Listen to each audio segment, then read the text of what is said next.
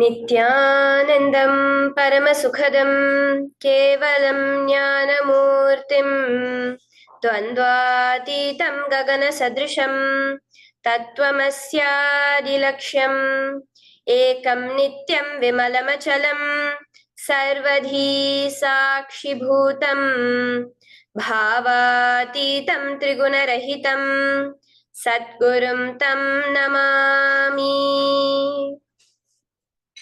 Welcome to Nithyananda Yoga, where we transcend the limits of conventional practice and dive deep into the source of our being, drawing from the original source of yoga itself.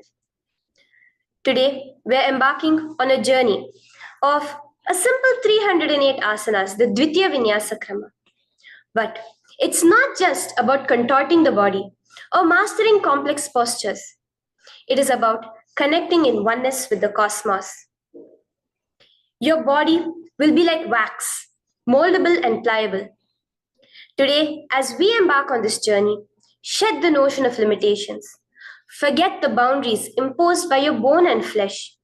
Instead, recognize yourself as the very source material of the cosmos, the consciousness from where we all come from.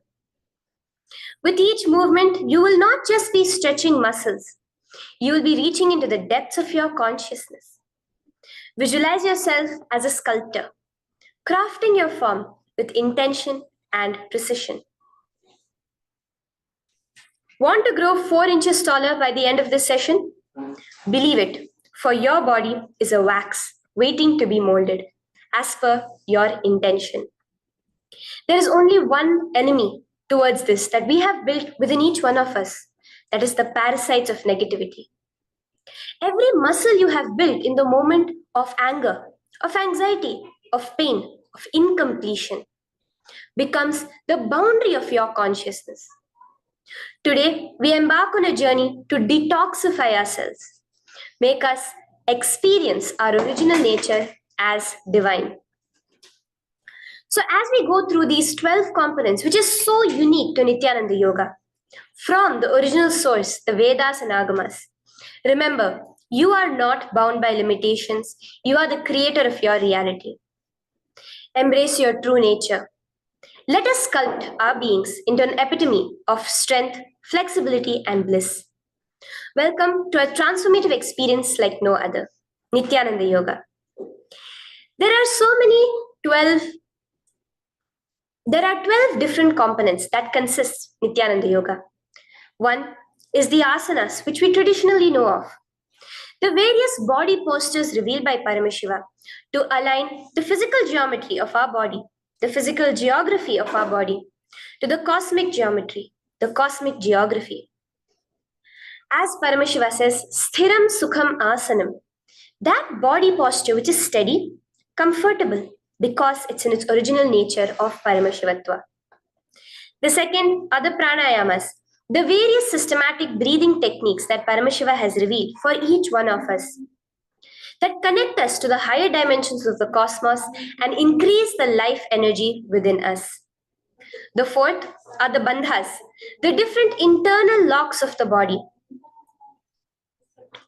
The third are the mudras, the various hand gestures and body movements to seal that life energy within ourselves. The very word mudra means seals. You will be able to seal the space of oneness within you with Paramashiva. The fourth are the bandhas, the various internal locks of the body to awaken the Kundalini Shakti, our latent potential energy, and make us conducive for the ultimate experience. The fifth are the Karanas, the beautiful dance movements of the body, revealed by Paramashiva to put you in the space of ultimate bliss, and which engage all the different parts of your body. The next are the visualizations. As Swamiji says, the intention with which you move your body manifests as your reality. As you hold the visualization within you of the various gods and goddesses of Kailasa, of the various beings of this universe, you manifest the powers of those beings within you. The next are the japas, the various powerful energy vibrations of the cosmos that you will be subtly repeating in your throat center that will cause your very DNA to be bound to the cosmos, to your consciousness with the highest frequency possible.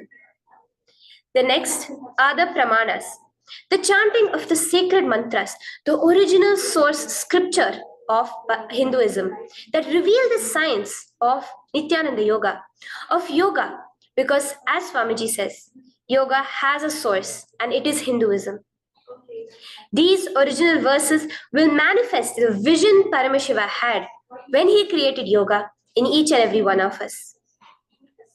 There are weights, which is an optional component, helps us to enhance our experience of Nithyananda Yoga as revealed from the source scriptures of Hinduism. The next are the mandalas, the cosmic geometrical representation. The Shri Chakra, the Shri Yantra, which is the direct geometrical representation of the cosmos. When you keep that in front of you and gaze at it throughout your Nithyananda Yoga, your body will fluidly just align itself to the cosmos. We have the Abharana, the Rudraksha, which we keep on our body, which acts as an energy battery, sucking in, storing the energy that we produce during this Nithyananda Yoga and releasing it to us throughout the day to fuel our entire day with consciousness. The last but not the least are the Aushadas, the various sacred herbs that you can apply to, which can be infused with the thought current of Paramashvatva to manifest it within you. With this understanding, let us get right into the practice of Nithyananda Yoga, which starts with invoking the presence of Paramashiva himself, the very being of Paramashiva, to witness our Nithyananda Yoga today, with the chanting of the Shiva Mula Mantra.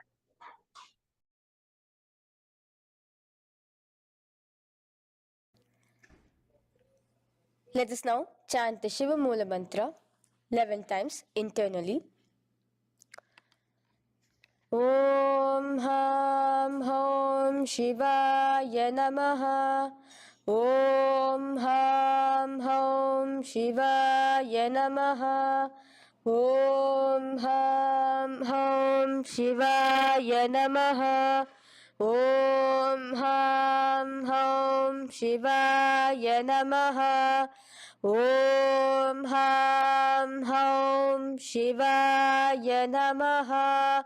Om Ham Hom Shivaya Namaha. Om Ham Hom Shivaya Namaha. Om Ham Hom Shivaya Namaha. Om Ham Hom Shivaya Namaha. Om Ham Hom Shivaya Namaha. Om Ham Hom Shivaya Namaha. The next step of this ritual of yoga, as Swamiji reveals, yoga is a ritual, a methodology to connect yourself with the divine. As every ritual in Hinduism goes, we cleanse the three elements of our body, of the world, and of the ultimate with the Tattvachamanam.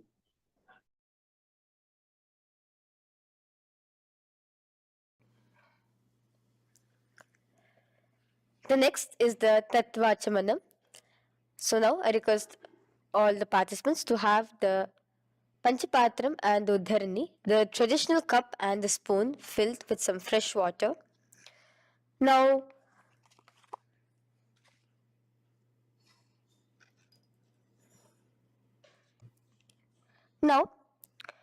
keeping your right hand in the shape of a cow's ear, the Gokarna Mudra, pour an Uddharani of water from the Panchapatram and chanting each of the following mantras internally, drink the water that flows through the base of the palm. Om Atmatattvam Shodayami Svadha.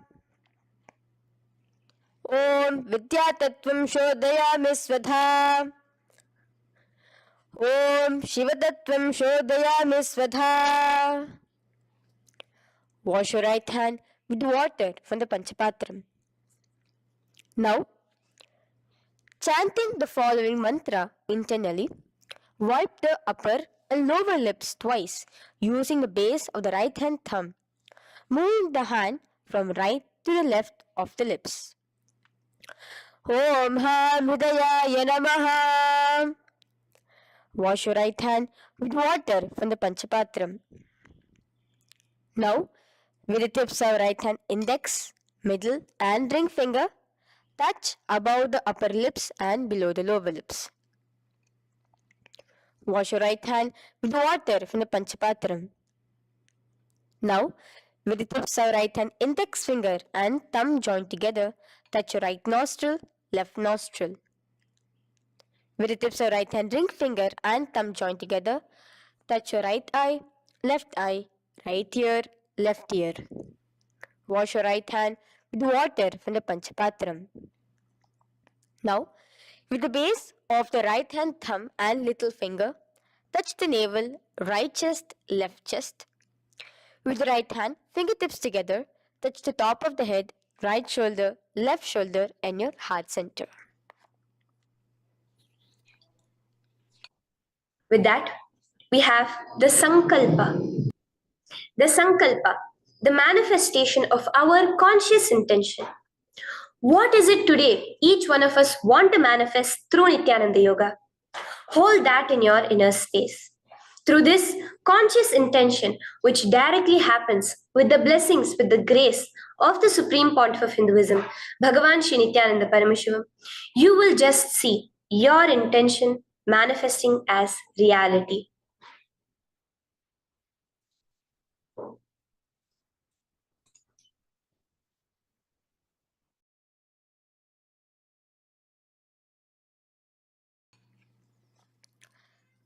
The next is the sankalpa, the conscious resolution.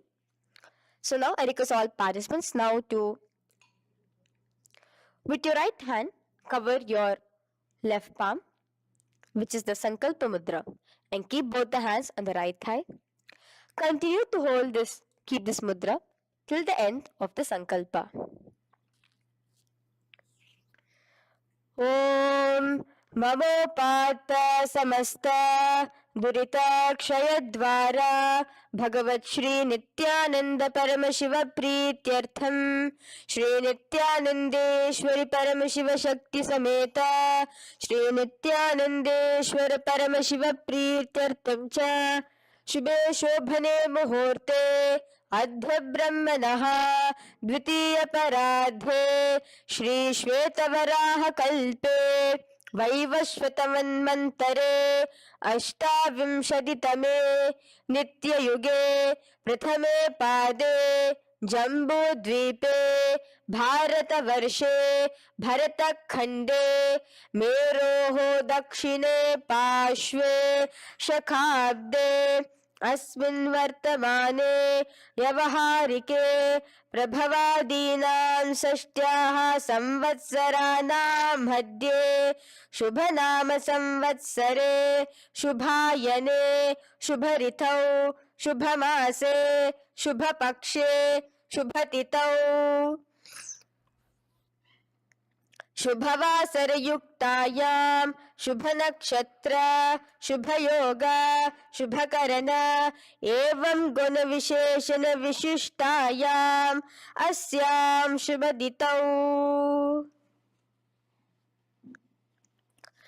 Shri कैलासोन्नत द्वादशान्त Shyamala पीठारूढ Shri Meenakshi सुंदरेश्वरा भिन्न स्वरूप परशिवपुत्र रत्नकुमार गुरुमन्यतुल्यावतार श्री पार्वती स्तन्यपान लब्ध दिव्य ज्ञान विश्रुत सकल निगमागम सारभूत द्राविड वेद प्रवक्त्रे श्रीमत् परमशिव करुणा समधिगत मुक्तामय चतुरश्रयान गीयमान छत्र चामर श्री चिन्ह काहलादि समस्त बिरदावल्यलंकृत ज्ञान विज्ञान चक्रवर्ती सर्वजन संग सद्यो निर्वाण दीक्षा व्याप वर्ग वर्ष विश्रान जीमूत परमत कलभ केसरी शैव सिद्धांत स्थापनाचार्य श्री राजाधिराज पांड्य महाराज गुरु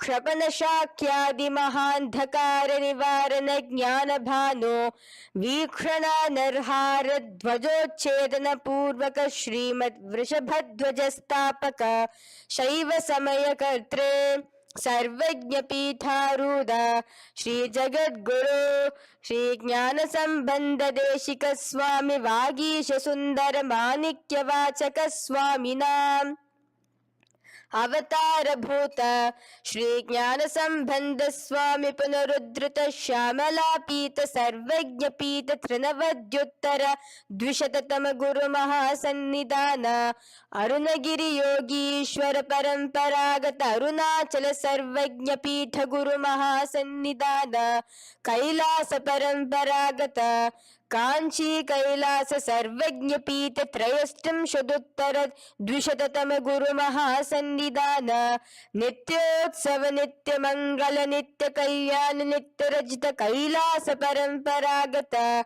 आदि कैलास नित्यानंद पीठ महासंस्थान महासिंहासन पीठ कर्त्रे साक्षात् श्री परम शिव समुद्भूत कैलास परंपरागत वैवस्वत मुनि इक्ष्वाकु हरिश्चंद्र भगीरथ श्रीरामचंद्र सूरसेन इत्यादि अनवच्छिन्न सार्वभौम चक्रवर्ती परंपरागत चतुष्षष्टि योगिनी मंडित चतुष्षष्टि संप्रदाय प्रवर्तक मनुधर्म शासन सूर्यवंश प्राप्त सर्वज्ञ पीठ सुरांगी साम्राज्य मूढ़ाभिषिक्त चूड़ामणे साक्षात् श्री परम शिव समुद्भूत कपिल महागुरु पुनरुद्धृत महानिर्वाणी पीठ अष्टोत्तर सहस्र श्री महामंडलेश्वर साक्षात् श्री परम शिव समुद्भूत श्री महागणपति समारंभ अनवच्छिन्न पीताधीश्वर गुरु परंपरा प्राप्त अतल पीता अष्टोत्तर सहस्र श्री अतल पीताधीश्वर धर्म मुक्ति स्वर्गपुर स्वर्ण पीता त्रयोविंश गुरु महासन्निधान कैलास परंपरागत आदिपीठ सर्वज्ञ पीठ जगद्गुरु श्री कैलास पुनरुद्धारक श्री कैलास परमाचार्य श्रीमत् परमहंस परिव्राजकाचार्य वर्य सच्चिदानंद प्रणव स्वरूप श्रोत्रिय ब्रह्मनिष्ठ श्रीमद् जगद्गुरु श्री भगवत श्री नित्यानंद परम शिव श्री ज्ञान संबंध देशिक परमाचार्य स्वामिनां प्रीत्यर्थम तेषां पादारविन्दयोः भक्ति सिद्ध्यर्थम गुरु कृपा कटाक्ष सिद्ध्यर्थम क्षेम स्थैर्य वीर विजय आयुरारोग्य ऐश्वर्यानां अभिवृद्ध्यर्थम धर्मार्थ काम मोक्ष चतुर्विध फल पुरुषार्थ सिद्ध्यर्थम समस्त दुरितोपशांत्यर्थम समस्त मंगलावाप्यर्थम भगवत श्री नित्यानंद परम शिव प्रसादेन सकुटुंबस्य ज्ञान वैराग्य जीवन मुक्ति प्राप्त्यर्थम भगवत श्री नित्यानंद परम शिव कृपा कटाक्षेण पूर्ण आरोग्य युक्त दृढ़गात्र यौगिक शरीर सिद्ध्यर्थम परम शिव शक्ति आविष्करणार्थम नित्यानंद योगाभ्यासं करिष्ये. Now wash your right hand with water from the Panchapatram. Om apaupasprisya. Now, let's get started with the asanas. Okay? Sit first in a cross-legged position on the ground in Sukhasana. Bring your hands into the Bindu Mudra with your thumbs and index fingers touching each other. Place it on top of your knees. Here we have the Kumbhaka, the pranayama of Samana Kumbhaka. As you inhale and exhale, visualize flames licking up your spine. Do the bandhas, the locks, the Mahamudra Bandha, all three of the bandhas, where you are doing the Jalandhara Bandha, tucking in your chin to your chest, the Udyana Bandha, sucking in your stomach, and the Moola Bandha, clenching your perineum. For the first set of asanas, we have the japa Soham, which you'll be repeating in your throat center. As you do Sukhasana, visualize Lord Shiva in your inner space. The next asana is Parvatasana. Now, from the seated position, bring both your feet to the opposite thighs. Clasp your hands together in front of your heart center in the Anjali Mudra and raise it above your head. Keep your hands as straight as you can. Continue the Samana Kumbhaka and the Japa of Soham. Remain with all the three bandhas, the chin to your chest in Jalandhara Bandha, the stomach tucked in Udyana Bandha, and the clenched perineum in Moola Bandha. Here, visualize yourself as Mount Kailash. The next asana is Hali Pavasana. Now slowly bring your feet together in front of your body as you stretch it out a little further away. Now bring your hands behind your back and clasp the left hand by your right. Lean forward, placing your forehead on the ground as you continue to engage all the three bandhas. Here, gaze at your nose. Visualize Swamiji, the Supreme Pontiff of Hinduism, in your inner space.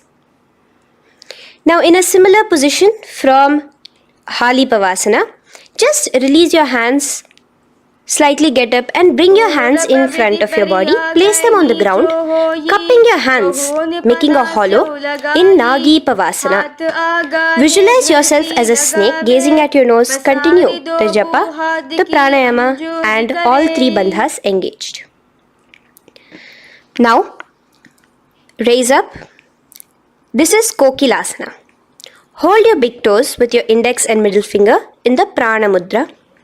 Stretch your legs straight out and upwards. Cross it into Padmasana. Bring it to your opposite thighs. Lean forward and down onto your elbows. Again, tuck your chin into your chest, suck in your stomach, and clench the perineum in the Mahamudra Bandha. Visualize yourself as a bird in Kokilasana. The next is Nithyananda. Now, raise up again. Bring one ankle to the top of the opposite knee. Hold the elbows with your hands. Hold the respective elbows with the opposite hands. Again, engage all the three bandhas and rotate your arms in a circular motion. Keep the spine completely straight and gaze towards your nose. Visualize Swamiji, the Supreme Pontiff of Hinduism, in your inner space. Next is Gajasana. Press your hands onto the ground. You can bring your feet a little back as you raise yourself up, your hips up high. Lower your head and then chest, scooping your body forward again and again. Here, engage the Udyana Bandha, where you suck in your stomach along with the Moola Bandha, clenching the perineum. Visualize yourself as an elephant. Gajasana. Now stop the movement slowly. In another dynamic asana, which is Rikshasana, you will start alternatively pressing the heel of one foot onto the ground while lifting the other heel up. Repeat this again and again. The next is Vaishyasana. Now slowly come to a standing position. Stand tall on the tips of just your big toes. Keep your head neck straight line. And bring the middle, index and ring fingers to your heart in the Hridaya Mudra. Continue engaging the Udyana Bandha. Visualize Swamiji in your inner space. Here we have a very interesting movement, which is the Karanas, the dance movements.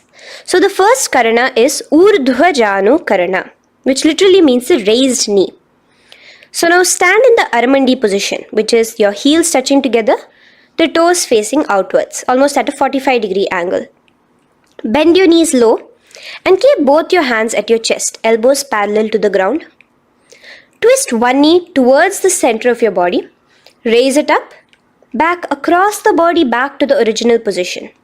Simultaneously with the leg movement, follow it with your respective hand, up and across the body. Repeat this alternatively on both sides. Now, in Balalingasana, come back to a standing position straight and interlace your fingers from outside in. This is the Sarva Vashankari Mudra. Hold on to your knee, pulling it up towards your chest. Pull it tight. Continue to keep your spine straight. Engage all the three bandhas, the Jalandhara Bandha, the Udyana Bandha and the Moola Bandha. As you are holding your knee, visualize yourself holding, caressing a baby. Balalingasana. The next asana is Pada Pidanasana. Now the same foot which is raised, clasp it with your hands and pull it behind towards your body, holding it with both your hands. Again, engage all the three bandhas standing tall. Visualize Swamiji, the Supreme Pontiff of Hinduism, in your inner space.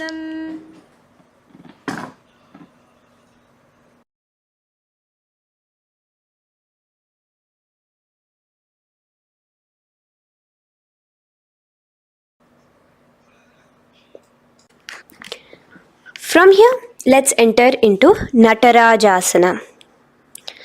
Now, the same foot you're already holding behind your back, twist the same hand of that leg inwards and pull the leg back. Extend the opposite hand forward with the index and thumbs together, again in the Bindu Mudra. Now, pull the foot back and up while leaning forward in Natarajasana. Hold your balance here. Here you will be engaging only the Moola Bandha, visualizing yourself as Lord Nataraja, the Lord of Dance.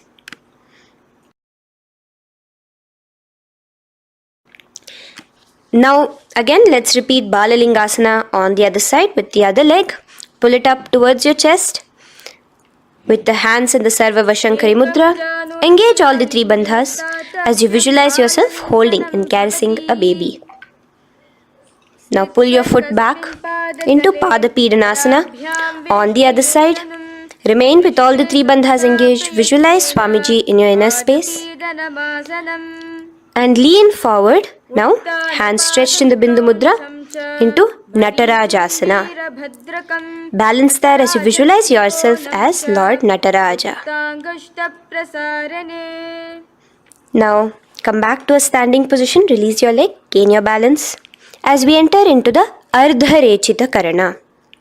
Now again bring yourself to the Aramandi position, heels together, toes pointed outwards and knees bent. Now from this position, bring your right foot onto the tips of the toes behind the left heel. The heel should be up. Bring your left hand towards your chest, parallel to the ground again, and extend the right arm out and wide like a pendulum. Bring it back towards your chest. Now while your arm is swinging, remember to move your fingers one by one inwards towards the palm and then outwards. Now place the right hand over the nose. Uncross your ankles. Let's do this on the other side also. Cross the left ankle behind and stretch the left hand out like a pendulum.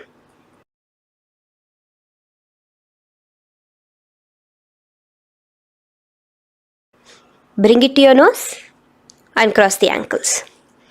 Now let us enter into the skeleton dance. It's a very powerful meditation. It cleanses the muscle memory. Any patterns which are there within your muscle memory can be completely wiped out through this skeleton dance. Just 2 simple steps.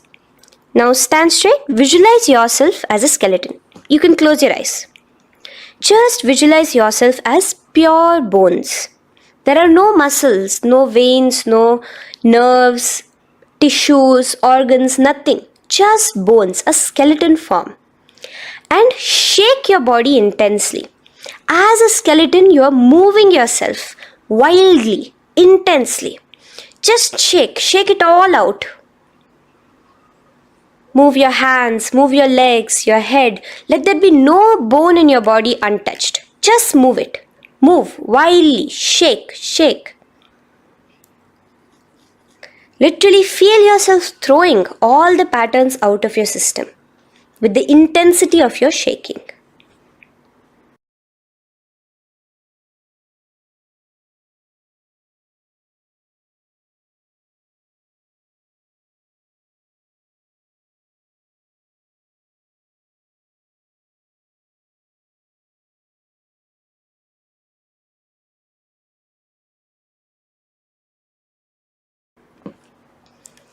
Now slowly calm down. Take a few steps, gain your breath back. That's a powerful meditation we did. Let us do the next Karana. Again, come back to a standing position. Do the Aramandi. Your toes outwards, knees bent with your feet together. Now here, raise your hands above your head. Keep your palms completely straight and cross the wrists with the palms facing forward and the back of the hands outward.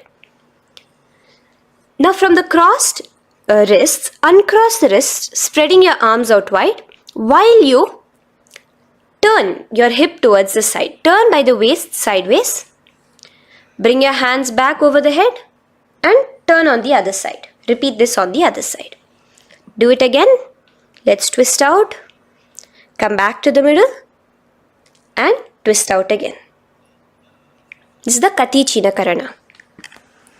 Now stand tall. Raise your hands above your head. Bring yourself to the top of the tip of your toes.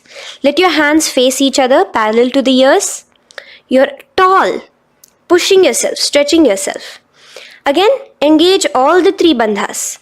Tucking in your chin to the chest, sucking in your stomach and clenching your perineum.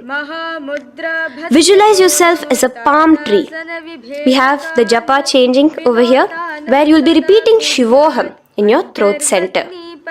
Tadasana. Now, as we enter into Uttanasana, relax and lean forward, bringing your hands on by the ground next to your feet. Keep your palms flat on the ground. Try your best. Engage all the three bandhas. Remain with all the three bandhas engaged as you visualize Swamiji, the Supreme Pontiff of Hinduism himself, in your inner space.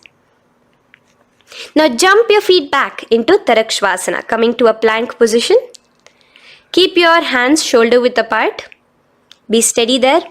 Tuck in your chin to your chest in the Jalandhara Bandha as well as engaging the Moola Bandha. Now rotate your head while in the Jalandhara Bandha from shoulder to shoulder, side to side. This is Tarakshvasana. Visualize Swamiji, the Supreme Pontiff of Hinduism, in your inner space. Yes. Now lay flat onto the ground in Bhujangasana. Lower your entire body down. Now point your toes backwards. Keep your hands by the side of your chest and push yourself off the ground. Remember to use the strength of your lower back to hold yourself up. Open your mouth wide. Inhale through the hollow of your throat and exhale through your nose. This is the Bhujangani Mudra. In Bhujangasana, you will visualize yourself as a cobra. Now come back into a plank position. So you can tuck in your toes and come back into a plank position. In Shavasana, alternate bringing one knee towards your chest, back and forth. So you'll bring one knee front, push it back and bring the other knee. Repeat this again and again. Do the Sahaja Kumbhaka. Simple breathing in, breathing out. Engage the Moola Bandha, clenching your perineum. Visualize Swamiji, the Supreme Pontiff of Hinduism. Okay. Now place your legs back into the plank position as we enter into Rathasana. Again, bring one foot between your hands and alternate jumping one foot back and bringing the other foot forward simultaneously. Again and again. Continue the Sahaja Kumbhaka and the Moola Bandha engaged as you visualize yourself as a chariot, a Ratha, in Rathasana. Now, into Virabhadrasana. remain one leg in between your hands. So as you jump, one leg comes between your hands, stop in that position, one leg stretched back, and raise yourself up into a standing position. So the front foot will be pointing forwards and bent at a 90-degree angle. The knee will be bent at a 90-degree angle. The other leg, which is extended back, the foot will be pointed sideways at a 45-degree angle. Now raise your palms, hands up, parallel beside your ears. Do the Uddiyana Bandha along with the Mula Bandha, pulling in your stomach in. Gaze towards your third eye as you visualize yourself as Lord Veerabhadra. Now relax down, switch your legs around, and let us do Veerabhadrasana on the other side. Stretch your hands up, gaze towards your third eye, suck in your stomach in the Uddiyana Bandha, and visualize yourself as Lord Veerabhadra. Okay, bring your feet together now. Let us move into Vrikshasana. Now stand tall, gain your balance here slowly. Bring one foot towards the inner thigh. Bring your palms together, raise them up above your head in the Anjali Mudra. Keep your elbows as straight as you can. Again, continue the Uddiyana Bandha, sucking in your stomach. Gaze forward, hold your balance, visualize yourself as a tree, the stability of a tree in Vrikshasana. Now, slowly bring your hands down. Now the foot which is in your inner thigh, bring it towards the opposite, to the root of the opposite thigh. Bring your hands in the Namaskar Mudra in front of your heart center together and visualize yourself here as Lord Garuda, just engaging the Mula Bandha alone here. This is Garudasana. Now let us repeat Vrikshasana on the other side. Slowly put your foot down. Bring the other foot to the inner thigh. Raise your hands above your head. Suck in your stomach in the Uddiyana Bandha and visualize yourself as a tree. Let's repeat Garudasana on the other side. Slowly bring the foot to the opposite thigh and lower your hands to be in front of your heart center. Release the Uddiyana Bandha, just engaging the Mula Bandha, clenching your perineum. Visualize yourself as Lord Garuda, the eagle vehicle of Lord Mahavishnu. Okay, bring both your feet to the ground now and spread them far apart from each other. Now keep one leg toes pointing forward and the other set of toes pointing sideways. Straighten your arms out parallel towards the ground. Bring your front arm down towards the front foot, beside your foot, while the other arm extends towards the sky. Visualize yourself as a triangle in Trikonasana. Now raise up and let's repeat Trikonasana on the other side. Switch the position of your legs around and go forward. The other arm raised towards the sky. Visualize yourself as a triangle. Now come back to a standing position. Bring your feet together. We are having another Karana, the Nikuttaka Karana. Bring yourself to the Aramandi position. Feet together, knees out wide. Here now bring your hands towards your chest, but keep both your palms parallel towards each other. Bring your right foot onto the toes with the heels up. And simultaneously bringing the right hand towards the top. Now drop the right foot, simultaneously lifting the left foot onto the toes and switch the hands position. Now the left hand is on the top and the right hand is on the bottom. Repeat and let us do this repeatedly. Okay, relax now, come back to a straight position and sit down onto your toes. Sit on your heels with your toes on the ground, knees raised up off the ground, together in front of you in Angushtasana. Bring your hands together in the Namaskara Mudra in front of your heart center. We have a very interesting pranayama over here, which is the Bhramari Kumbhaka, where you will be subtly buzzing like a bee as you do this asana. The japa we will be entering into is Sadashivoham. In Angushtasana, engage the Mula Bandha as you visualize Swamiji, the Supreme Pontiff of Hinduism, in your inner space. Now in the same position, slowly bring your hands to the ground. Balance yourself as you stretch one foot forward, sitting on the heel of one foot and the other foot stretched forward, toes pointed upwards. Bring your hands to the Vara Mudra, just the tips of the finger on the ground while the palm faces forward, both your hands. Continue to engage the Mula Bandha, clenching the perineum as you visualize Swamiji, the Supreme Pontiff of Hinduism, in your inner space. Now, stretch, the leg is stretched forward, right? Stretch the same hand, the respective hand forward and clasp onto the big toe of that foot in the Prana Mudra with your index and middle fingers.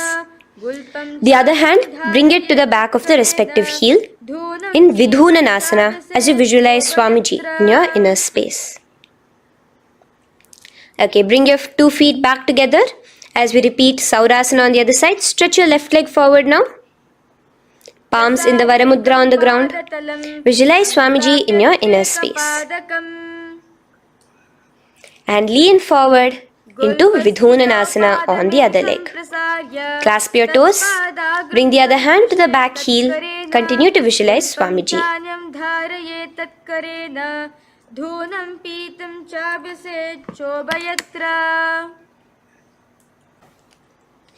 Now bring your 2 feet back together as you continue to sit on the heels, getting a nice toe workout here.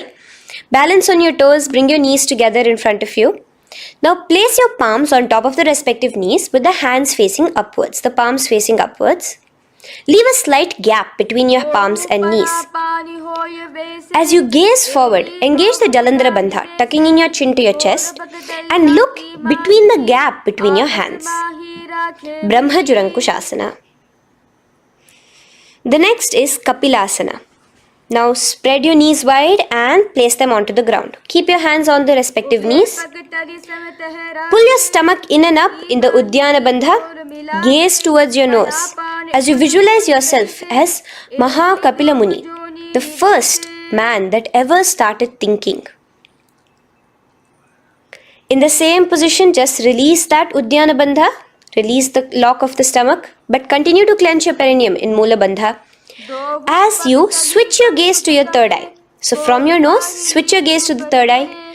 Visualize Swamiji, the Supreme Pontiff of Hinduism, in your inner space. Bhadra Gorakshasana.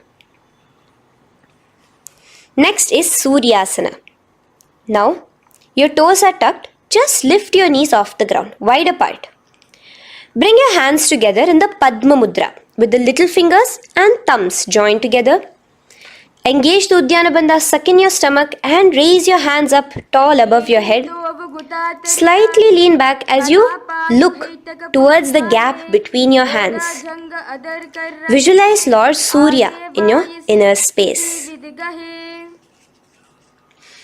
Now relax, slowly bring your hands to the ground. Sit on top of your heels, the toes flat.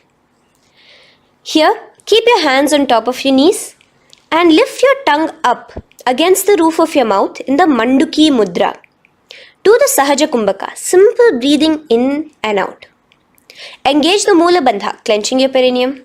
With the Japa Sadashivoham, repeating in your inner space, here you will visualize yourself as a frog in Mandukasana.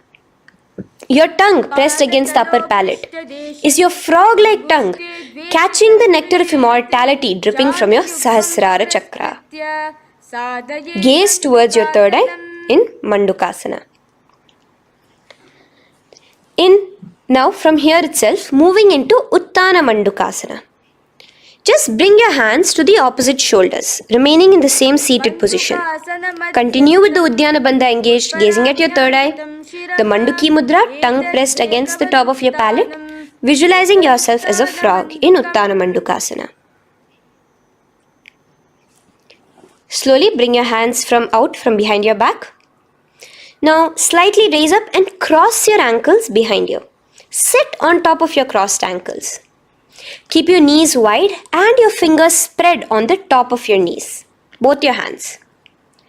Open your mouth wide and stick out your tongue, exhaling forcefully. Gaze at the tip of your nose. Repeat this several times because you're visualizing yourself as a lion in Simhasana.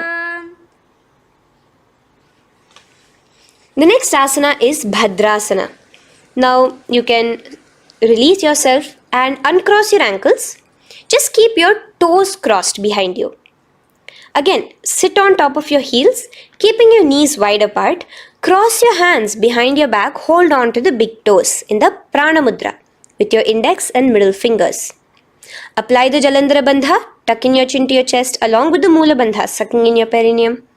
As you gaze towards your nose, here, resume the Brahmari Kumbhaka, buzzing like a bee subtly in your inner space as you visualize Swamiji, the Supreme Pontiff of Hinduism, in your inner space.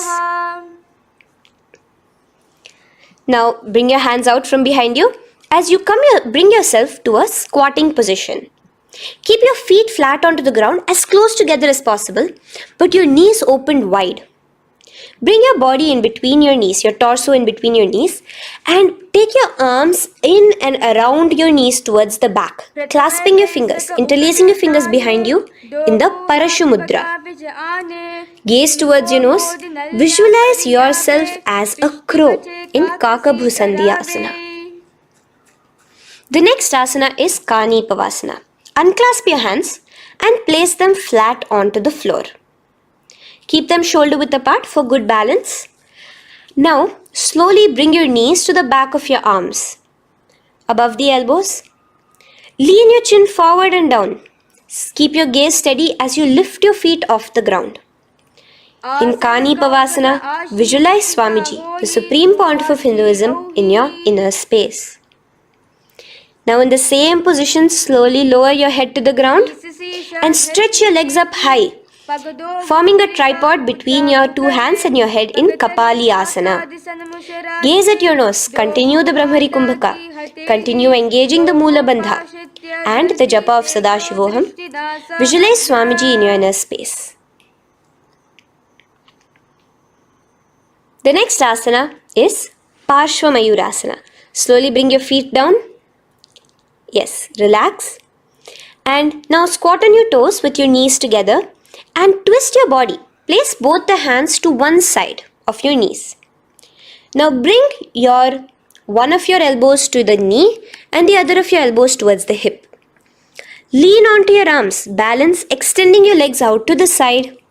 Gaze towards your third eye, visualizing yourself as a peacock in Parshva Mayurasana.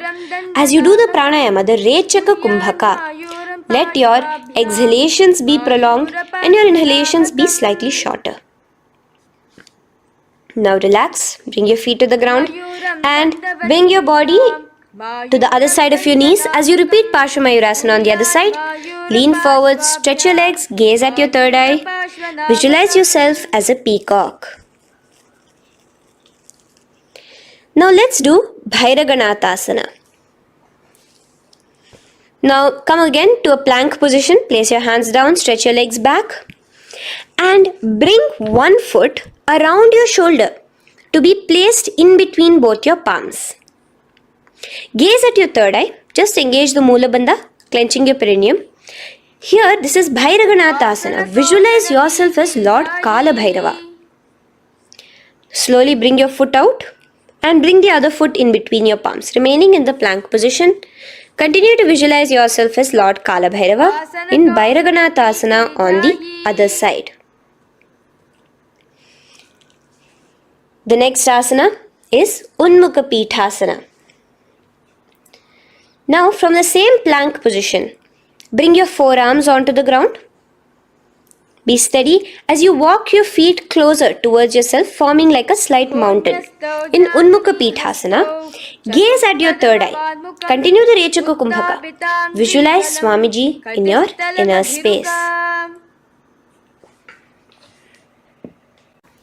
The next asana is Vashishthasana. Now, just raise yourself onto one of your hands. So, release your forearms off the ground and raise yourself onto your right arm. And keep your body completely parallel to the ground as you raise your left arm straight above your head. Visualize yourself as Rishi Vashishta as you do the Vashishthasana. Gaze towards the hand on the top. Now slowly bring that hand down, As you switch the hands, bringing your right hand up towards the sky. Balance there, completely straight on your toes. As you visualize yourself as Rishi Vashishta, the Guru of Bhagavan Sri Rama. Now, bring your feet forward into Anjaneyasana. So here you will be sitting on your hips with your legs pointed forward and sit on top of your hands. So keep your palms facing upwards and sit on both your palms as you tuck your elbows into your body. Do the Rechaka Kumbhaka, continue the Rechaka Kumbhaka. Engage the Jalandhara Bandha, tucking in your chin to your chest, gaze at your nose, visualize yourself as Lord Hanuman in Anjaneyasana. Now, slowly release your hands from under your body as you lean forward into Paschimottanasana. Clasp your respective toes with your index and middle finger. Lean forward and down, bring your elbows to the ground, your forehead towards your knees. Engage all the three bandhas, the Mahamudra Bandha. As you visualize Swamiji, the Supreme Pontiff of Hinduism in your inner space, with a new japa, Mahasadashivoham, starting here.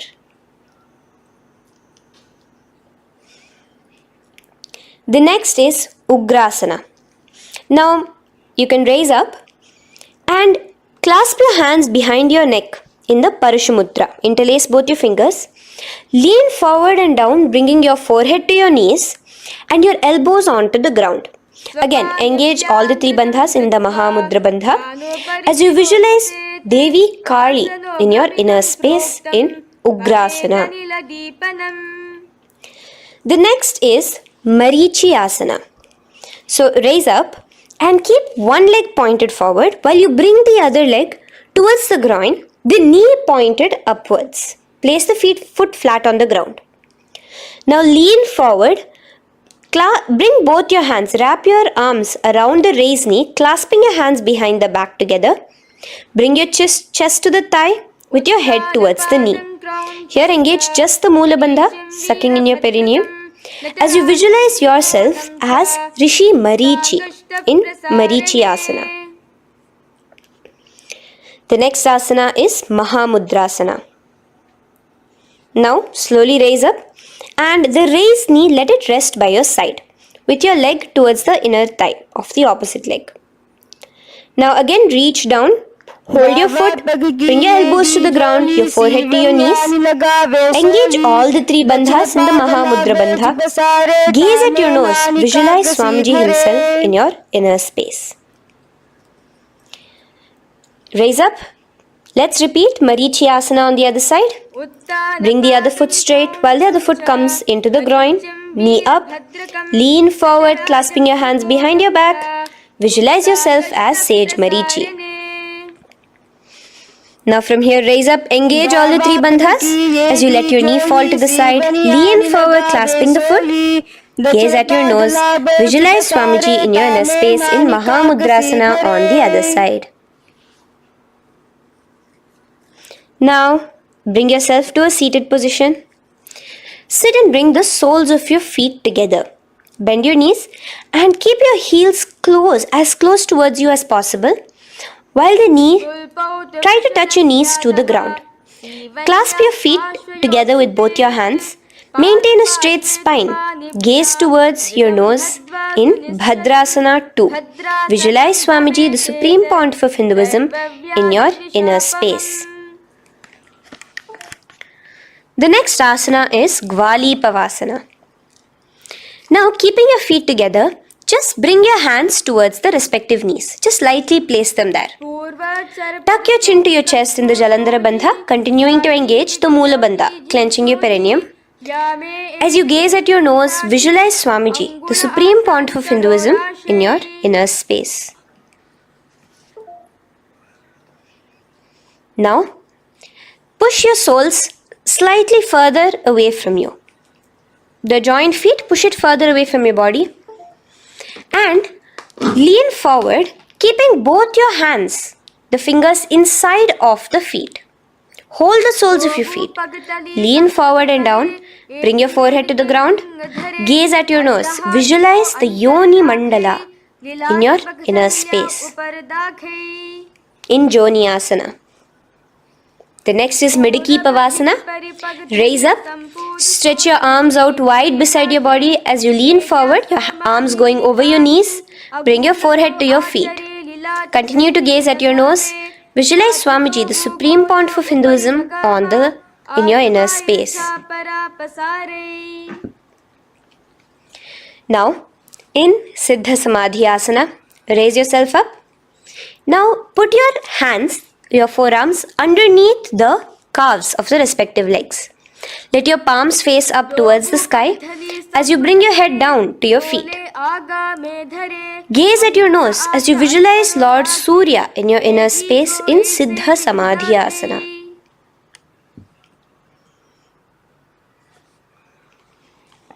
The next asana is Chiniki Pavasana. Raise up now.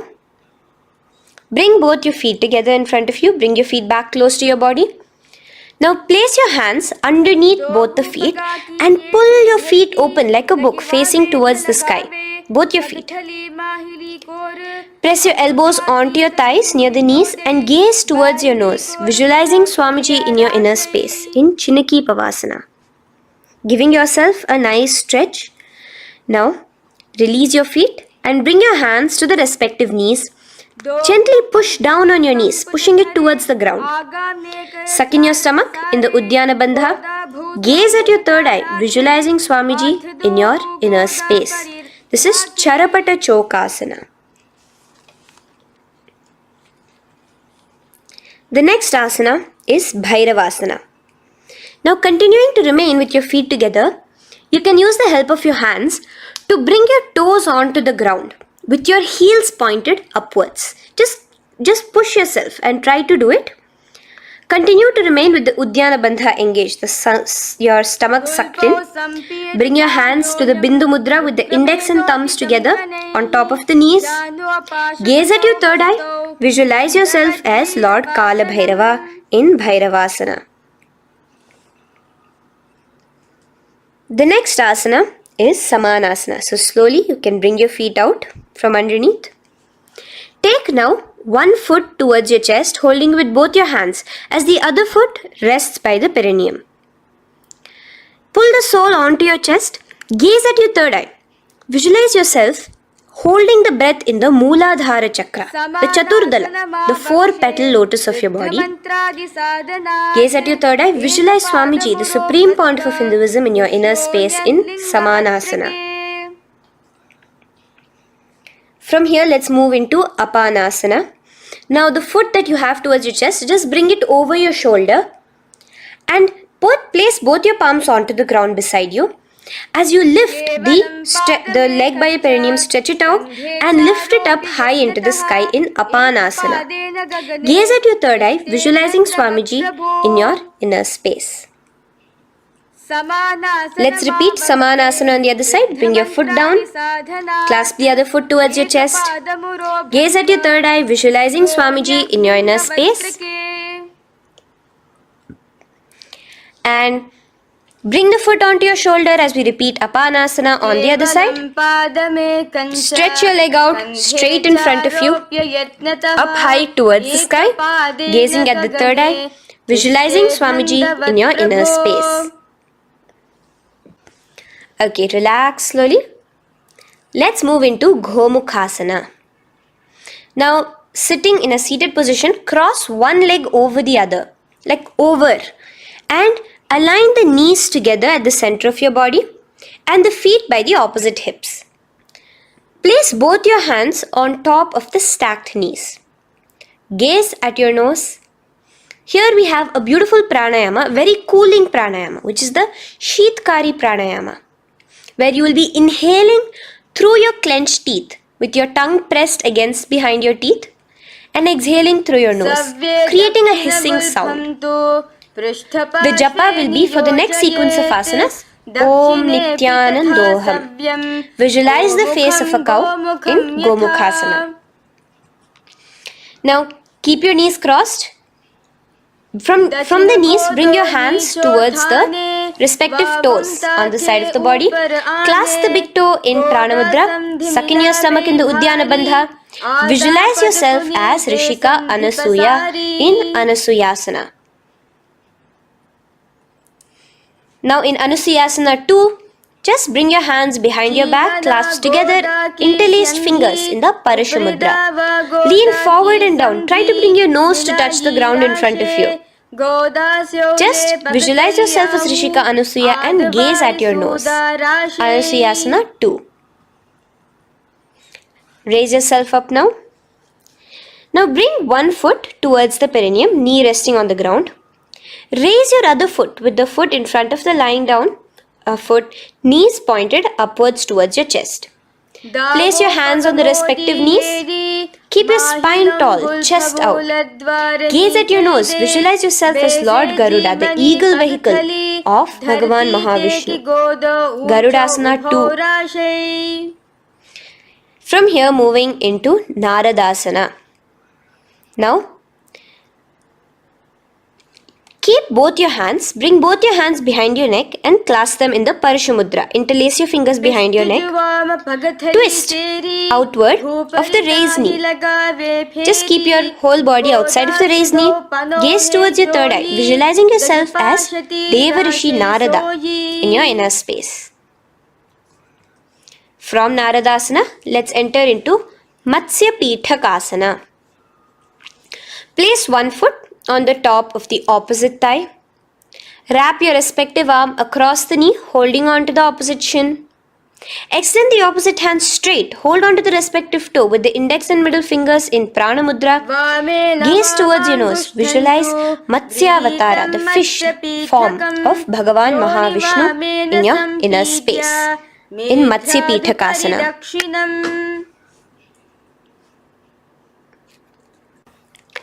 From there, let's repeat the Gomukhasana and the rest of the asanas on the other side too.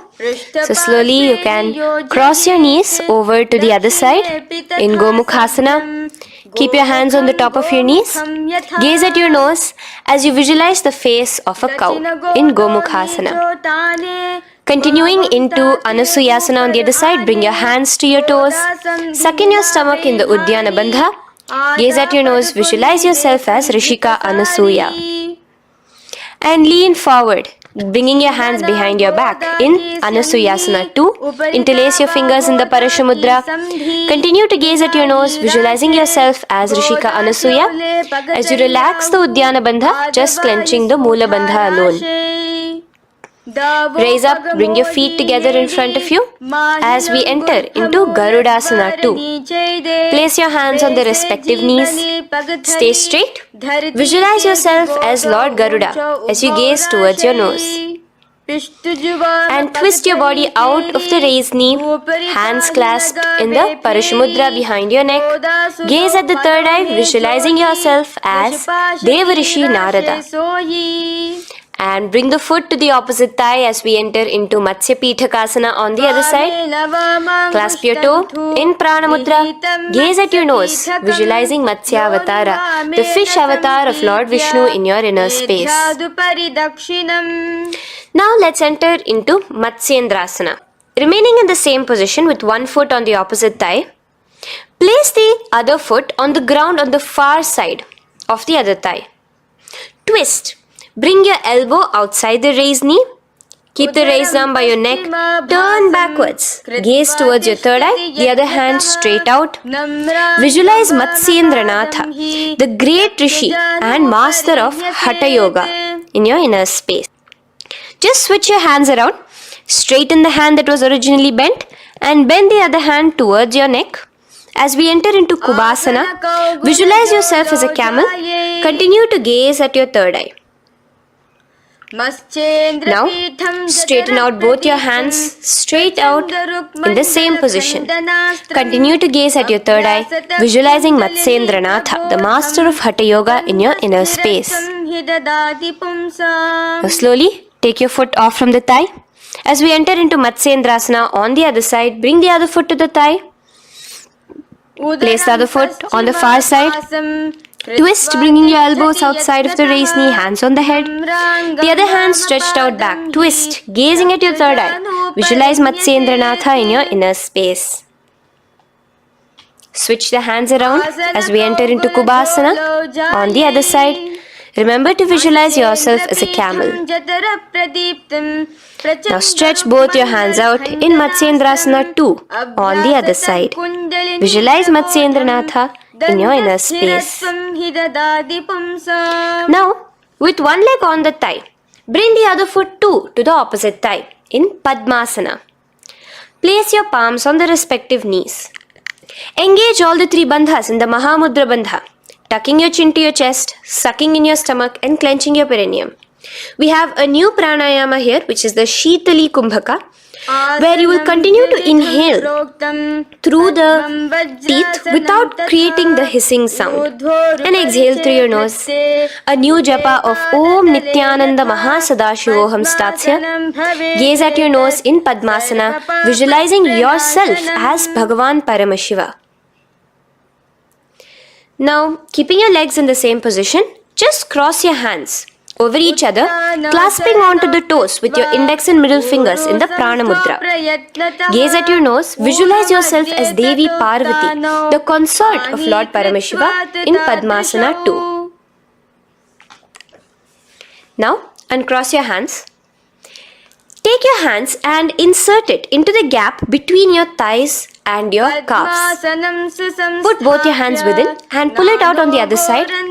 As you balance on your hands, lifting your whole body off the ground, visualize yourself as a rooster in Kukkutasana. Now relax. Take your hands out from inside your feet as we enter into Baddha Keki Asana. Place your hand onto the ground as you raise up on your knees. Place your palms on the ground, fingers pointing towards the legs. Now keep your elbows together, pressed against your navel. Slowly lean forward, balancing, and extend your knees off the ground, visualizing Swamiji in your inner space. In the same position, stretch your legs out behind you. In Mayurasana, visualize yourself as a peacock. Hold your balance. Relax now. Yes, relax flat onto the ground into Makarasana. Lay down completely flat. Keep your feet pointing outwards, far away from each other. Place your forehead on the mat.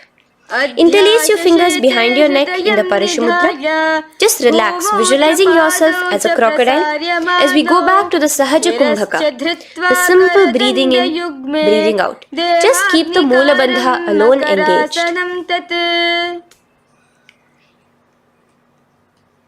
The next asana is Shalabhasana. Now lay on your stomach and place your hands on the ground beside the chest. From the laying position, raise your legs up. Use your core strength to bring your thighs off the ground. Visualizing yourself as a locust in Shalabhasana.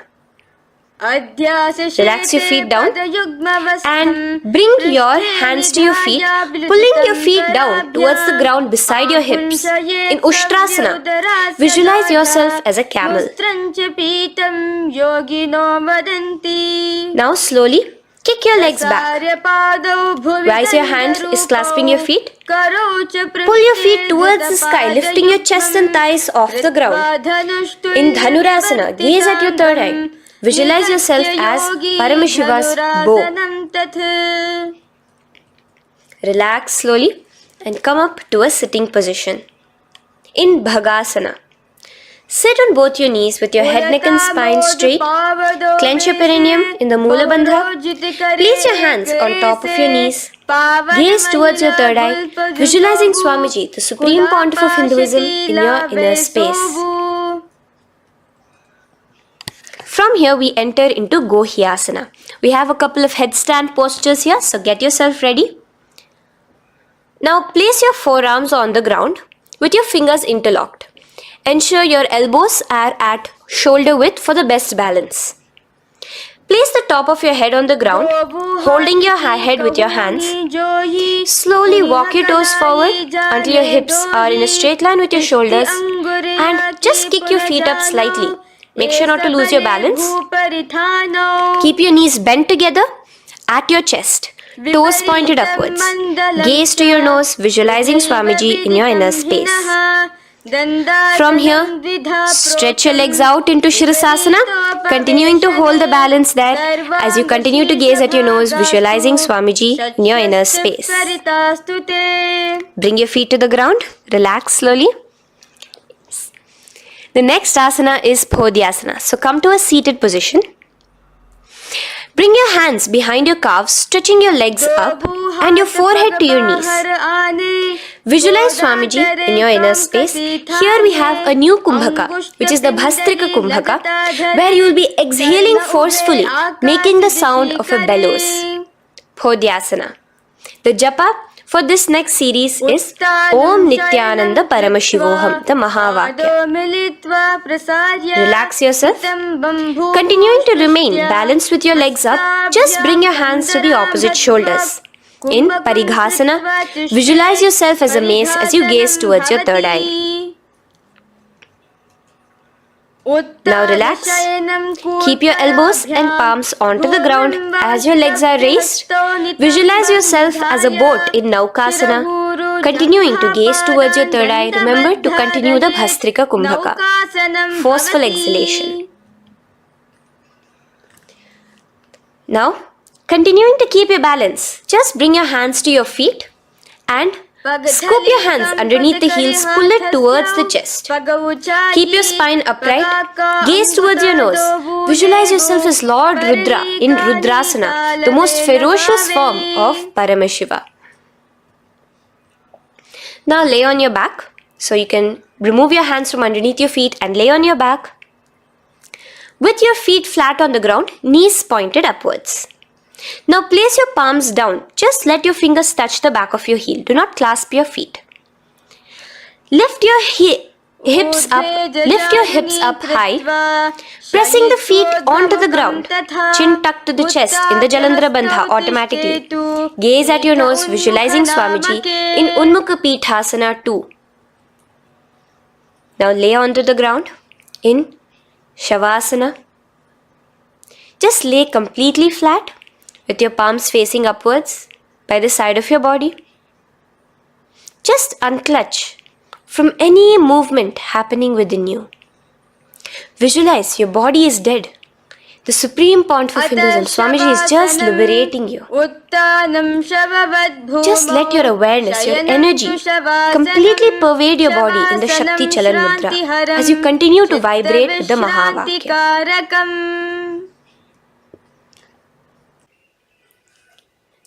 Roll over to one side and come to a seated position. Feel the life entering your body back. In a seated position, let us get continued with the sequence. We have 200 asanas more to go, starting with Yathasanishtasana. In Yathasanishtasana, sit in any posture you are completely comfortable in. Bringing your hands into the Bindu Mudra with the thumbs and index touching. Start off with the Samana Kumbhaka. As you're inhaling and exhaling, feel flames licking up your spine. Clench your perineum in the Moola Bandha with the japa Om Nithyananda Paramashivoham for the remaining of the sequence. Visualize Swamiji in your inner space.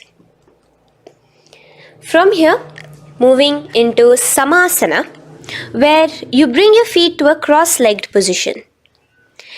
Keep your hands on your knees with the thumbs and index touching in the Bindu Mudra. Just inhale and exhale as you visualize Swamiji in your inner space.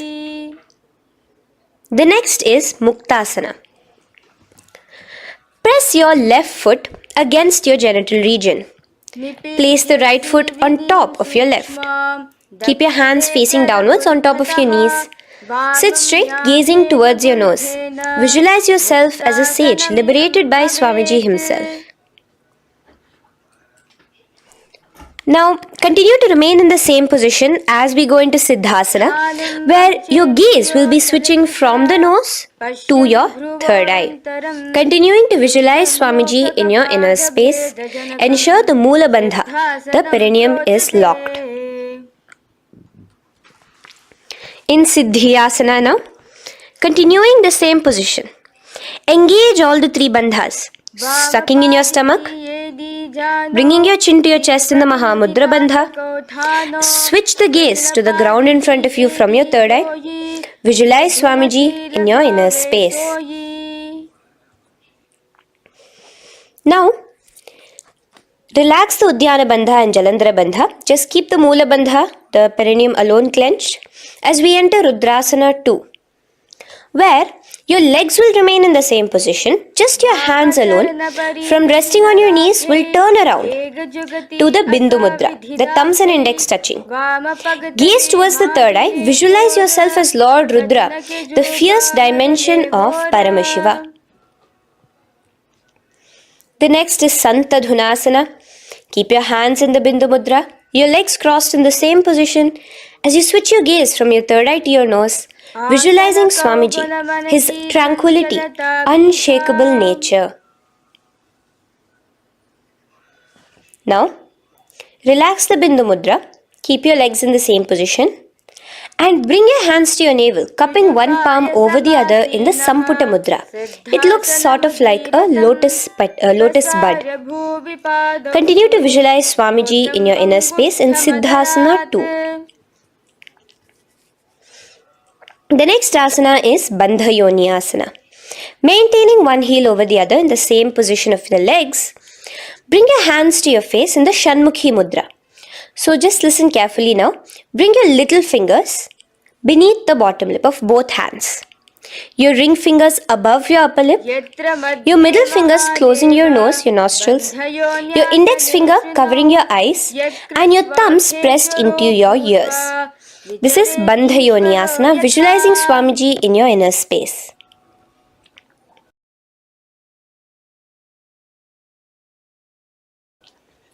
The next asana is Virasana. Now, you can remove your hands from your face and bring one foot onto the opposite thigh, and the other foot underneath the thigh. Keep your hands in the Bindu Mudra, thumb and index fingers together on the top of your knees as you embody the space and state of bravery, Veera, in Virasana. Now, changing the leg position again as we enter into Valmikasana. Keep your left heel on the right side of the generative organ, toes under the thigh. Keep your right foot on top of the left leg, toes by the knee. Again, bring your hands into the Bindu Mudra on top of the knees. Gaze towards your third eye. Visualize Rishi Valmiki, the poet, the first poet and author of Ramayanam. The next asana is Joni Mudrasana. So you're going to remain here as you switch your gaze to your nose, visualizing the Yoni Mandala, a beautiful formation, divine cosmic geometry, representing Devi, Shakti, a symbol of the creative energy of the universe in Joni Mudrasana. In the same position, switch your gaze to your third eye, continuing to visualize the Yoni Mandala in your inner space. Now, let's move into Bhadrasana 3. So bring your feet, the soles of your feet together, uncross them and bring them together in front of your body. Hold it with both your hands, pulling it against you. Push your knees down towards the ground.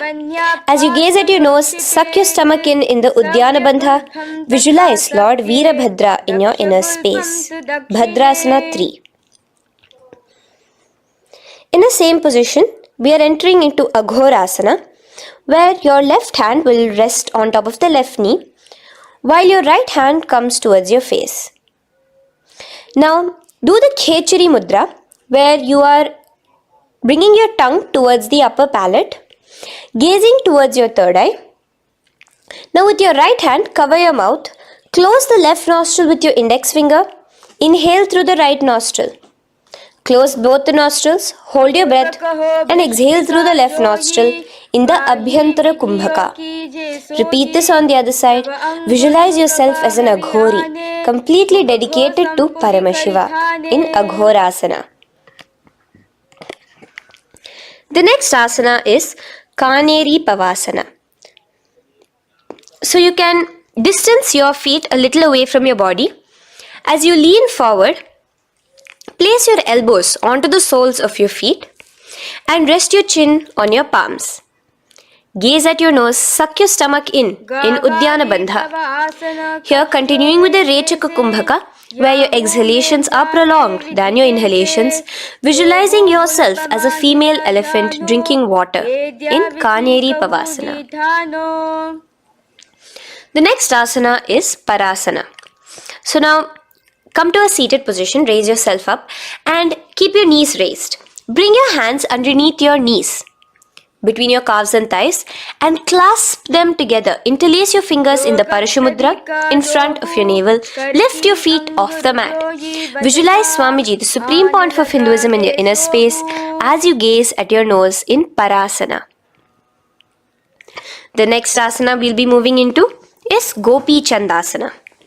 Now take your hands out from in between the feet as you let your feet rest on the ground. Take your hands out from underneath your calves. Interlace your fingers around the feet with the soles of the feet together and raise it up towards your chest. Rest your knee on top of your feet. Gaze at your nose. Embody the state and space of a king in Gopi Chandasana. The next asana is Udarasana. So now just quickly release your legs, bring your hands underneath your calves and hold on to your feet again from inside out, both your feet together. Bring your feet up to your chin, resting your chin on top of the interlaced fingers. Bring your feet to your chest, gaze at your nose, visualizing your body, the Supreme Pontiff of Hinduism, free from any defects in Udarasana. Now, in the same position, just lift your legs up towards your head.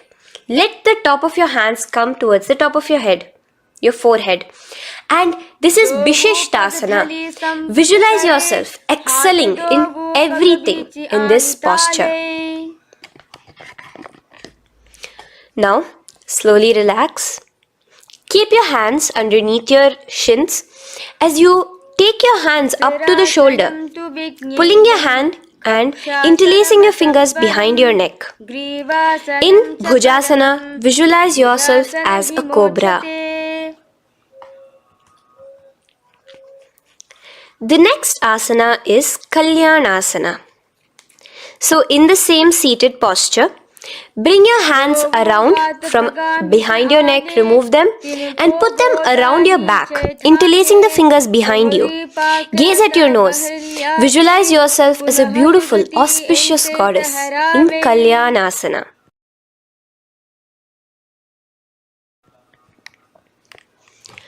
The next posture is Sankatasana.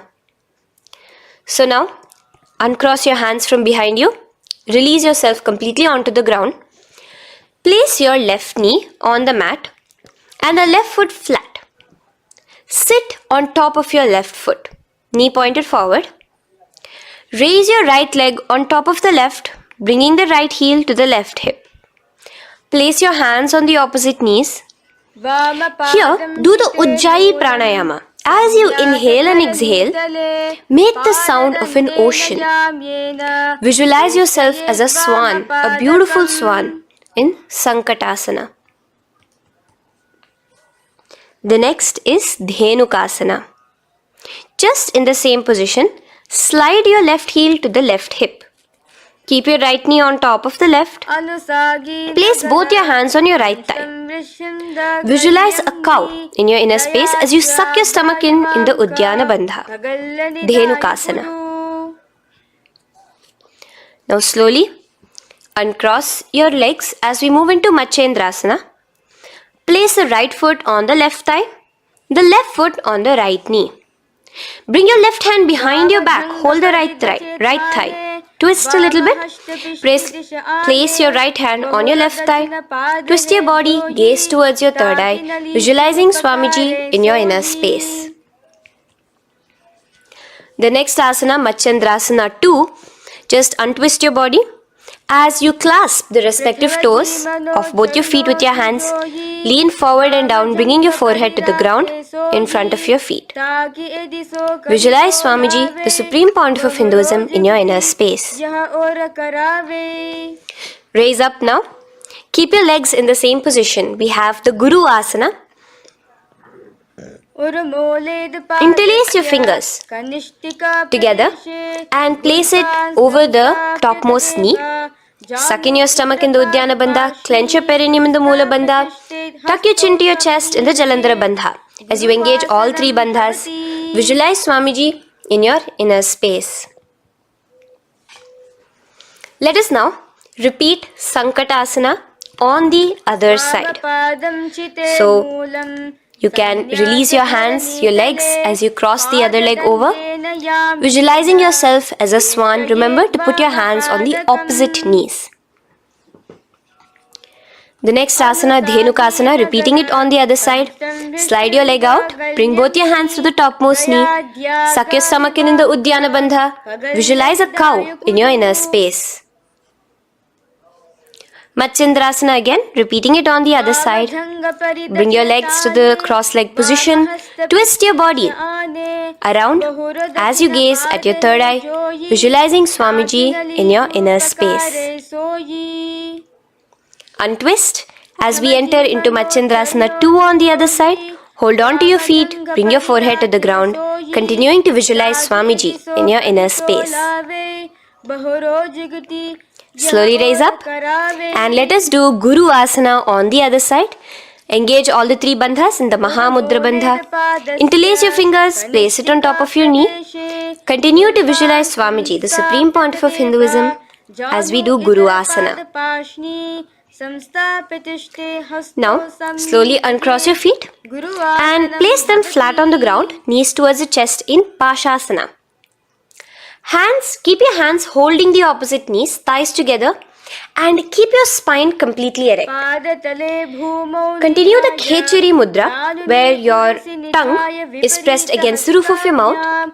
As you gaze at your third eye, visualize Swamiji in your inner space. Continue the Ujjayi Kumbhaka. As you breathe in and out, make the sound like an ocean.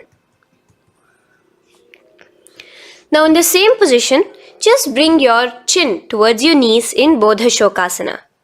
Lean forward, gazing at your nose, and visualize Swamiji, the abode of bliss in your inner space. Now raise up and bring your hands, uncross your hands, bring your hands underneath your knees, clasping the opposite elbows in Kurakatasana. Gaze at your nose, visualizing Swamiji in your inner space. Now, in the same position as Kurakatasana, just cross your ankles into Sumatyasana. Toes pointed upwards. Gaze at the nose. Visualize the great sage and Maharishi Sumati in your inner space. The next asana is Dandasana. Extend your feet out straight in front of you. Keep your arms straight above your head. Interlace the fingers from inside out. Let your wrists point outwards.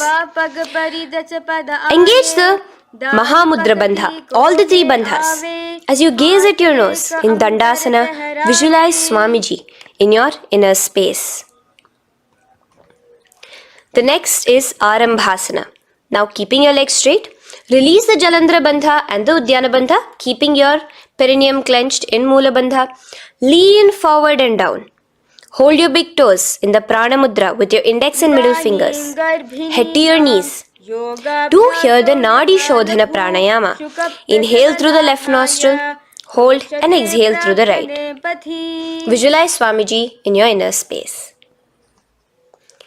The next is Bhidokasana.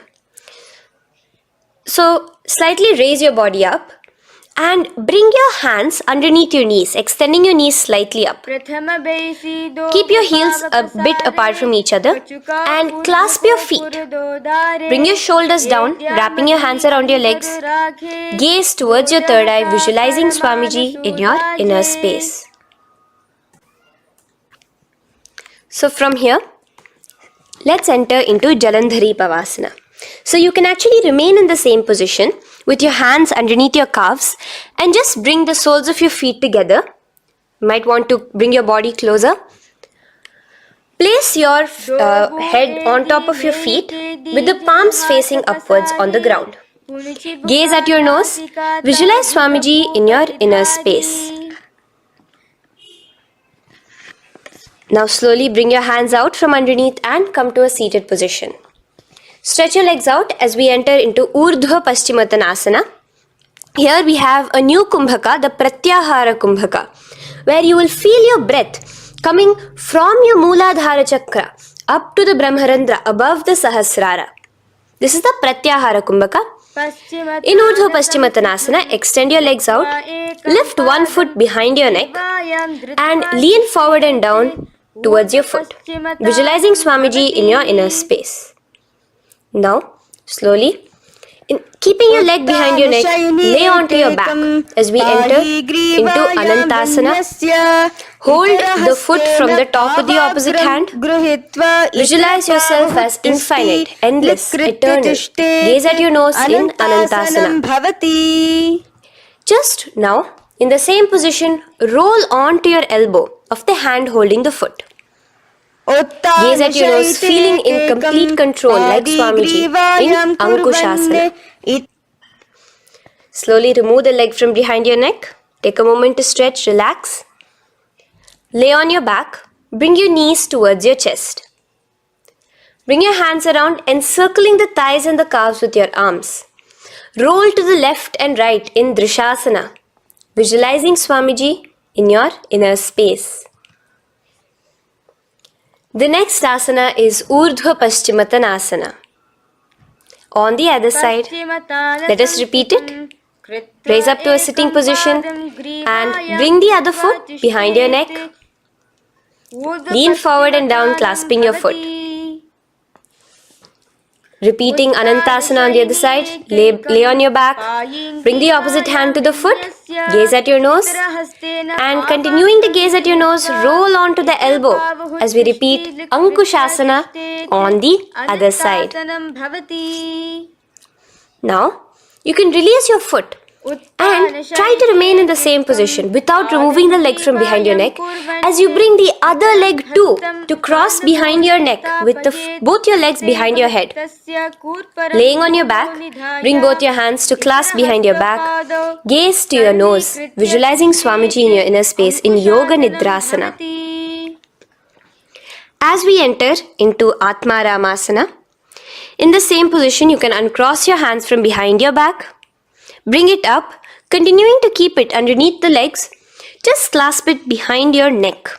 So you can bring your legs out from behind your neck. Just let your hands interlace behind your neck, gazing to your nose, visualizing the Atma Rama, Bhagavan Mahavishnu within you as your soul blessing you, as you gaze at your nose in Atma Ramasana. Now, you can release your hands and legs. Continue to lay on your back as we enter into Kochikasana. Bring your knees to your chest with the soles facing upwards. Extend your arms sideways as you gaze towards your third eye, visualizing Swamiji in your inner space. Now, from Kochikasana, keep your arms reached out to the sides at shoulder level. As we enter into Jatara Parivritti 1, keep one knee bent, twist it and bring it to the ground on the opposite side with the other leg extended straight. In Jatara Parivritti 2, keep both the knees bent to one side. And in Jatara Parivritti 3, keep both the legs straight to one side. Throughout this, keep your head looking in the opposite direction. And let us repeat this on the other side. You can bring your knees back to your chest. Let your legs out, go to the other side and do Jatara Parivritti 1, 2 and 3. The next asana is Dvipada Pitham. So now from Jatara Parivritti you can bring your feet down, lay on your back with your knees pointed upwards, feet flat on the ground. Extend your hands holding your ankles. And lift your hips up. Engage the Jalandhara Bandha automatically as you raise your hips up, gaze at your nose, visualizing yourself as a bridge in Dvipadapitham. Now in Paryankasana, so you can lay back onto the ground and place your feet flat. Bring your arms over your head, placing the hands flat near your shoulders with the fingers pointing towards the feet. Lift your entire body up and off the ground in Paryankasana as you visualize yourself as sturdy as stone furniture. Lay back down slowly as you bring your hands out. Keep your knees to your chest here and your hands on the shoulders as we enter into Svottanasana. Visualize you're laying on your back as a playful dog. Move your hips in the circular motion. Do the Sahaja Kumbhaka. Now let us enter into Viparita Karani. First, bringing your arms out from behind your shoulders. Let your arms be extended by the side of your body. Use the strength of your arms, palms flat on the ground, to push your body, your upper body, your lower body off the mat. And keep your legs straight above you, extended. Move your legs around and around in Viparita Karani. Automatically the Jalandhara Bandha is engaged. Breathing during the Jalandhara Bandha is the Murcha Kumbhaka. Visualize Swamiji in your inner space. The next is Viparita Karani 2. In the same position, just stop the rotational movement of your legs. Visualize Swamiji in your inner space. Now, as we enter into Langalasana, just let your feet from the top rest onto the ground above your head. Interlace your fingers in the Parashu Mudra behind your body. Visualize yourself as a plow in Langalasana, continuing to engage the Jalandhara Bandha. Bhumim karshayet Langalasanam bhavati. Now, in Shaita Paschimottanasana, bring your hands out from behind your body and hold on to the toes above your head. Keep your legs and hands completely straight. Visualize Paramashiva as Shaita Paschimottanasana is one of the 84 different asanas directly revealed by Paramashiva himself. Continue to do the Murcha Kumbhaka, inhaling and exhaling with the Jalandhara Bandha. Clasping your toes now, spread your feet wide apart from each other in Supta Konasana. Visualize Swamiji in your inner space. Bring your feet back together as we enter into Chakrasana. Clasp your ankles, keeping your legs and hands completely straight above your head. Visualize yourself as a chakra, a wheel in Chakorasana. Now slowly rest your back onto the ground. Keep your legs raised up in Supta Prasarita Padangushtasana. Clasp the respective toes in the Prana Mudra with your index and middle fingers and spread your legs out wide apart from each other. Visualizing Swamiji in your inner space, restart the Ujjayi Kumbhaka where you're inhaling and exhaling, making the sound of an ocean. Bring your feet together in Supta Padangushtasana in the same position, continuing to visualize Swamiji in your inner space.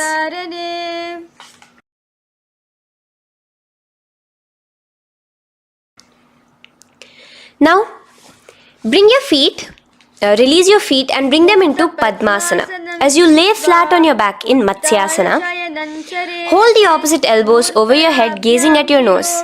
Visualize Matsya Avatara, the fish form of Bhagavan Mahavishnu. Now in the same position, put one hand over the other, extended straight above your head. As you visualize Lord Rama in your inner space, continue to gaze at your nose.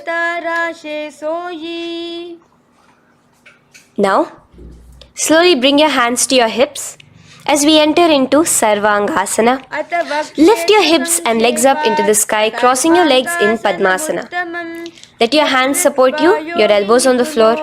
Do the Jalandhara Bandha as you gaze at your nose in Sarvangasana. Now, bring your hips back onto the ground in Vrishchikasana.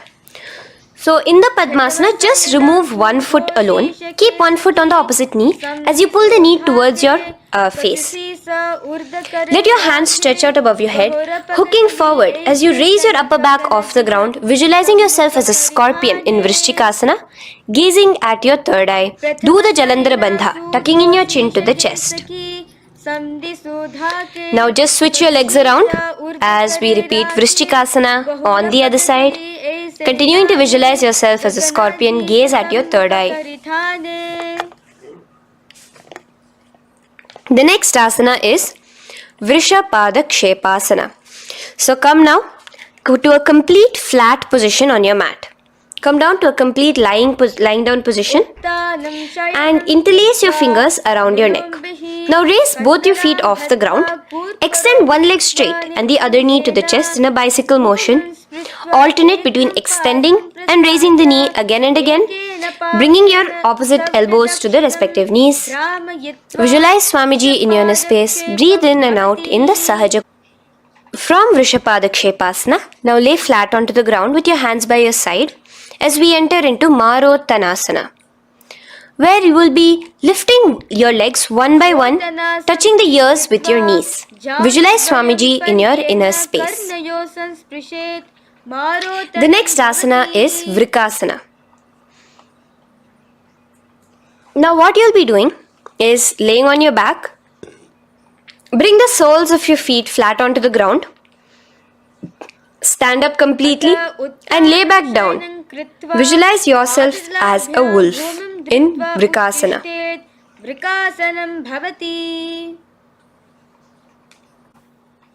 Now come back to a seated position as we enter into Luthasana, where you are going to be quickly throwing your legs above your head as you roll over completely, finishing in a prone position. Do this a couple of times. Come forward, roll over. Come forward and roll over again. Visualize Swamiji, the Supreme Pontiff of Hinduism, in your inner space. Now, take a moment to relax. Lay on your belly with your toes extended in Sarathasana. Keep your hands onto the ground by your shoulders. Now here, contract your lips and make a sound like a flute, whistling while inhaling. Visualize yourself as a ratha, as a chariot carrying warriors into battle for dharma on your back. Now from Sarathasana, let us enter into Dehal Ullanghanasana. So place your palms on the ground and bring yourself to a plank position. Jump your leg forward and back between your arms, visualizing Swamiji in your inner space. Jump forward now. When your legs are between your hands, stand tall. Holding your toes with your hands, walk back and forth. Visualize yourself as a wise 60-year-old elephant in Jatyasana. Now come to a standing position. The next is a beautiful Karana, the Lolitika Karana. So keep your knees bent, feet pointing outwards again in the Aramandi position. Bend your elbows, keeping your hands at the chest level. Now swiftly move your arms across the body, bringing it back to the center and tilt your head back. Opening your chest up towards the sky, move your head in all the directions. Now stand back straight as we enter into Sarpasana. So stand erect like a rod with your arms by your side, hands touching the thighs. Visualize Devi, Kundalini, raising up and curling upwards around your body in Sarpasana. The next asana is Ushtra Sadanasana. Lean forward and down, standing on top of your palms. Begin to move and walk like a camel, visualizing yourself as a camel. In the same position, continuing to walk around, switch your visualization to visualizing yourself as a horse as you start to walk around like a horse in Ashvasana. Now raise up tall as we enter into Kapota Nitakasana. Interlace your fingers behind the back, Pulling them down towards your calves, open up your chest. Keep your hands in the Parashamudra. Visualize yourself as a soaring bird diving down in Kapota Nitakasana.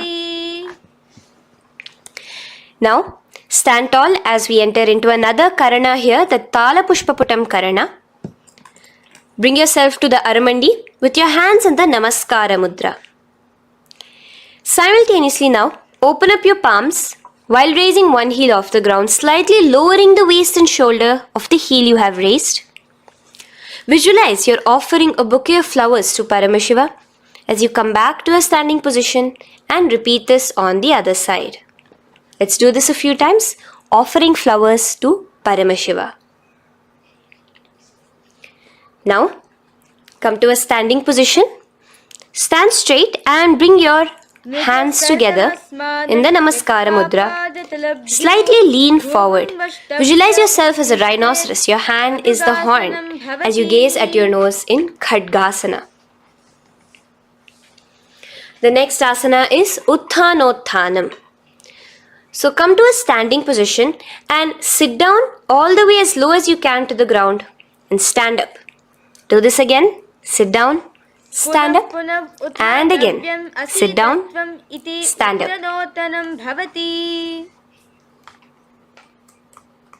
As you gaze at your nose throughout this.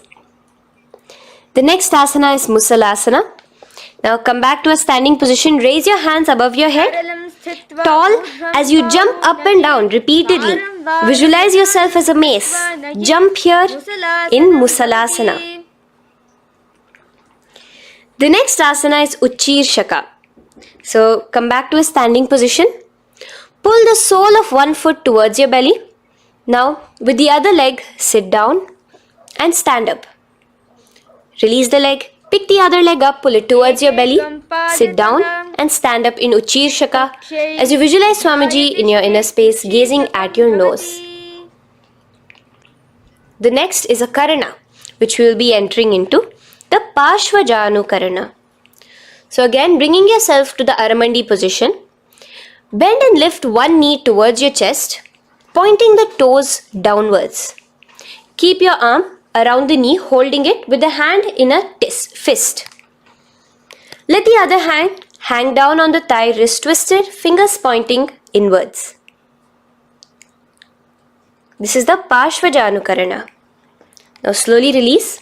As we enter into Tandavasana, stretch one leg out straight in front of you as you alternate between sitting and standing. Visualize yourself fiercely dancing as Paramashiva.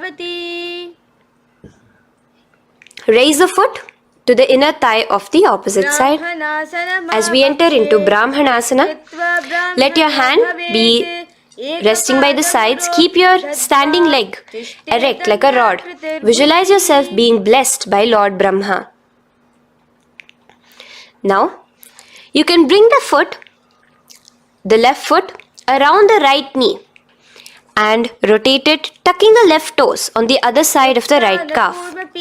Simultaneously, cross your left arm below the right, bring your palms together in the Namaskara Mudra. Visualize yourself as Lord Garuda in Garudasana 3. Now slowly uncross your legs and hands as we enter into Ekapadasana, coming to a standing position. On the right leg, bring your left foot to the opposite thigh with your hands relaxed by the knees. Now take a hold of the raised foot with your hand in the Prana Mudra. Stretch your leg out wide, out to the side, and rotate your body quickly on the standing leg. Visualize yourself as the North Pole star in Dhruvasana. From here now, in the foot which is in your hand, just slowly, once you finish the rotating movement, in Trivikramasana, bring it up towards the back of your neck. Stand as tall as you can and alternate between sitting and standing. Visualize Bhagavan Mahavishnu in your inner space. Now you can take the leg out from behind your neck and stand straight. As we repeat the Parshvajanu Karana on the other side, bring your knee up to your chest, clasp your knee in a fist while the other hand comes to the opposite thigh. Hold there for a second and stretch your leg out. In Tandavasana, sit and stand. Visualize yourself fiercely dancing as Paramashiva. Bring the foot to the inner thigh, standing straight like a rod. Get your hands by your sides. Visualize yourself being blessed by Lord Brahma. In Brahmanasana on the other side. Move into Garudasana 3 on the other side as you rotate your leg over, your hand under. Visualize yourself as Lord Garuda. And uncross yourself as we move into Ekapadasana on the other side. Bring your foot to the inner thigh, to the root of the thigh, and stand straight. Clasp your toes, stretch it out as we go into Dhruvasana on the other side. Visualize yourself as a pole star rotating quickly. Come back to a standing position and bring your foot behind your neck. In Trivikramasana, sit and stand. Visualize Vishnu, Bhagavan Mahavishnu in your inner space. Now, stand tall as we do the Samanakha Karana. Stand with your feet close together, toes slightly pointed outwards. Keep both the hands to the side of the body. Take a moment to breathe in and breathe out and relax. Now, slowly relax and from the standing position, slowly bend forward, bringing both your hands underneath your knees. Now once you have squatted down fully, interlace the fingers together in the Parashamudra. Bring that interlaced fingers in front of your navel. In Ghorakanjali Asana, visualize the great sage Goraknatha, the founder of the Natha Yoga Hindu Sampradaya. As you do the Jiva Chala Kumbhaka, engage the Moola Bandha. The next asana is Kanchyasana. So now just slowly unwind your hands from each other, from your navel, and now bring your hands from the opposite side inwards underneath your calves and wrap your hands around your back. Hold them together in the Parashamudra. Keep your body, your upper body upright, visualizing the Supreme Pontiff of Hinduism in your inner space. The next is Bhairu Asana. So slowly unclench your hands and bring them out from underneath your legs. Keep your feet and knees together and in a squatting position, bring your hands behind your back, clasping them together, remaining in the Parashamudra. As you gaze at your navel center, visualize Bhagavan Kala Bhairava, the Lord of Time, in your inner space. The next asana is Varahasana. Now to gain your balance, you can lightly spread your legs apart and bring your hands to the back of behind you in the Anjali Mudra, palms together. Visualize a boar, one of the 10 incarnations, the Varaha Avatara of Mahavishnu, gazing at your nose. Now slowly relax, bring your hands out from behind you as we move into Pripithasana. With your hands in the Prana Mudra, with your index and middle fingers, clasp the respective big toes and come to a half squatting position where your hips are at your knee level. Visualize Swamiji in your inner space as you do this asana, Pripithasana. Slowly let go of your feet and place your palms flat on the ground in front of you with the fingers wide for balance. We're going to be balancing here in Bakasana. Place your knees on the back of your arms. Focus your eyes on one spot as you raise your feet off the ground, balancing here. Visualize yourself as a crow. The next asana is Shushtanga Kapalyasana. So now come to a kneeling position. So from there itself, you can directly put your head onto the ground, or else come to a kneeling position and place your head onto the ground.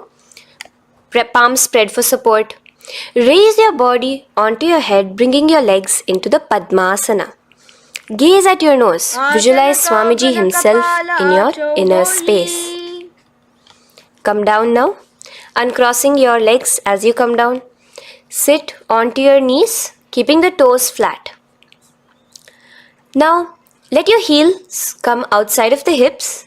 Keep your hands on your knees. In Guptasana, sit straight. Keep your gaze on your nose. Visualize you're sitting in the sacred secret seat with Paramashiva and your Guru, Swamiji himself. Now we are going to be kicking up into a handstand. So get ready. Place your palms on the ground, fingers wide for support. Do take support of a wall if you need it.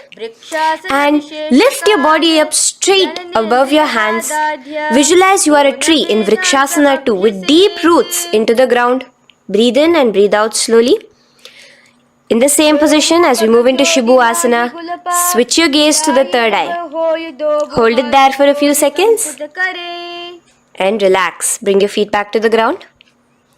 Now lay flat onto the ground in a plank position.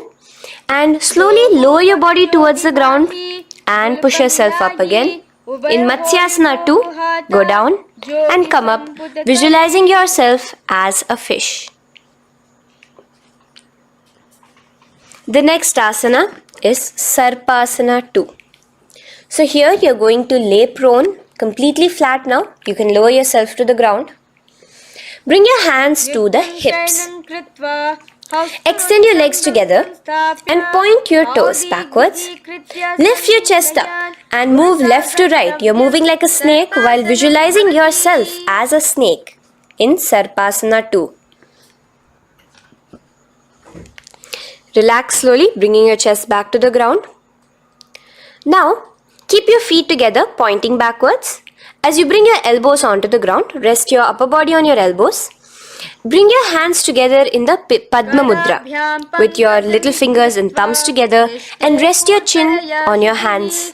Niralambanasana, where feeling yourself completely supported, knowing that Swamiji is there in your life. Now, slowly relax, place your palms on the ground beside your chest and push yourself up, your hands straight up completely. As you bend your knees, bringing your feet to touch the top of your head. Lean your neck back, touching your head with your tip of your toes. See yourself, visualize yourself as an umbrella, protecting your Guru from the sun's rays in Chhatrasana. Slowly relax, you can bring your feet down. As we move into Vajrasana, just push your body back and sit on top of your knees, with the heels flat on the ground. Now stretch your arms in front of you with the palms facing downwards. Place your forehead on the mat. Visualize you are the weapon of Indra, the Vajra, symbolizing indestructibility as you gaze at your nose. As we enter into Meshasana, raise yourself into the same Gajasana position on your hands and legs with your hips pointed upwards. And alternate striking the ground with the opposite hands. Experience yourself, visualize yourself as a powerful ram as you alternate striking the ground in Meshasana. Now stop striking the ground, bring your palms down again. As we move into Ajasana, kick your legs off the ground and lower your forehead to the mat. Let's do it again. Kick your legs off the mat. Lower your forehead to the ground. You are unborn, existing for all of eternity in Ajasana. Now, come to a seated position as we move into Dhanantara Asana. Sit on your heel with your legs together. Pull your toes underneath you. As you bring your hands top of the knees, gaze at your nose, visualize Swamiji in your inner space. Here, do the Ujjayi pranayama, inhaling and exhaling like an ocean, Dhanantara Asana. From Dhanantara Asana, now interlace your fingers in front of you and then behind you. Stretch your arms towards all the sides, backwards, forwards. Giving a massage to the various different joints and muscles in your body. Lean forward, get up again. Continuing to visualize Swamiji in your inner space. Relax your hands and now take your respective heels and point them outwards, outside the side of your hips. Keep your hands on your knees, with your thighs and knees resting on the ground, spine straight. Visualize yourself as Lord Garuda in Garudasana 4, You have Mahavishnu and Mahalakshmi on your back as you are flying. The next asana is Ananda Mandirasana. Now you can continue to remain in the same position. You can bring your feet pointing inwards. Use your hands to clasp underneath your ankle. Make sure your knees are spread out wide. Gaze at the third eye. Visualize residing in the blissful space of a temple. You are in a temple in Ananda Mandirasana. Now, as we move into Mandukasana, keep your knees wide and sit on top of your ankles. Your hands underneath your knees. Gaze to your nose. Visualize yourself as a frog. Suck in your stomach in the Uddiyana Bandha.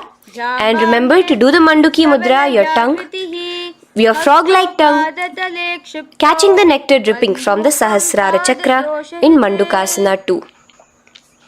Now, as we move into Narasimhasana, tuck your toes in and sit on top of the heels. Place your palms on the ground, spread your fingers wide and spread your knees apart onto the ground too. Gaze towards your nose, stick out your tongue and exhale forcefully, visualizing the Narasimha Avatara, the form of Mahavishnu as a half lion and half man. Now just raise up, bring your hands off the ground. Here we'll be doing a new pranayama, which is the Bhishraka pranayama, as we enter into Bhishrakasana. So continue to keep your knees and feet on the floor. As you bring your hand up to your face, make a hollow of your palms and place it over the mouth.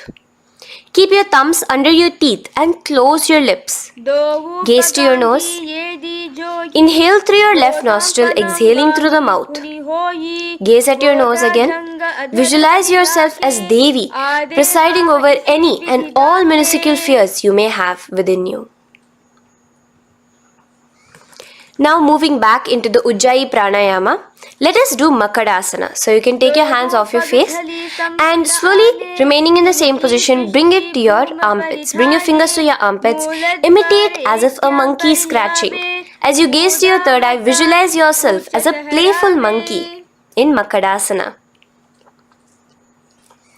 From Makadasana, let's move into Vajra Sangharasana. So you can slowly lift your knees off the ground, just balancing on your toes, sitting on the heels. Bring your hands behind your back and clasp the opposite elbows. Gaze to your nose, embody a diamond. Visualize yourself as a diamond-like strength for yourself and your Sangha. The next asana is Khanjanasana. So now you can uncross your hands. Rest on top of the heels with your knees on the ground. Keep the toes down, ankles crossed behind. Place your palms on the mat to your side. Suck your stomach in the Uddiyana Bandha as you gaze at your nose in Khanjanasana. Now, you can uncross your ankles and just sit with your toes flat. Keep your knees wide on the floor. Rest your hands on the knees. Just relax the Uddiyana Bandha, just sucking in your perineum in the Mula Bandha. Gaze at your nose, visualize yourself as a turtle with a stable body and mind to live for hundreds of years. And without changing anything in your physical posture, just visualize yourself uniting with Swamiji himself in Yogasana.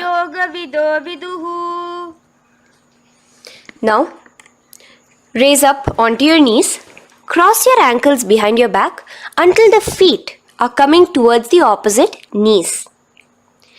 Now, bring your hands behind you and hold on to the calves with the fingers inside, the thumbs outside.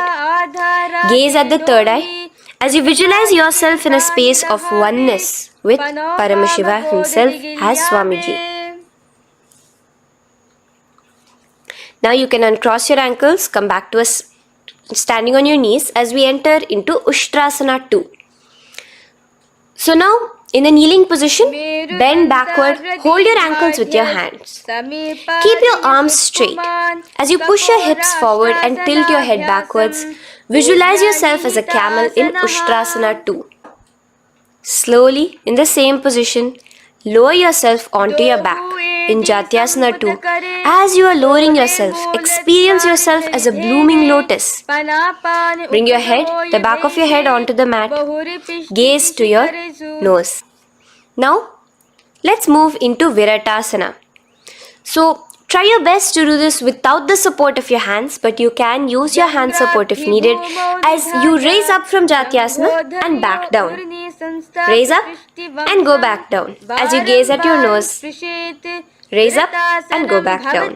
Visualize Swamiji in your inner space. Now from Viratasana, raise your hips up higher, bringing your forearms onto the mat behind you in a short back bend posture.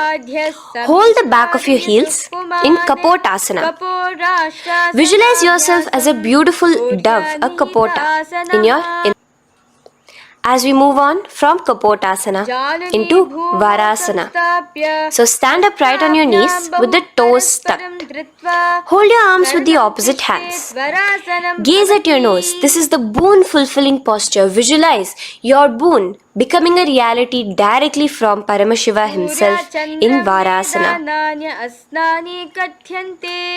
Now, keeping your knees together, toes tucked, just lean forward, bringing your head onto the mat, holding your head with your hands. Visualize yourself as a boar, as the Varaha avatar of Bhagavan Mahavishnu in Varaha Asana 2. Now, just kick your legs off the ground as we enter into Mundasana. Raise yourself up into a headstand posture, visualizing yourself as a lopped tree. Gaze at your nose. Breathe in and out in the Sahaja Kumbhaka. Slowly come down now. Relax. Come to a kneeling posture. Sit on your heels. Bring your head down beside your knees, your elbows adjacent to the knees, your hands holding your head. Exhale through your mouth as you gaze at your nose, visualizing Swamiji in your inner space in Anantasana. Now from here, push yourself off the mat as you come lying prone on your belly. Let your arms be extended straight out and together lift your thighs, arms and chest off the ground, stretching your body, balancing there. Visualize yourself as a locust in Viparita Shalabhasana. The next asana is Kapalasana. So slowly lower yourself back to the ground. Now laying on your belly, bring your arms to your side, palms downwards. Keep your forehead on the ground and your chest on the mat. Only lift your legs up into the air. Only your legs are lifting up. Visualize yourself as a skull. You are a mind with purified thoughts, a strong will to attain enlightenment in Kapalasana. The next asana is Akasha Kapotasana. So now, in the same position as you are, let your arms be straight out behind you. As you kick your legs up and over your head, bring your feet slowly to the mat in front of you. Push yourself, balance there. Visualize yourself as a free and open flying dove in Akasha Kapotasana. Bring your legs back out as you lay flat on the mat. Now push yourself onto your knees. Place your forearms on the ground and your chest down such that your navel is touching your knees. Be sturdy, visualizing yourself as a sparrow in Chatakasana. The next asana is Vrishchikasana 2. So your forearms are on the ground. Now slowly raise to your toes and kick your legs off the mat. Slowly lowering your legs to your head. Visualize yourself as a scorpion as you balance in Vrishchikasana 2. Slowly release yourself, coming back to the ground as we enter into Vrishasana. Sit down on top of your right heel and let your left foot remain outside of the hip, the ankle to the side. Place your hands on the mat, visualizing yourself as a bull in Vrishasana. Now, bring both your knees underneath you, sit on both your heels, cross your left leg over top of the right lightly and in Lolasana, push yourself off the ground. Your knees are off the ground, you're just balancing on your hand above the mat. Visualize Swamiji in your inner space. Lower down now. Bring the left foot now outside. Bring the right foot out and sit on your left heel now. As we do Vrishasana on the other side, visualize yourself as a bull. From here, let us get into a very powerful asana, Bala Gunasana. So, place your left toes on the ground, sit on the heel of your left foot. Place the right foot flat with the knees raised towards your chest. Maintain your palms on the respective knees. Be upright. Visualize Bala Gunahai, one of the 84 siddhas in your inner space in Bala Gunasana. Now come to a squatting position. Let your feet be flat as you bring your elbows under your thighs and calves, wrapping it around your shins. Hold on to your ankles from the outside in Grahasana, visualizing yourself as an entire planet. Now you can unwrap yourself as you sit on top of the opposite heel in Balagunasana on the other side. Maintain your palms on the respective knees. Visualize Balagunahai, one of the 84 siddhas in your inner space. Now, sit upon both the toes with the heels up and knees off the mat, knees pointing forward. Now, keep your hands downwards on the respective knees. Keep your spine upright as you visualize Swamiji in your inner space in Utkatasana.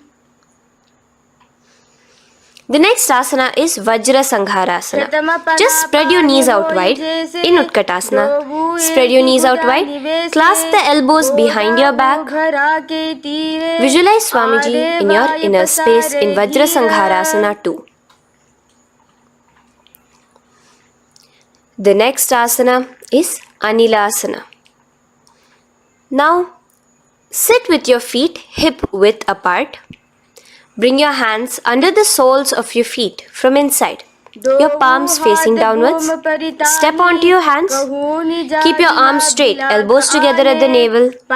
Gaze to your nose. Visualize yourself able to consume and live off of air alone in Anilasana. The next is Padukasana. So from Anilasana, you can release your hands. Place the back of your hands on the mat with your fingers facing upwards. With your fingers facing towards your body, palms upwards. Step your feet on top of your hands and wrap your hands around your feet like a shoe. Walk around. Visualize you're wearing padukas, walking across the length and breadth of the world in Padukasana. Now bring your palms onto the ground. Stop moving around as we move into Kukutodana. Kick your feet up into the air and let them fall back down. Let's go up again and come down. Kick up and go down. Visualize yourself as a rooster in Kukutodana. The next is Viparita Nrityasana. So as you're kicking yourself up, you can go up into a complete handstand posture, which is Viparita Nrityasana. Do take support if needed. And move around on your two hands as if you are dancing in Viparita Nrityasana. Slowly come back down to a standing position. Lean forward and let your feet be slightly apart from each other. Bring one palm down on the mat with the arms straight. Bring the opposite hand to your head and be stable in Kunjarasana. Now just put that hand down as you bring the other hand to your head, repeating Kunjarasana on the other side. Be stable here. Now you can squat back down onto the ground. Keep your feet flat. Hold your respective ankles and lift your feet off the ground in Kadamba Asana. Visualize yourself as a Kadamba tree, a pious tree that promotes a long life. The next asana is Pavana Muktasana. Now sit back down onto the ground. Bring your knees towards your chest. Let your hands wrap around your knees, hold it close to your body. Visualize all the excess vata, air, just balancing and releasing in your system in Pavanamuktasana. Now, let us move into Chakorasana. So first stretch your legs out in front of you. Bring one leg behind your head. Now place both hands on the ground and lift your body off the ground while lifting the other leg too, up straight. Visualize yourself as a powerful source of energy. Gaze at your third eye in Chakorasana. Slowly relax back down. Now hold your left toes with the left hand, index and middle fingers. Pull the foot to the left ear. We are entering into Dhanurasana 2. Extend your right leg out, keeping straight. Hold the big toe with your right hand. Visualize yourself as a bow in Dhanurasana 2. The next is Ashtavakrasana. So lift your left leg over top of the left shoulder. After releasing your hands, bring the right foot across and hook it on top of the left foot. Lean forward and down, keep your palms onto the ground. Extend your legs out to the left, lift your head up and chest. You're completely balancing only on your hands as you visualize yourself as a flying crane in Ashtavakrasana. Now slowly relax down. From here, bring your right foot to the left thigh and your left foot flat onto the ground. Knees raised up. Have your left shoulder underneath the respective leg and place your hands flat on the ground. Gaze towards your third eye. Visualize you are immortal, able to exist solely from prana alone in pranasana. From here, moving into Parshva Matsyendrasana. Place your right foot at the root of the left thigh. Then the left leg by the side of the right knee. Hold the left leg by the right hand. Twist your body out. Remain steady here, gazing at the third eye. Visualize Matsyendranatha, the great Rishi Yogi, master of Hatha Yoga, in your inner space. Now slowly unwind yourselves. As we repeat Chakorasana on the other side, lift the other leg behind your head. Place both your hands on the ground and keep your entire body off the ground straight up. Gaze at your third eye, visualizing yourself as a powerful source of energy. Now relax back onto the ground. Let's repeat Dhanurasana 2 on the other side. Clasp your respective hands with the feet. Pull one foot back, the other foot extended forward. Visualizing yourself as a bow. Release your feet as you cross them over each other, over top the shoulder in Ashtavakrasana on the other side. Raise off the ground. Visualize yourself as a flying crane. The next asana, we'll be repeating Pranasana on the other side. Bring the right foot to the left thigh.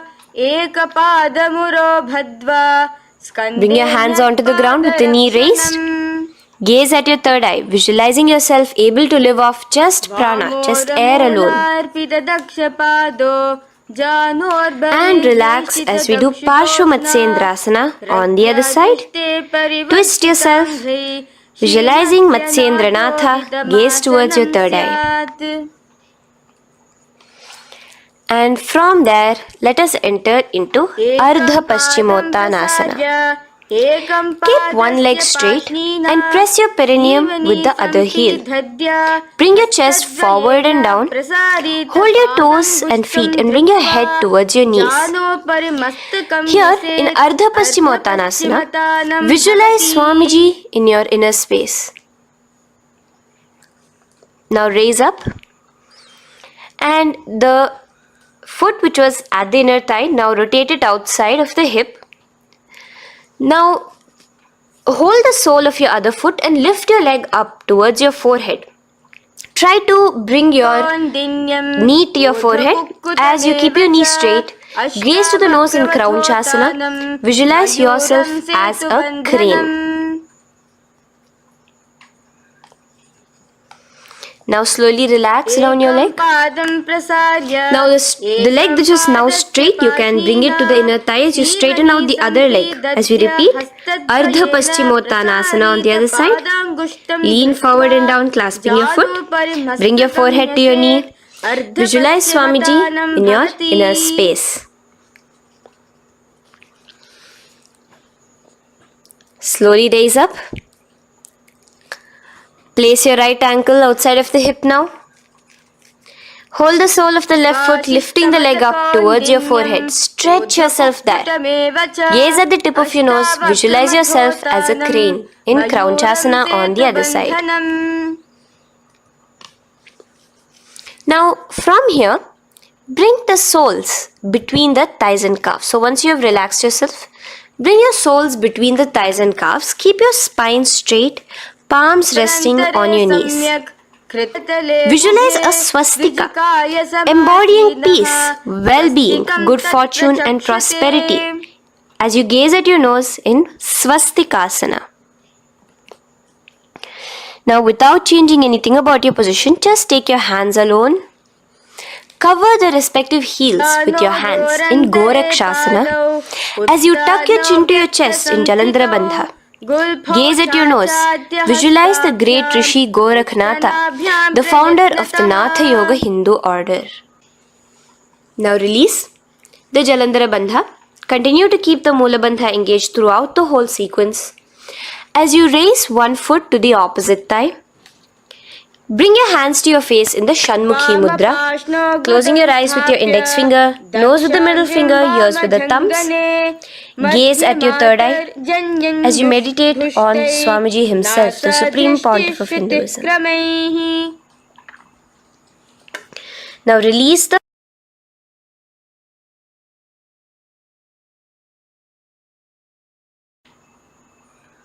Shanmukhi Mudra. And in Yogasana 2, bring your legs into the Padmasana position over the opposite thighs. Keep your hands flat onto the ground beside your knees with the palms facing upwards. Sit straight, gaze at your nose. Here we'll be starting the Kaka Chancha Kumbhaka, where your inhalation will be through your tongue wrapped like a pipe, and your exhalation will be through your nose.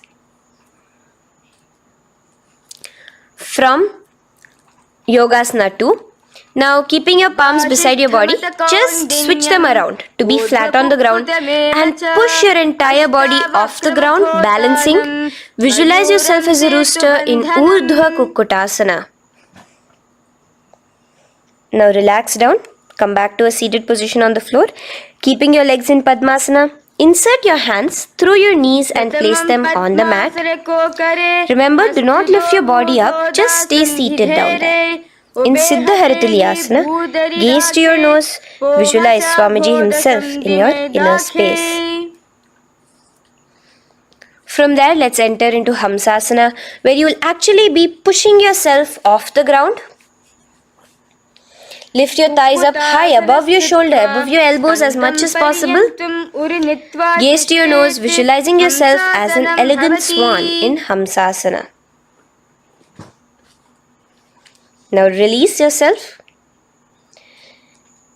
Now, do not take your hands out from between your thighs and calves.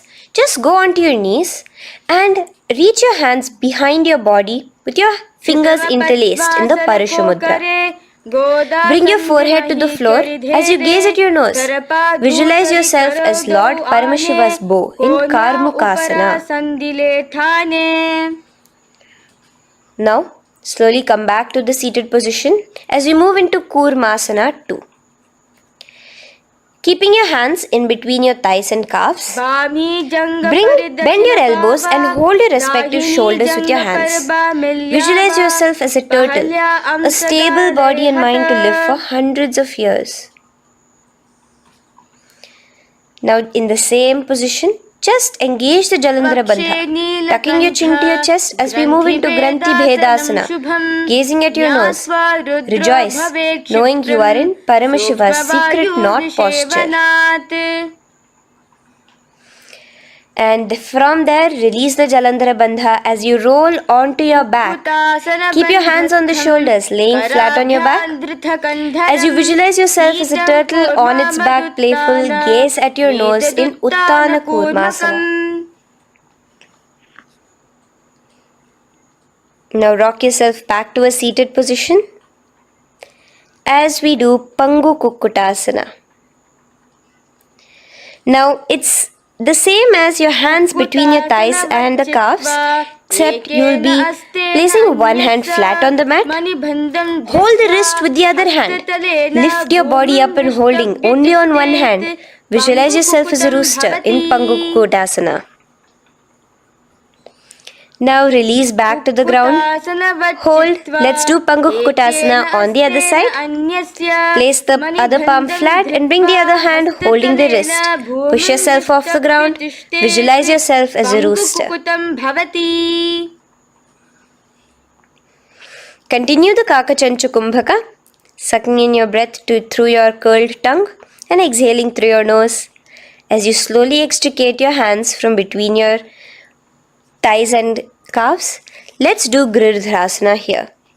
So now, interlace your fingers in the Parashamudra as you place your elbows on the feet, remaining your legs in Padmasana. Lean forward and down, resting your chin on your knuckles. Place your thumbs to your throat in Girdharasana. Visualize Swamiji in your inner space. From there now, sit straight into Padmasana 3. So with your legs in Padmasana, bring one hand over the other near your navel center. Engage all the three bandhas, suck in your stomach, clench your perineum, tuck your chin to your chest and gaze at your nose in Padmasana 3. Slowly now, as we move into Padmasana 4, bring your hands to the respective knees. Release the Jalandhara Bandha and release the Uddiyana Bandha, just engaging the Moola Bandha alone. Visualize Paramashiva in your inner space as you gaze at your nose in Padmasana 4. Now we'll be entering into Karmukasana 2. So in the Padmasana position, hook your right hand index and middle finger in the Prana Mudra around the toe. Pull it back while your left hand rests on the knee. Now, as you visualize yourself as Paramashiva's bow, just release your right foot, bring your left hand to the left toe, right toe, and let your right hand be on the right knee. Now from here, let's do Karmukasana 3. So you can release your toes, cross your hands behind your back, continue to keep your legs in Padmasana, and with your respective hands, cross behind your back. Hold on to the toes in the Prana Mudra. Engage all the three bandhas, suck in your stomach, clench your perineum, tuck your chin to your chest. Visualize yourself as Paramashiva's bow in Karmukasana 3. Slowly relax the bandhas, just keeping the Moola Bandha. Continue to hold on to your toes. Release the Uddiyana Bandha and the Jalandhara Bandha. Switch your gaze to the third eye. Visualize you are Paramashiva's third eye itself. Anything you come across, you just rejuvenate it, destroy it in Dridhasana. Now, try to keep your hands at the toes. If not, just keep your hands crossed behind you as you lean onto your back in Padmasana, where you are entering into the Nagrasana position. Lay flat onto the back, visualizing yourself as a snake, gaze at your nose in Nagrasana. Do the Sahaja Kumbhaka, simple breathing, inhaling and exhaling.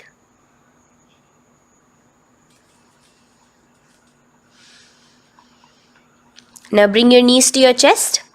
Let your hands wrap around your knees. Slowly uncross your Padmasana and bring your knees to your chest. Bring your hands to the Parashamudra, the fingers interlocked on top of your knees. As you pull your chin up to your knees, visualize yourself as a ball in Kandukasana. Now relax. Bring your feet onto the ground. the knees pointed upwards in Urdhva Pavanasana. As you interlace your fingers, bring the interlaced fingers behind your head.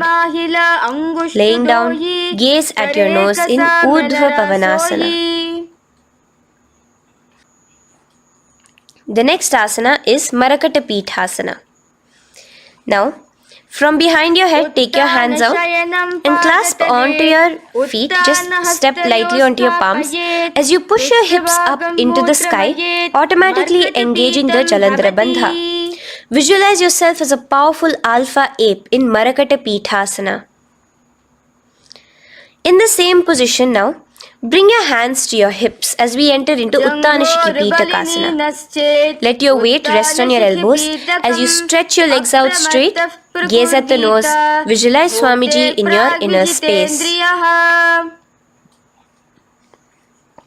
From there, continuing to rest on your elbows, kick your feet up high into the sky in Narakasana. Stretch your palms out behind you, flat on the ground. Balance there. Visualize yourself blissfully traveling through hell unscathed in Narakasana. Bring your hands to your hips now as we move into Tiryanaukasana. Angling your legs down at an angle, visualize yourself as a boat crossing the ocean of samsara in Tiryanaukasana. Now from there, come back straight as we enter into Dhwajasana. Keep your legs up high above your body, your hands stretched out down behind you. As you push yourself up, visualize where Kailasa's flag respected across all nations in Dhwajasana. Hold there for a few seconds and relax now. Flat onto the ground, palms slightly away from your body. Do not move at all in Mritasana. Your body is dead. Visualize that. Visualize the Supreme Pontiff of Hinduism liberating you. Let your awareness travel to all the parts of your body in the Shakti Chalan Mudra as we do Mritasana.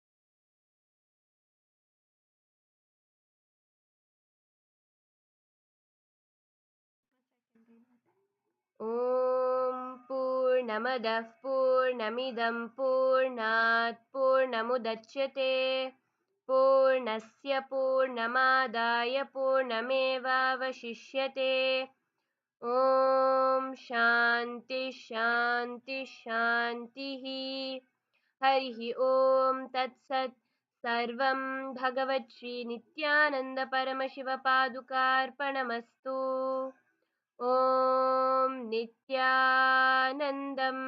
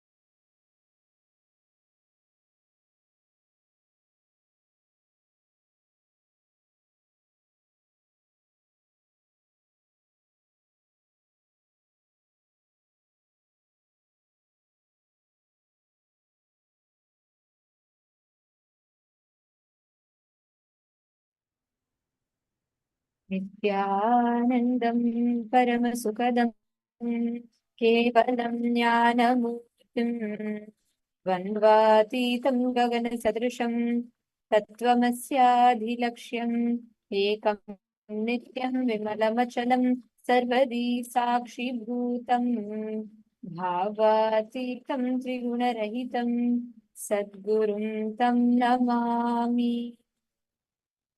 Nithyanandam to all the participants, every one of you that are here with us.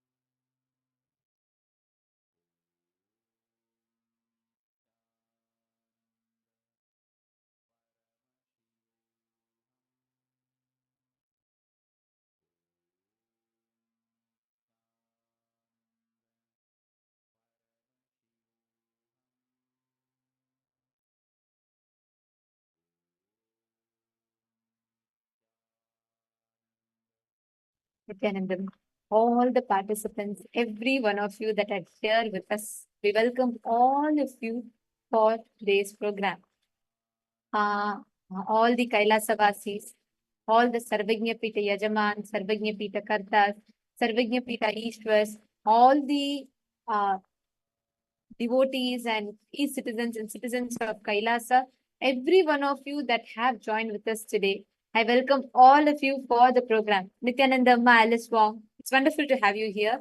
And Ma Malarvati Arulampalam Nithyanandam, Ma Sharmeen Muse Nithyanandam, and every one of you. It's beautiful to see all of you fresh after the yoga. Today we've all done, all of you have completed the Nithyananda yoga, and we're all getting ready to enter into our day. Today, we're going to be learning all the basics, the principles of enriching, the principles of what it means to connect to life. By how do you cause this reality? And most importantly, we are going to be learning about karma, how to have a karmic breakthrough in life. Every step of the way, today, through the day, all the sessions that you're all attending, all the sessions that you're all going to be learning about, each of them are going to be very, very integral to your life in terms of how you understand, how you cognize the way how things manifest in your life, how you understand karma, what is karmic breakthrough, every step, every bit of it. So now let us all enter into our day with beginning to manifest the power of third eye. Every day, when you manifest third eye, you entangle, you literally raise yourself in that space of entanglement. You experience that oneness, you experience that beautiful happen. And that's what we're going to be seeing, how you can experience that. Now, we're going to be manifesting the power of third eye, wherein I'm going to be projecting an image for all of you to scan. And I'm going to request you all to scan and identify the exact image that is being projected for all the participants.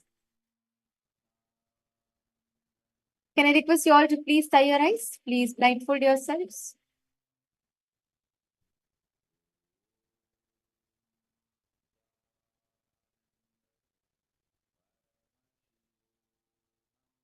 I'm going to be projecting an image for all of you, all the participants. I'm going to request all of you to scan.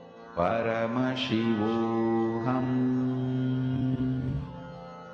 Om Nithyananda. Paramashivoham. Om Nithyananda. Paramashivoham. Om Nithyananda. Paramashivoham. Om Nithyananda. Paramashivoham. Om Nithyananda. Paramashivoham. Om Nithyananda. Paramashivoham. Om Nithyananda. Paramashivoham. Om Nithyananda. Paramashivoham. Om Nithyananda. Paramashivoham. Om Nithyananda. Paramashivoham. Om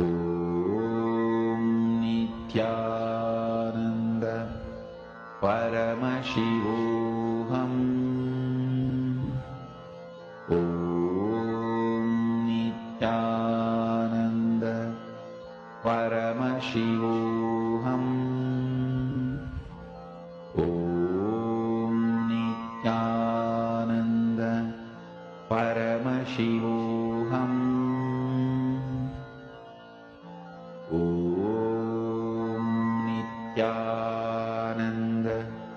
Paramashivoham. Om Nithyananda. Paramashivoham. Om Nithyananda. Paramashivoham.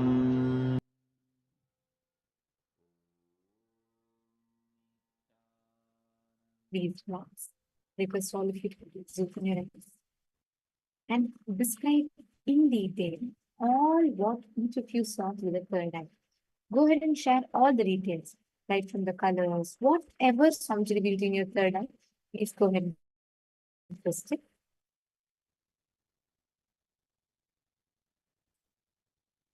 All the participants that are here, today what we are going to be learning about especially is to understand what it means to go beyond karma. Good, bad, right, wrong, all your definition of life. We have so many different ideas that we carry about karma when it comes to karma, right?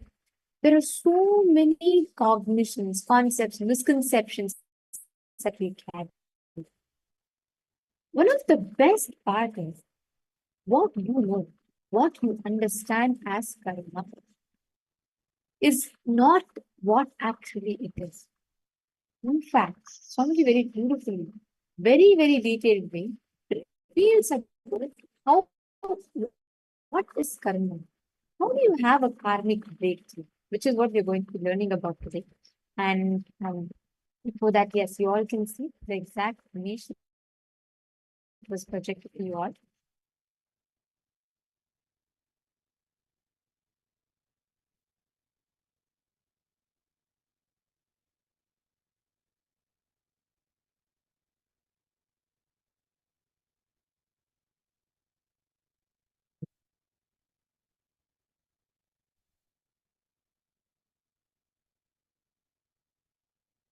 Great.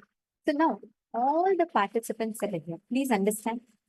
Today, we are going to be entering into being able to have a karmic breakthrough. Now, first, let us all listen to what is this parallel universe of Tapoloka, where you can experience a space beyond all karmas, being untouched by any of this.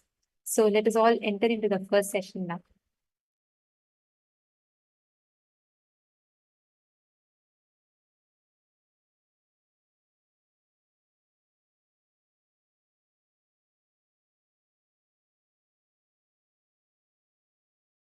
Sanatana Hindu Dharma reveals about this cosmos. It has vertical time zones, higher worlds, Bhuva, Suva, Tapa, Maha, Jana, Brahma, Vaikunta, Kailasa, the higher worlds and the lower worlds, Atala, Vitala, Sutala, Talatala, Mahatala, Bhatala. I'll project a simple description diagram of these lokas. Understand? Sanatana Hindu Dharma, the Hinduism, reveals about the cosmos, the higher planes, vertical time zones, and the lower planes, both. Just physical mutation and mental mutation happens in the lower planes of the universe. But conscious mutation, superconscious mutation happens in the higher planes of the universe, vertical time zones of the universe. Here I am projecting a simple description diagram of the vertical time zone.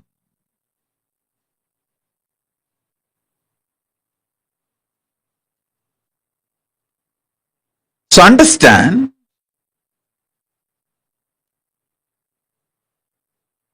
this is the rough description of cosmos revealed by Hinduism.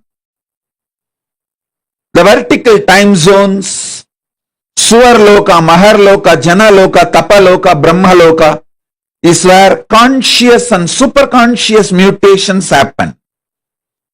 The lower worlds, Atala, Vitala, Sutala, Talatala, Mahatala, Bhatala, Rasatala, in these worlds, just physical and mental mutations happen. So understand, this Brahmanda, cosmos, is focused on giving superconscious mutation to all beings and ultimate oneness, Paramadvaita Anubhuti. Understand the principles of these four forces: gravitational force, Tapoloka; electromagnetic force of Tapoloka; strong nuclear force of Tapoloka; weak nuclear force of Tapoloka. I will actually make a clear theory and present it to you guys. Just like Newton's theory.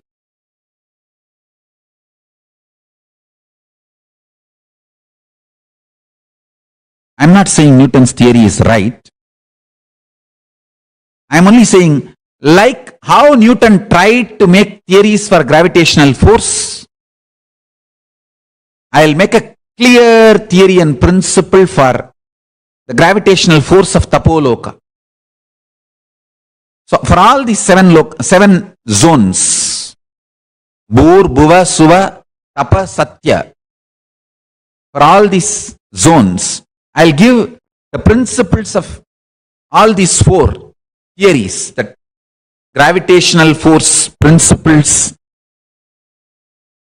electromagnetic force principles, strong nuclear force principles, weak nuclear force principles. If you understand these four principles of different loka, Suvarloka, Tapoloka, Satyaloka, you yourself will align your lifestyle to those higher space zones. Because who wants to go to Naraka? Everyone wants the higher zones. So if you want that higher zones, apply these principles and prepare yourself, that's all. It is as simple as that.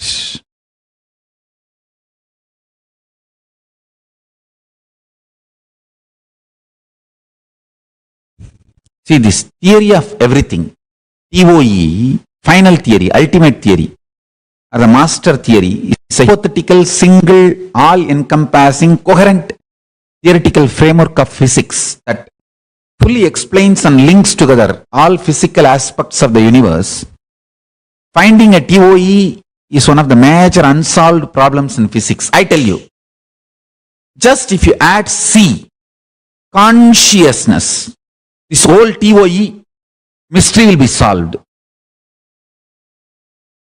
Consciousness means what you decide to cognize as you.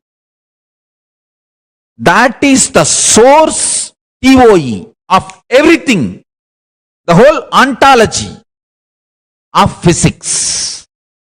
Metaphysics of physics. Understand physics by itself cannot be understood absolutely by mind. Only the metaphysics of the physics can be understood by the mind. The metaphysics of the physics is consciousness, the decision to cognize your source is TOE of physics.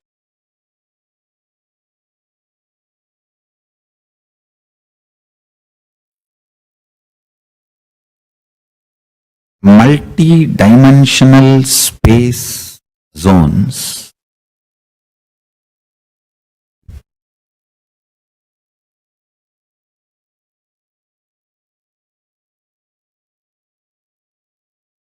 by understanding its existence, by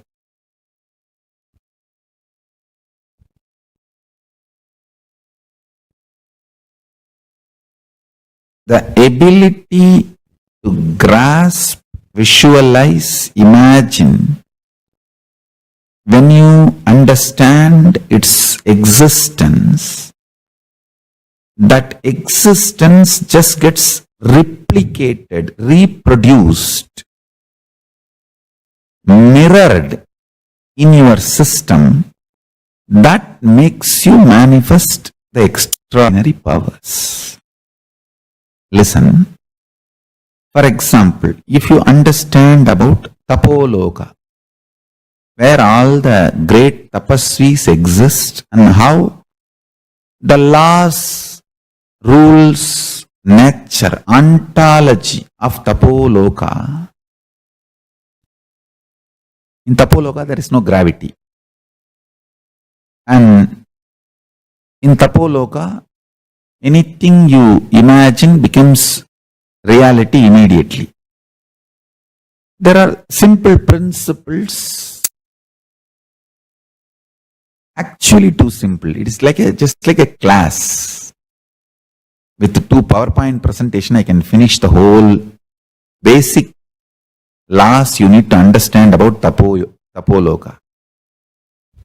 Just what is the gravity law in Tapoloka? What is the electromagnetic laws of Tapoloka? And what is the weak nuclear force and what is the strong nuclear force of Tapoloka? That's all. Just that 4 natural force we understand here in the planet Earth. The same thing if I apply to Tapoloka and make you understand, just that understanding and visualization, the multidimensional logic of existence is such. Brahmavit Brahmaiva Bhavati. Just by knowing, you become that. Understand? Knowledge and becoming is separate only in binary logic, this world. knowledge and becoming is one and the same in higher dimension zones. For example, if you have a thorough knowledge about Indraloka, they will be happy to have you there because they are all waiting. You see, everywhere they want immigrants. Otherwise, why do you think they will send their ambassador to planet Earth? I am the direct ambassador of Shri Kailasa. I am here to enroll all of you to Kailasa, that's all. I have been sent from there to enroll more and more people for Kailasa. Understand? They want immigrants. Kailasa wants more people to be part of the Kailasa, not to exploit you, just to celebrate you. Understand? So you can give any title you want, consul general or ambassador or big titles you want. This time directly I came to enroll everyone about Kailasa. Understand? You see, all those higher space,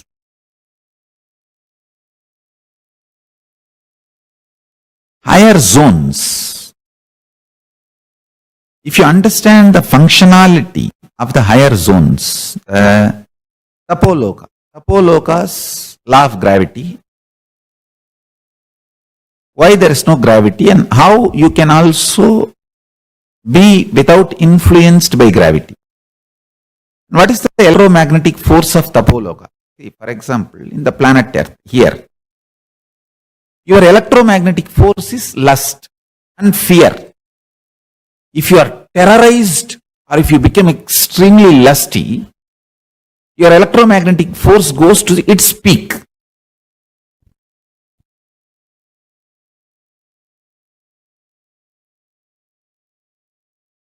If you become very deeply devoted in your puja, you can cross the electromagnetic force which can be generated by lust or fear. Then you become master of yourself. That is why I am saying, puja can liberate you and give you enlightenment too easily. That puja has the capacity, the Atmalinga puja has a capacity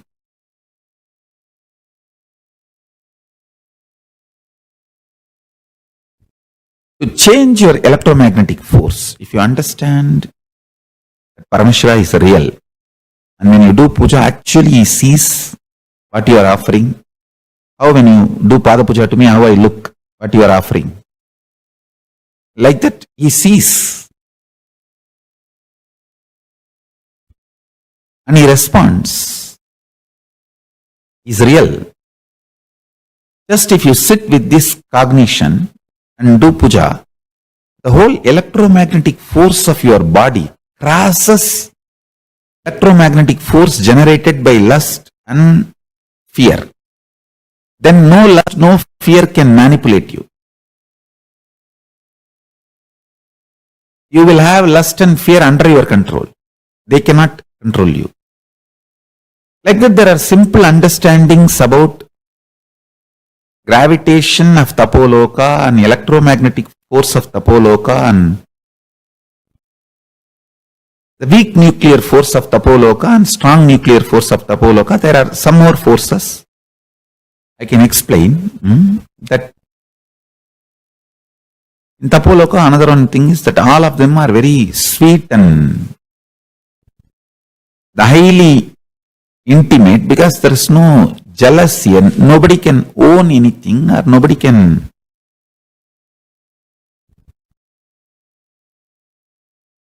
there is no individual understanding of ownership and possessiveness. See, there are four natural principal forces as and now science is able to lay there its hands.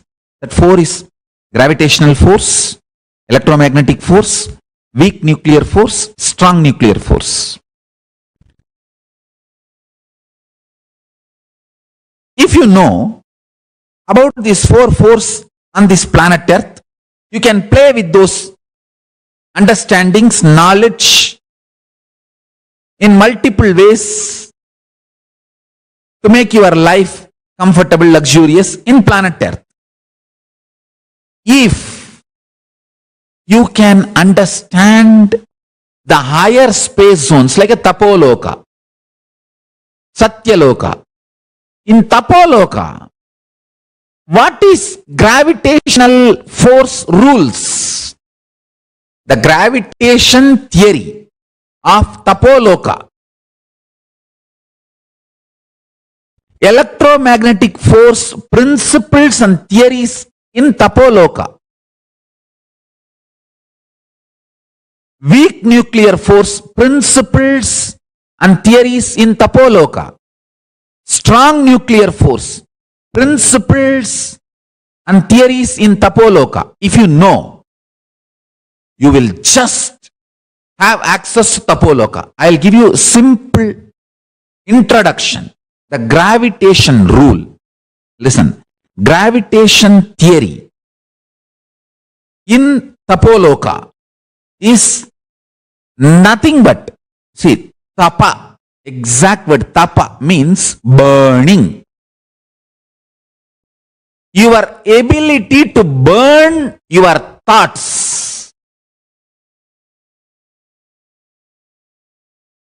Your ability to burn your thoughts liberates you from gravity of Tapoloka. Listen. If you have too many thoughts, you will feel heavy. If the number of thoughts inside you is less because of unclutching, unclutching is the ultimate burning. Tapoloka, gravity will not pull you down. You can just levitate and master the power of gravitational force in Tapoloka. I can actually give you precise, just like Newton's theory of gravity in planet Earth. I can give you the theory of gravity in Tapoloka. I'll do that. I'll do these four the principal forces and the theories for Tapoloka. Gravitation theory for Tapoloka, electromagnetic theories for Tapoloka, and weak nuclear force principles for Tapoloka, strong nuclear force principles for Tapoloka. I'll give you all the four for Tapoloka. Understand? The electromagnetic force of Tapoloka is burn your stomach with mantra without adding any solid. Nirahara Samyama. All this with a reason only I have designed. Nirahara Samyama. A person who has mastered his tummy. Listen carefully. The fire in the stomach should be burning, kindled intensely just by mantra without adding any solid food. And when you feel like really you can't handle anymore, you may faint, add liquids, juices.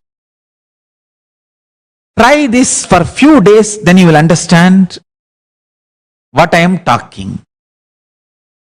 The whole electromagnetic force of the body will just shift to the next level. I am telling you.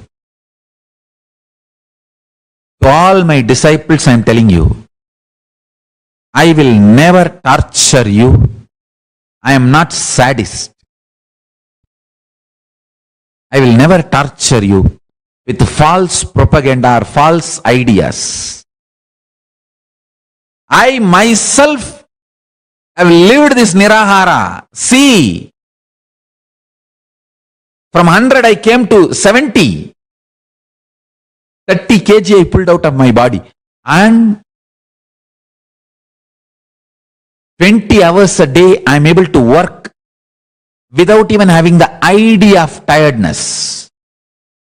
Just because I pull this 30 kg out, I am going to live 50 more years longer on the planet Earth.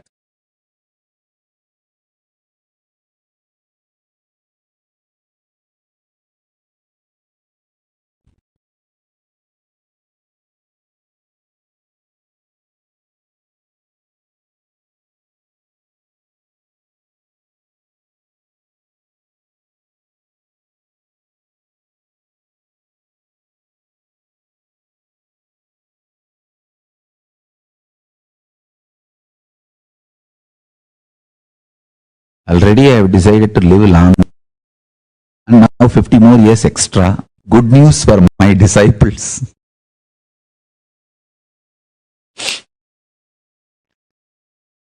Listen.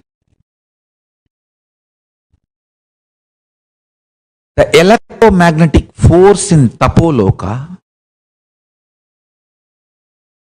is kindled in you by not having the habit of solid food eating. I tell you, whoever prepares their body, their system, without having solid food regularly as a lifestyle, they are ready, their body is qualified to be in Tapoloka.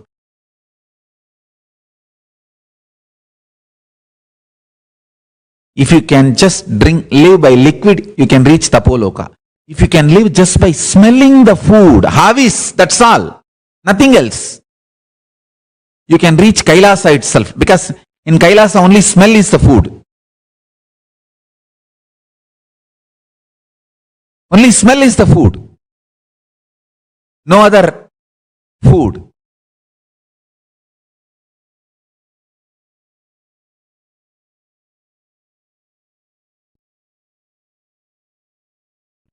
The third force, weak nuclear force. Listen. Listen to this very carefully. When you chant the Mahavagya, or when you unclutch, the intense conscious decision, will, persistence you manifest is the weak nuclear force of Tapoloka. Your will, persistence is the weak nuclear force of Tapoloka. And anyone who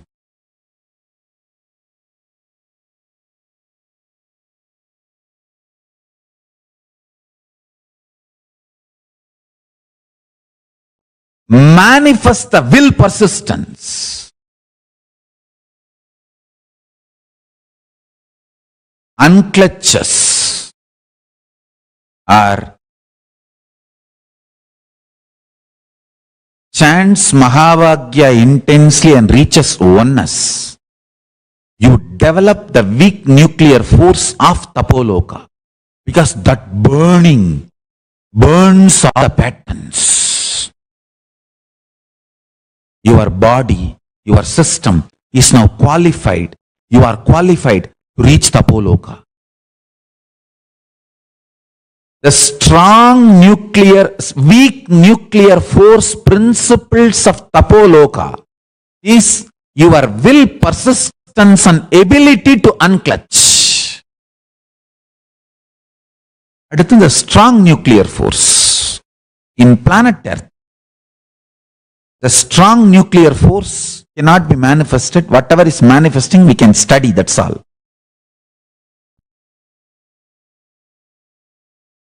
The strong nuclear force principles of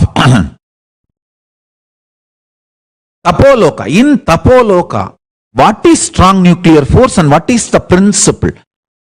The absolute eternal bliss. Nithyananda. Your ability to generate Nithyananda in you is the principle of strong nuclear force in Tapoloka.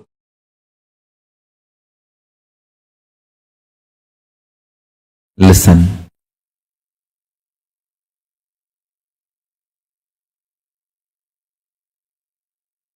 Tapoloka's principal forces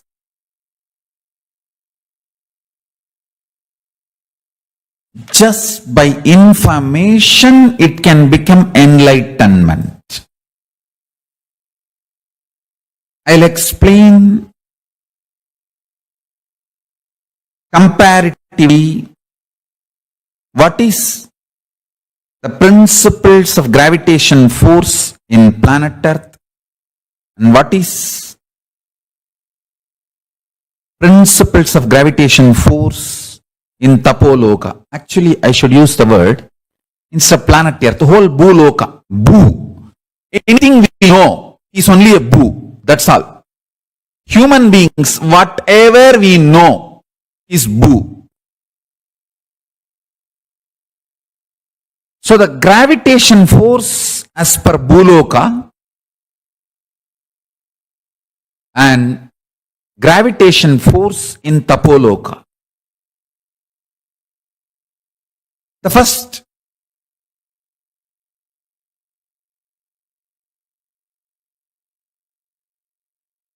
the equation of gravitation in Bhuloka, F equal to G into, I think I'll tell them to project it better so you can understand, because within the bracket G M1 M2 divided by R square. So F is the gravitational force of Bhuloka, G is the gravitational constant, M1 is mass of object 1 and M2 is mass of object 2. R is distance between the two bodies. Now I wanted to explain step by step. The constant in Bhuloka is Nithya in Tapoloka. There is a big difference between constant and Nithya. Listen. Nithya is centered on your consciousness. Constant is centered on matter. Listen to that. The constant of the gravitational law, the gravity law of Bhuloka is centered on external. That doesn't change.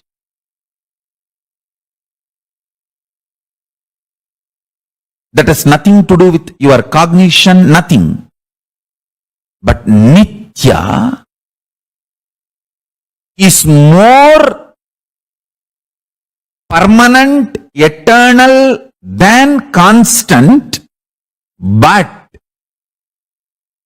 rooted on your conscious existence. Understand?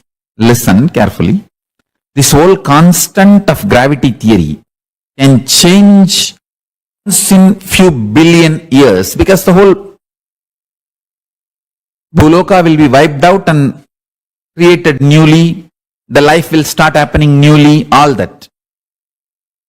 But the Nithya, which is centered on your consciousness, is million times more powerful than the constant, but not centered on matter. It is centered on you. I tell you, listen. Listen to this one example, then you will understand. Anything you decide as real inside consciousness, that becomes your Nithya. For example, you decide Paramashiva is real. I will align everything to that. Then Paramashiva is real becomes your Nithya. The life and death cycle also only takes you more and more towards the truth. Paramashiva is real.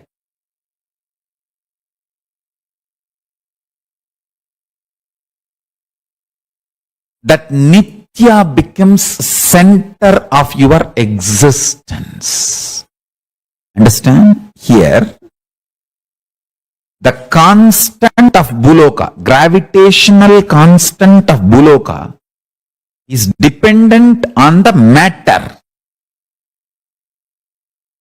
But the Nitya, the gravitational constant of Tapoloka, Nitya, is dependent on what you decide as real. The good news is you have the conscious freedom to decide what you want as real. The moment you decide Paramashiva is real and I declare my integrity to that, to him, then he becomes Nitya in you. He realigns your life beautifully. Understand? What you decide as real becomes your gravitational constant in Tapoloka.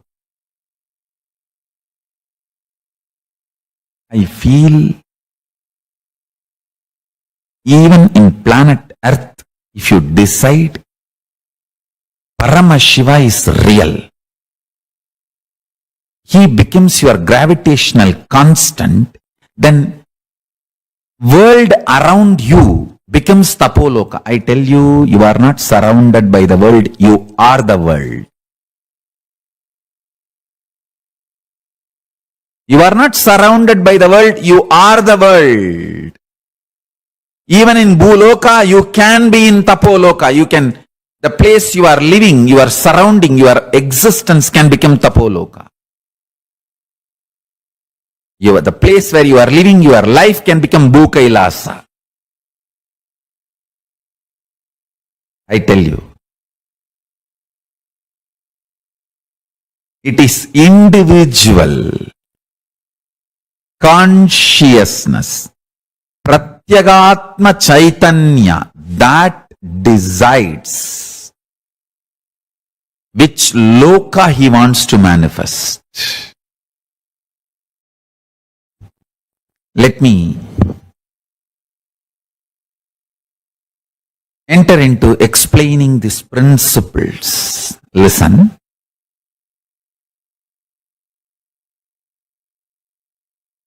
Constant is the principle based on matter. Nitya is the truth based on consciousness.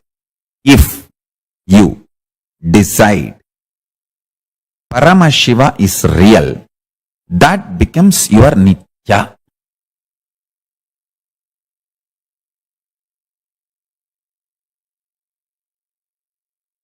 Ultimate, embodied as a Paramashiva, is my real, ultimate real. I declare my integrity to that ultimate reality. Let my life evolve through every way to that ultimate reality, to experience oneness with that reality.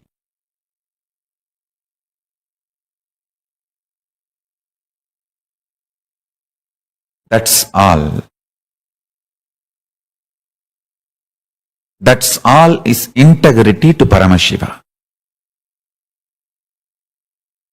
You will see every day, every action, your ups, downs, mood swings, everything will start now getting aligned to that direction, to that direction, to that direction, to that direction.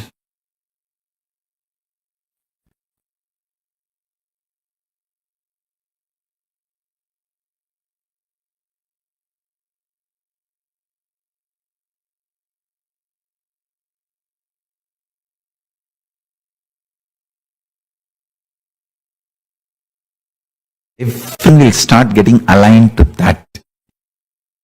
I'm telling you.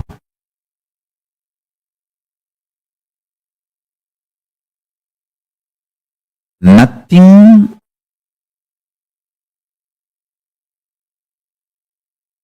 can take you away from what you decide as Nitya. Everything will only align you more and more towards what you decide as Nitya. I am very clear. My life's Nitya is Paramashiva, the ultimate existence, being, identity, truth. The ultimate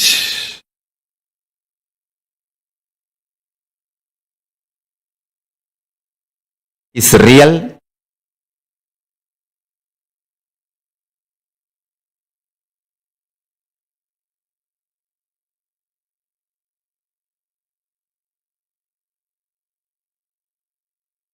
He is my Nitya.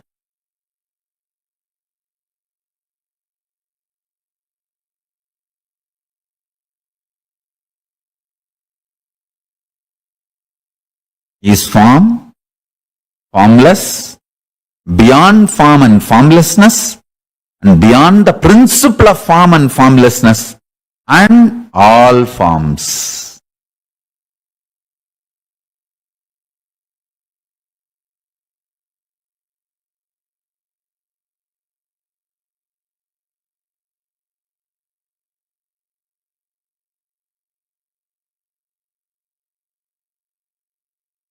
I'll give you a comparison slide. Please see this slide. Here, the Buloka, the principle F equal to, within the bracket, G into M into M1 into M2,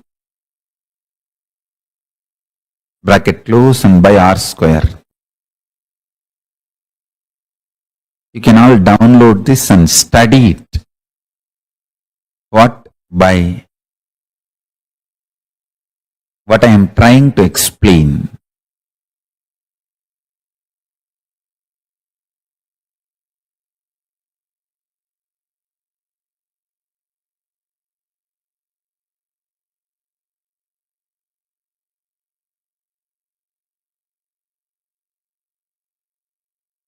Listen.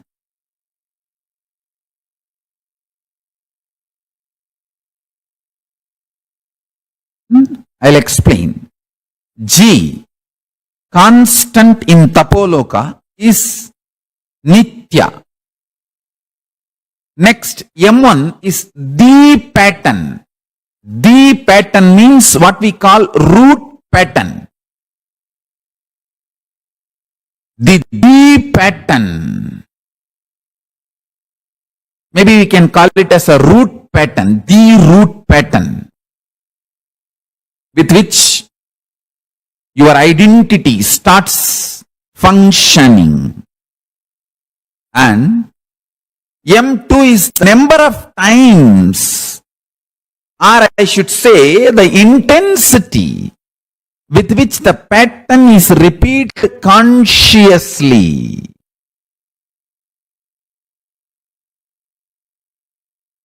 And R is the bio-memory of what you decide as your core existence. For example, if you decide you are disciple of Paramashiva,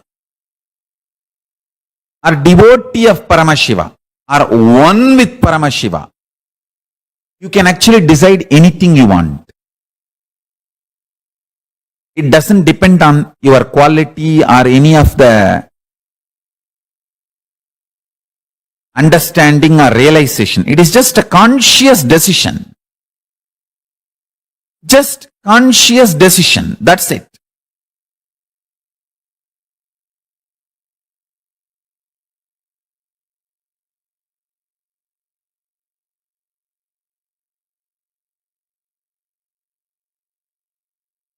If you decide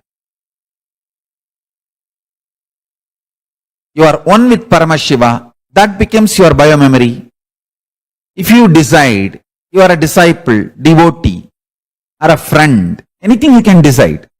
Your relationship to the Nithya, eternal. If you decide your core existence is just ordinary human, then you will be naturally in Bhuloka. If you decide a strong relationship, connection with Nithya, the Paramashiva, what you call as Nithya, then naturally you are levitated, pulled towards Tapoloka.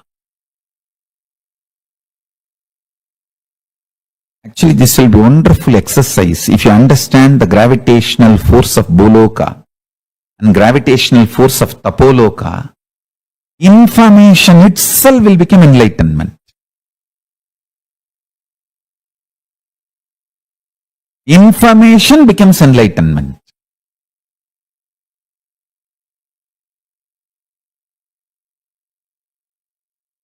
Every time when you do completion, the intensity with which the patterns repeated consciously reduces. And the intensity with which the root pattern with which your identity functions reduces. So more completion, more levitation, mastering the gravitation of Tapoloka. More and more completion.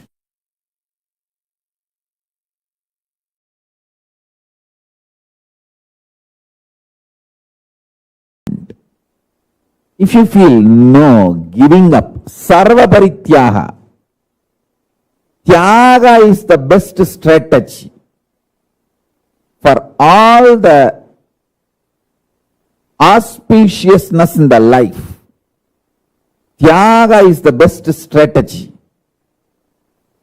The greatest powerfulness in the life. Then your identity in Tapoloka gets strengthened. I am giving you the example. In Patala, where the demons, Rakshasas exist. There is a Rakshasa with your face and the Rakshasa body, the demon body and your face. Same way, in Tapoloka, your identity exists. There is a person with your face and a tapasvi, great rishi body. The more tapas you do, your Tapoloka identity is strengthened, empowered. The less demonic activities you do, your demonic personality in Patala Loka is slowly dissolved. He loses his power over you and he is also slowly dissolved and you are liberated. And if you feel tyaga, giving up, vairagya, the absolute tyaga is the best strategy for success. Your personality in Tapoloka, highest zone, your identity in Tapoloka gets strengthened. That gets empowered. And naturally your future starts manifesting in Tapoloka. It's like you have already 14 accounts. Every day you deposit your money in some account. Based on the conclusions you come and the actions you perform, that account gets larger and larger. Tapaloka is that last struggle you go through. Sometimes you know you are Paramashiva, sometimes you just slip off, but again you say, I am Paramashiva. That space is the Tapoloka. If someone in Tapoloka wants to achieve peace, Shanti, the technique, method is same. Nirvikalpa Samadhi, unclutching. For example, a person, non-violent and non-stealing, can live as long as you want in Tapoloka, higher zone, where the peaceful beings exist.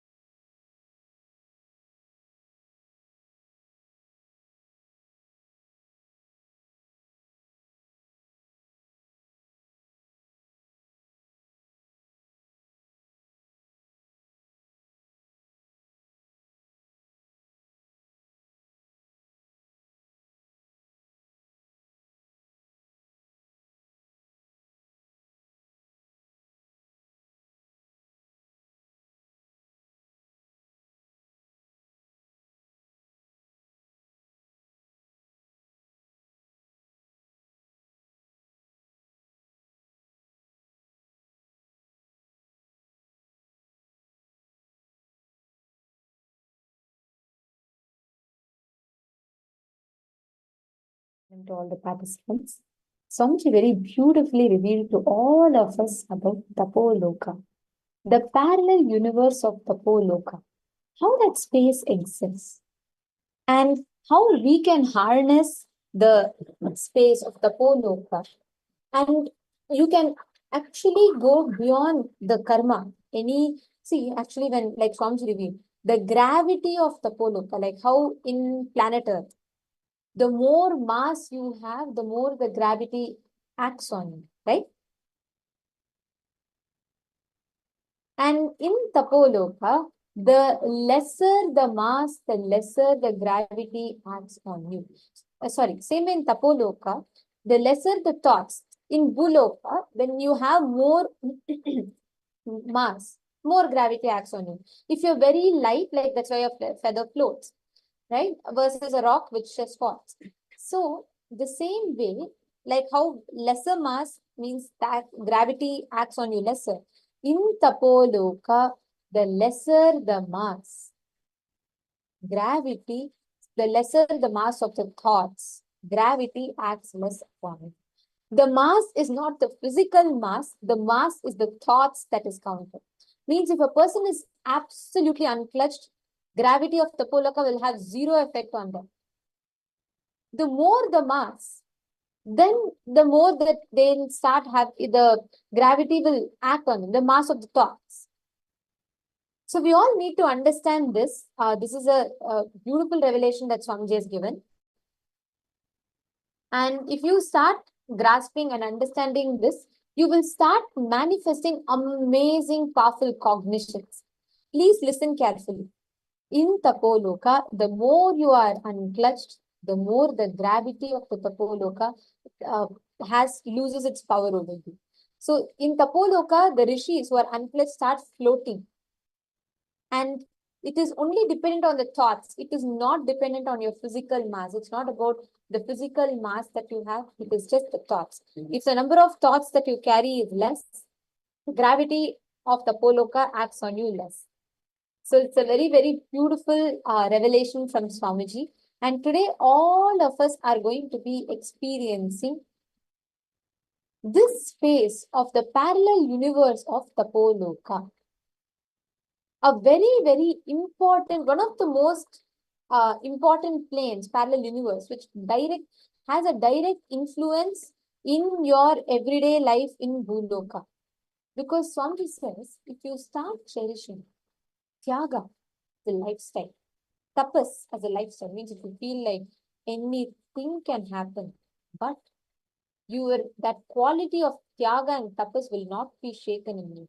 You are empowering your identity in the parallel universe of Tapoloka.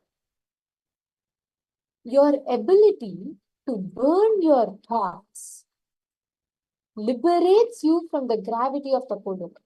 In Bhuloka, your ability to lose your mass, like either there should be so much of upthrust, the force, or there has to be, that's how rocket, which is heavy, but still flies, is because there's so much of thrust, the force. Or you have to be light for you to oppose the gravity of planet Earth, right?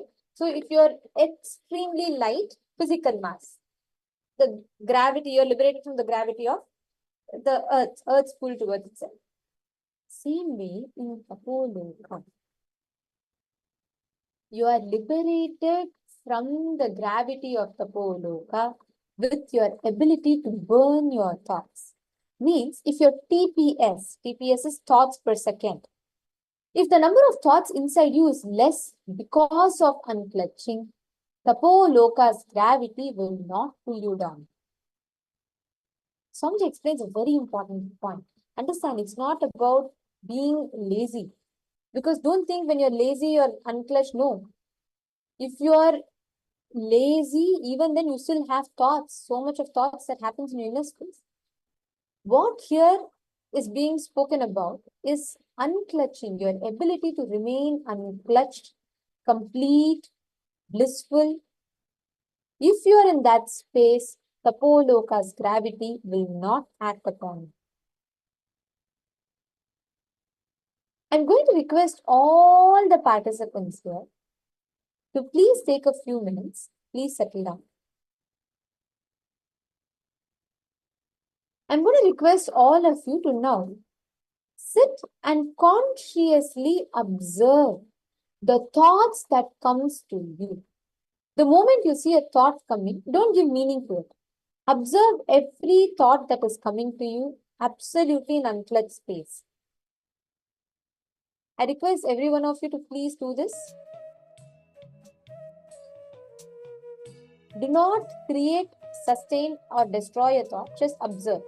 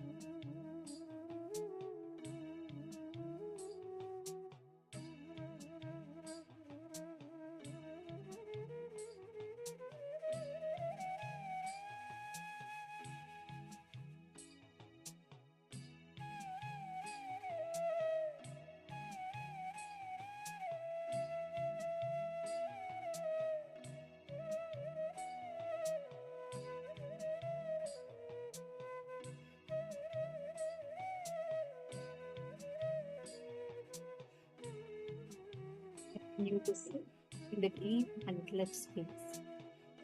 All the participants, please understand, today, when you do the unclutching process, it's going to be a very, very powerful experience for you within you. Remain unclutched. Just observe yourself. Observe the thoughts that you have. Observe all the thoughts that triggers different emotions in you. All those that are watching us on YouTube, we recommend that you all join the Zooms for the best experience of the program. So you can have one-on-one guidance. You can have you'll be able to do the exercises with a lot of personal guidance. So all the participants that are watching us on YouTube, I'm seeing a lot of comments on YouTube. I request all of you to please do join the Zoom session. And I see Ma Adi Lakshmi. You're asking about Kannada. ಮಾ ಈ program translation ಕನ್ನಡನಲ್ಲೂ available ಆಗಿದೆ, ನೀವು ಖಂಡಿತ ಇಲ್ಲಿ attend ಮಾಡಬಹುದು. Please login on Zoom. ನೀವು Zoom ನಲ್ಲಿ login ಮಾಡಿ ನಿಮಗೆ ಪರ್ಸನಲ್ ಹೆಲ್ಪ್ ಸಿಗುತ್ತೆ. ಸೊ ಪ್ಲೀಸ್ ಝೂಮ್ ನಲ್ಲಿ ಲಾಗಿನ್ ಮಾಡಿ, will have the translation done for you. Thank you so much for commenting. And I see a lot of other participants that are watching us. I request all of you that are joining us on YouTube to please join us on Zoom. You all can head to paramashivoham.org, and it's a free session to join. So please join us so that you will be able to have a more personal one-on-one experience, and you'll be able to do the exercises with more understanding and guidance as well. Now, we're going to all the participants that I get. Please listen carefully. The more and more you retain this space of unclutching, whenever you experience that state in you, the most simplest, the most easiest is just establish yourself and each one, when you unclutch and when you establish yourself in that space, you will automatically see that your whole space that you are in, it will just flower so beautifully. And I request all of you to continue remain in that space of unclutching. You give meaning to your thoughts only if you connect it with the past. So don't give meaning to it. Just unclutch. Just unclutch. The moment you decide, I'm not going to give meaning to this thought. Let me be aware. There'll be a pause. There'll be a silence in few seconds. But after that, when you become aware, the silence increases. The gap from one thought to another increases. Continue to remain seated in that deep unclutching. I request all of you to enter into that deep meditative space of unclutching. Observe your thoughts. Do not try to create any thought. Do not try to sustain any thought. Just observe your thoughts.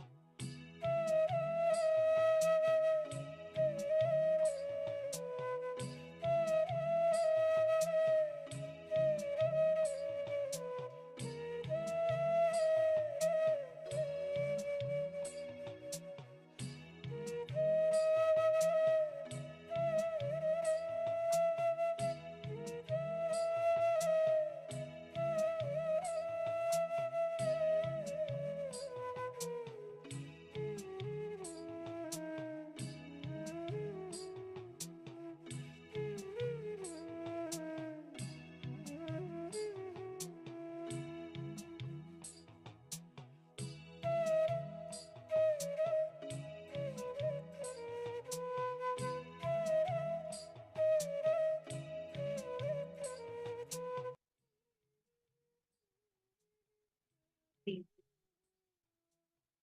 slowly, please open your eyes. Now, all the participants present. This phase of unclenching, your ability to own your thoughts, directly translates your ability to have a breakthrough in karma. You may wonder how are thoughts and karma connected? What's the connection? What's the relationship between them? There's a very beautiful sign. See, what you understand as karma. If you do something, you will get it back, give and take. No, karma does not work that way. The law of karma. What is karma is different from anything you understand as karma. The moment you understand this truth, the moment you cognize this, you will start actually manifesting the right kind of powerful cognitions about karma. All the participants that are here, we are now going to be entering into the next session, which is a very, very beautiful session, where Swamiji explains, reveals to all of us about karma. What is karma? Is karma just the actions, or is karma something more than the actions? Is it true that anything you do always comes back to you? The very definition of karma, as we understand, is entirely different from what its true essence is. And that is what Swamiji is going to be revealing to all of us in this session. It's a very, very beautiful one. Let's all enter into this session now. And if any of you have any questions, should you have any doubts, please feel free to post it in the chat. All those that are watching us on YouTube, Ma Bharati, Dinakaraya, Adhyatmaya, and Mahabalaya, Ma Adilakshmi, and Ma Shivashakti, I request all of you take a moment and join us on Zoom so that you can enjoy more personalized sessions. So please do head to paramashivoham.org and you can join the Zoom sessions and you'll be able to attend and have more one-on-one guidance for each of you. Now, let us all enter into the next session where we learn about karma.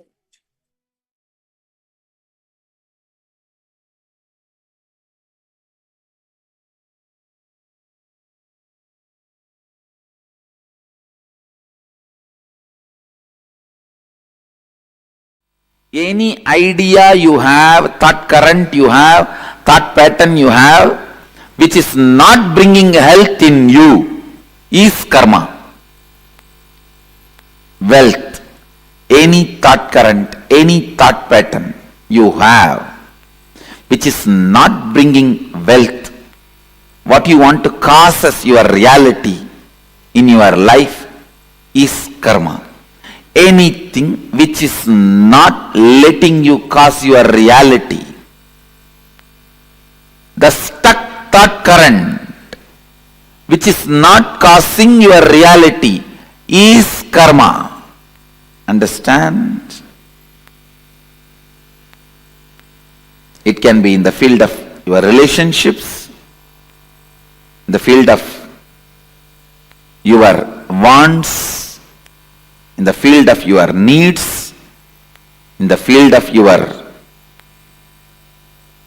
contentment, in the field of your completion, whatever may be the field, in any field, the thought current in which you are stuck,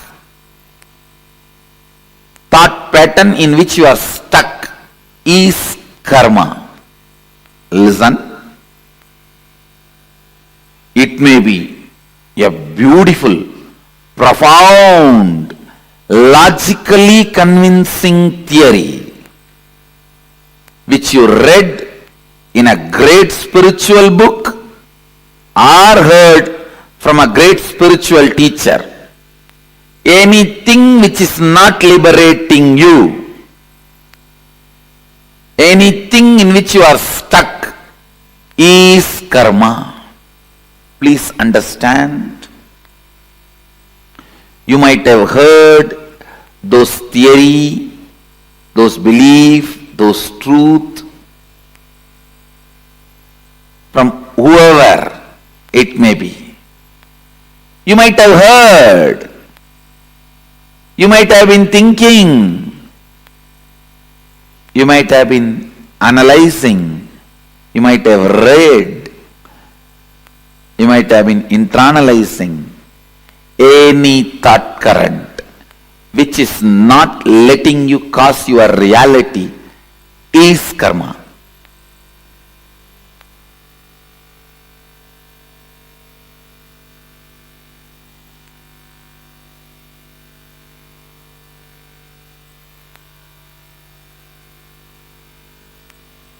There may be tons of books you would have read on medicine, but if you are not out of disease, the thought pattern, thought current you built with all your knowledge is only karma.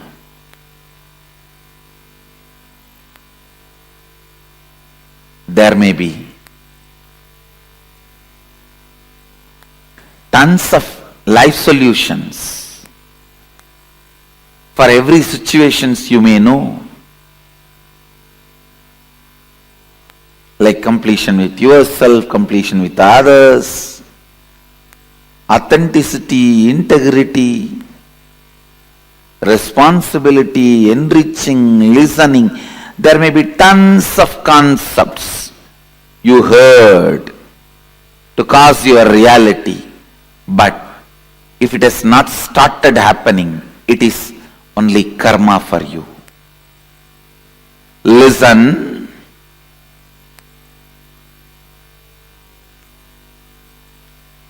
It means still somewhere your logic is not opened up. Any thought current which makes you feel stuck, suffocating, caught, is karma. You may know about completion, incompletion, authenticity, integrity, responsibility, enriching, causing, living Advaita, everything. You might have heard all those concepts, enjoyed them logically, but if you are still stuck with some thought pattern which again and again brings you back to the same state, if you have not caused your reality, be very clear, all these thought trends and thought currents and definitions, everything is just karma for you.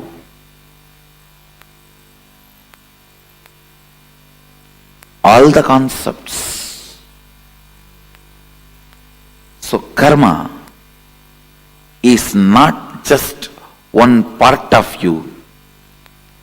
It is the whole net on which you are bound.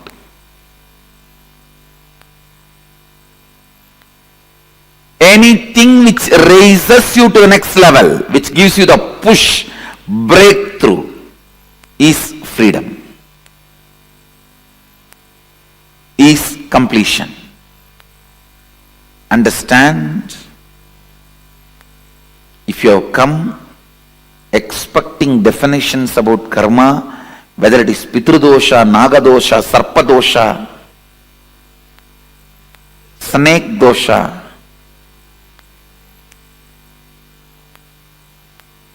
what is karma?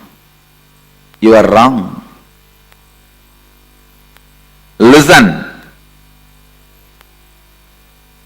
Any thought current or pattern, thought pattern or lifestyle in which you are stuck, your reality is not caused, is karma. Any thought current, thought pattern which gives you a breakthrough, push to the next level of your reality, which is making you cause your reality, is liberation, is completion. Understanding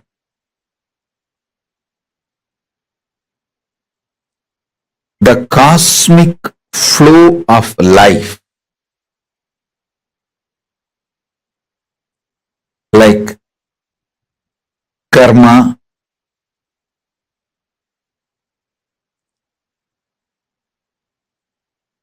naturally takes its own course of life. Listen to every truth I am revealing. Understanding the natural flow of life means knowing people who harm you will get their karma back.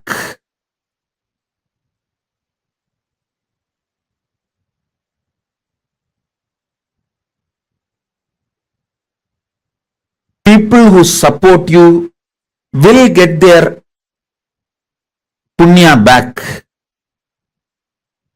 If you do something wrong, you get the karma. If you do something wrong but you raise your consciousness, you can save yourself from the karma coming back. Understanding these few basic principles takes away tiredness, boredom, decision fatigue from your head. Listen, decision fatigue is nothing but cherished revenge, frustration by coming to a conclusion, world is not fair. Listen, when you feel world is not fair, you block the flow of energy through you. You block your Shakti. You fall into frustration. Naturally, that leads to decision fatigue. Understanding world is just dharmic. Having simple eyes to see how the karma comes back, how nobody can escape from good or bad. Understanding this basic truth takes away all decision fatigue, frustration, anger about life, vengeance you cherish about people and life, known, unknown, all that just taken away. You become a free channel for energy to flow.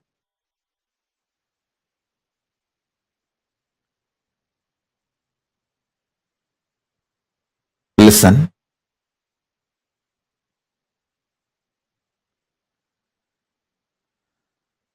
Knowing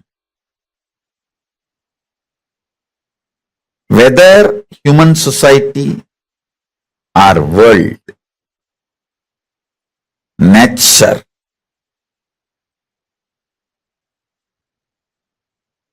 everything known and unknown flows as per dharma. I tell you guys, it is this clarity, just because of this clarity, karma naturally goes back to people. I don't initiate new karma. See, listen carefully.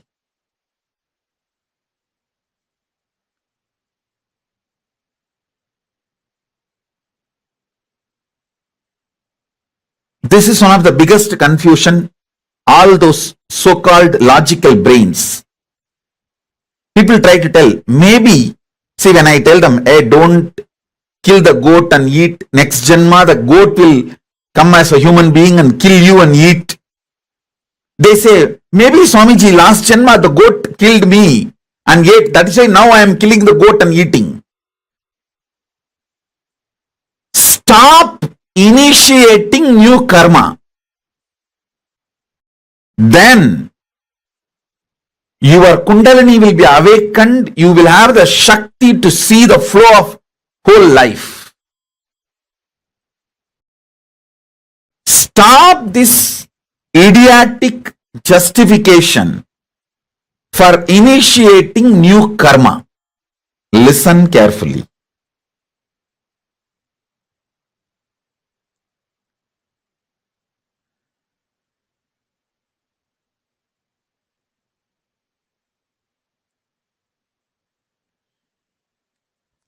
When I realized the flow of dharma and flow of karma, I stopped initiating new karma chakra or the karmic chains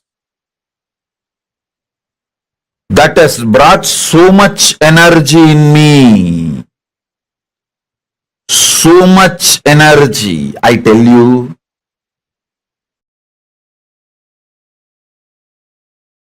Every time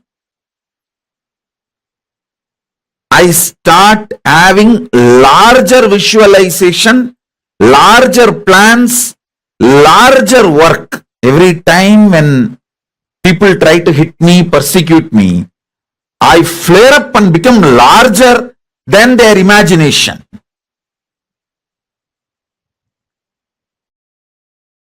Secret of my energy is knowing the karma flow and dharma flow.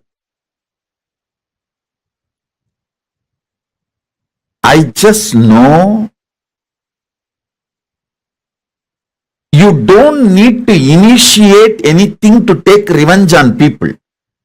Initiate, focus everything to protect you and creatively contributing. That's all. You protect yourself, for that you can do everything. And go on contributing creatively.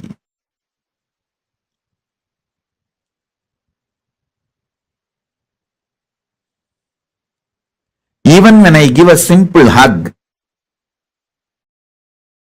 it is absolutely creative. I just want to lubricate that being's inner space with my love and compassion and acceptance so it can flower into a beautiful, powerful being.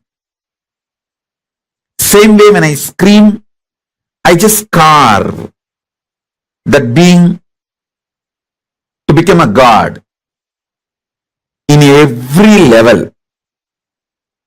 I stop just with these two. Maximum I protect myself and I go on contributing creatively because I am assured inside me experientially about the flow of the dharma, flow of the karma. I do not have a cherished vengeance, cherished anger, cherished violence. All of you should know. You may not have cherished anger towards one person, but you may have a whole against the whole system. You may have a cherished anger and violence against the whole humanity, against the whole economical system, against the whole currency system. When you cherish the anger against the whole system, or the organization you are working for, or the career you are doing, or the clients you are having, you may have anger towards the whole system. Even that gets you decision fatigue. When you cherish anger towards one person, it's called vengeance. When you cherish anger towards unknown system, it's called frustration. Vengeance and frustration both brings decision fatigue in you. The cosmic flow of life, like karma,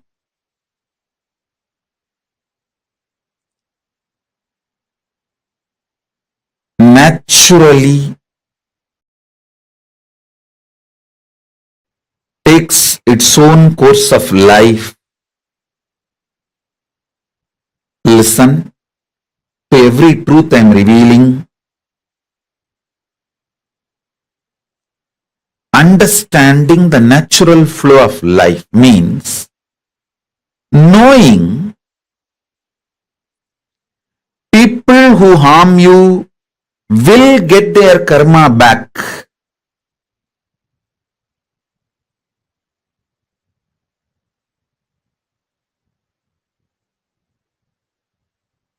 People who support you will get their punya back.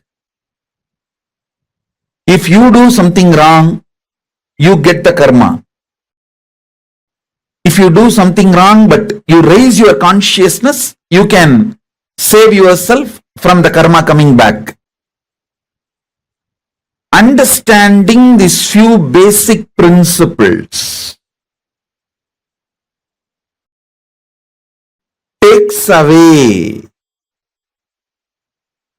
tiredness, boredom, decision fatigue from your head. Listen, decision fatigue is nothing but cherished revenge and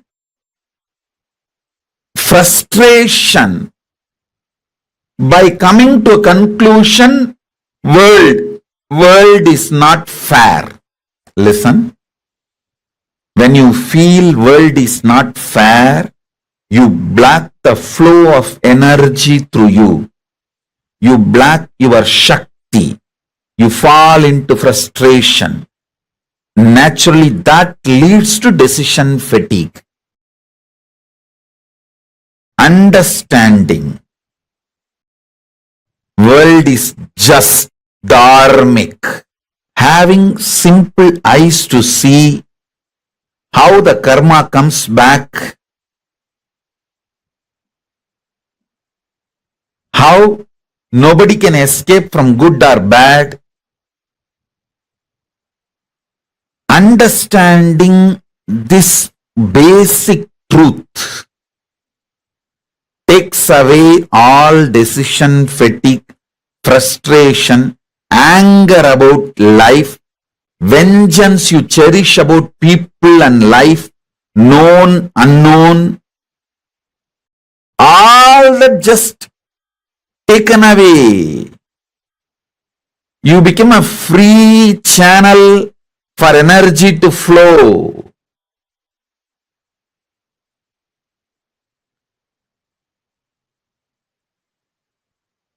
Listen.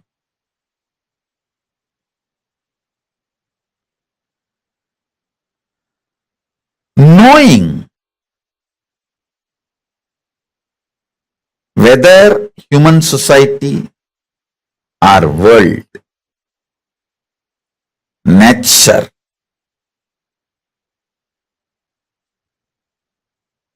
everything known and unknown flows as per dharma.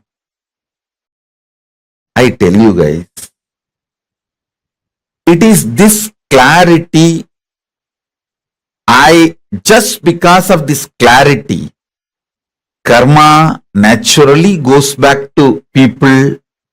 I don't initiate new karma. See, listen carefully.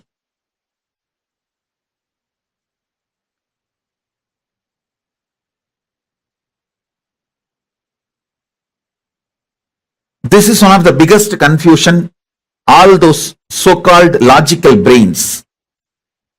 People try to tell, maybe, see, when I tell them, hey, don't kill the goat and eat, next janma, the goat will come as a human being and kill you and eat. They say, maybe Swamiji, last janma, the goat killed me and ate. That is why now I am killing the goat and eating. Stop initiating new karma. Then your Kundalini will be awakened. You will have the Shakti to see the flow of whole life. Stop this idiotic justification for initiating new karma. Listen carefully.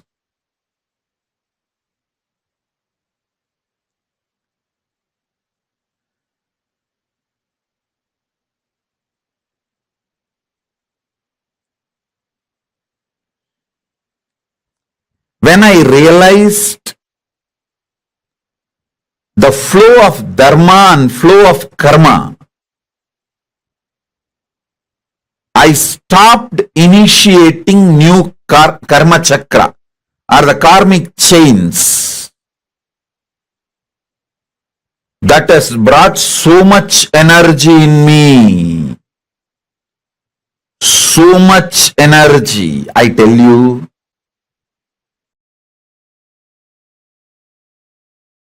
Every time I start having larger visualization, larger plans, larger work. Every time when people try to hit me, persecute me, I flare up and become larger than their imagination.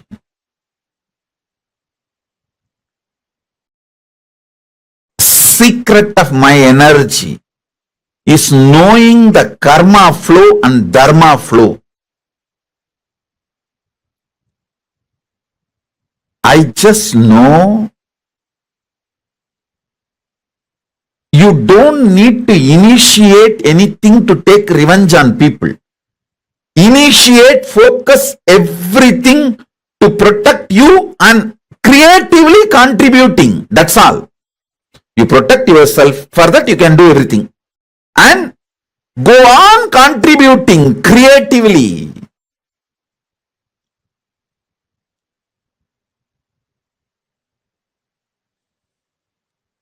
Even when I give a simple hug,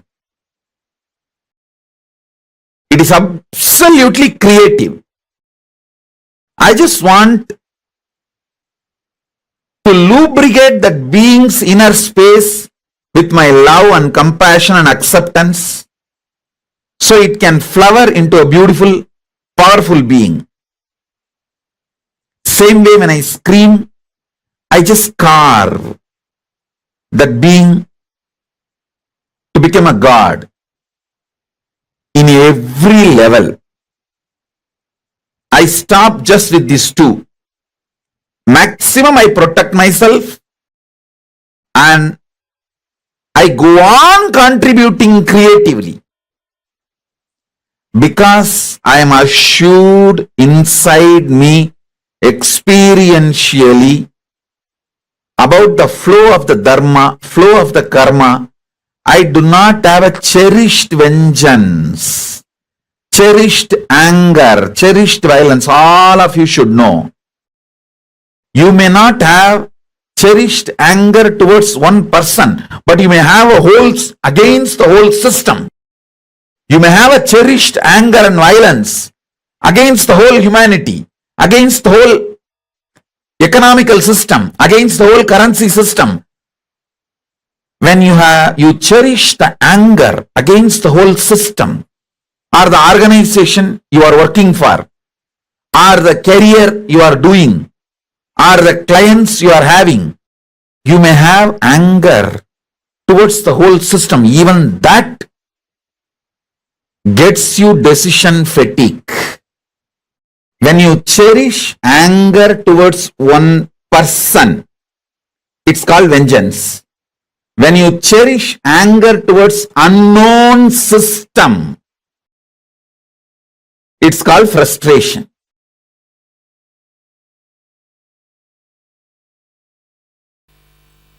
The thought pattern which you don't enjoy, which you already feel it is outdated, and which is constantly suffocating you, shrinking you, is sanjita karma. And the thought pattern in which you feel you are stuck, but you are able to cause few things as your reality in your life, that is akamya karma. But because you want to cause one or two things in your life as reality, the thought pattern you accept brings untold unimagined, unexpected bondages, side effects, after effects in your life. That is called agamya. Listen. Husband is a person who stands by you during all the troubles, tortures, sufferings, pains, which will not be there in your life if he is not there. That is the definition of agamya karma. You try to cause your reality in one dimension of your life, and you accept certain thought current, thought pattern into your lifestyle, which causes multiple other suffocations and bondages. Unimagined, unexpected, untold, unbriefed.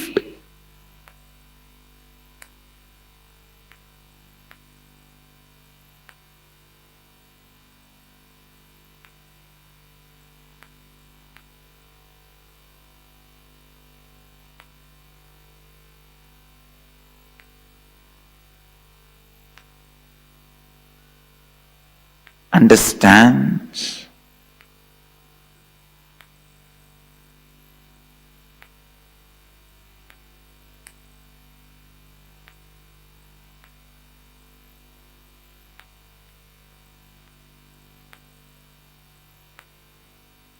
Just because you want to own a home, sometimes you get stuck in the home for next 40 years paying your bank home loan.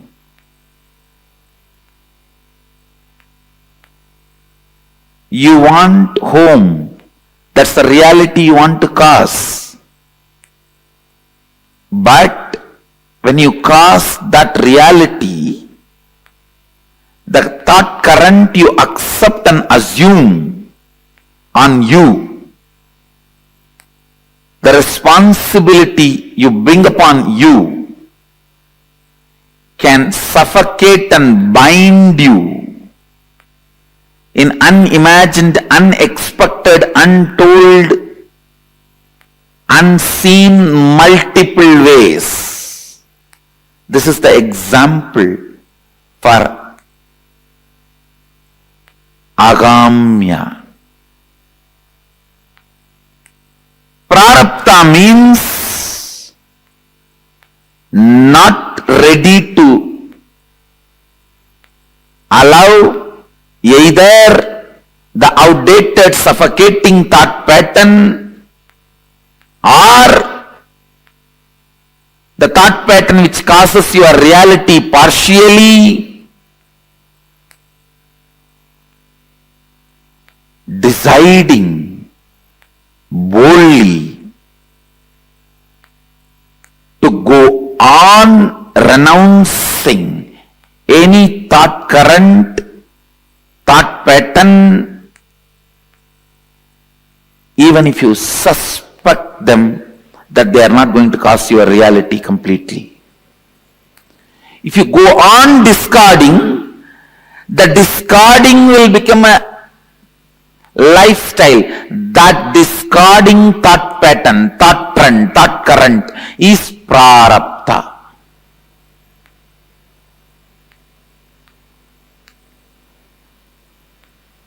Means only exhausting. No more accumulation. Waking up to the reality. Any thought current, any thought trend cannot cause all my realities as reality. Coming to that understanding and waking up to that reality is enlightenment.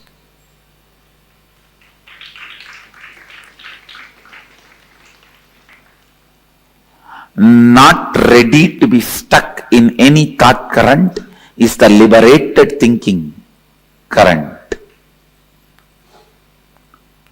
Not ready to revere, honor any thought current is liberated thinking current. Not ready to honor, revere any thought current is completion.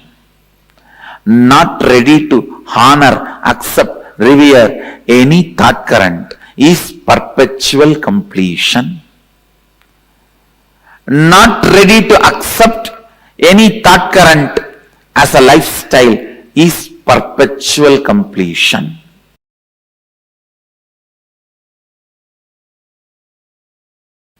First statement, karma means that the effect of our actions will come back to us in the future.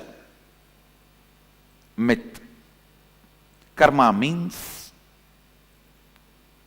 the effect of your thought currents will come back to you in the future till you complete. That's the reality. Karma means that the effect of our actions will come back to us in the future is a myth. There is no CCTV recording going on in the cosmos where your actions will be bringing suffering to you in the future. No. But your thought currents will be bringing the results in the future. There is audio recording going on in the cosmos, not video recording.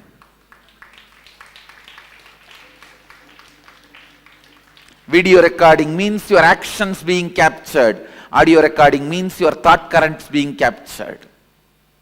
Cosmos has only audio recording, no video recording. Understand, cosmos has no CCTV camera. It's only video muted camera, audio recording.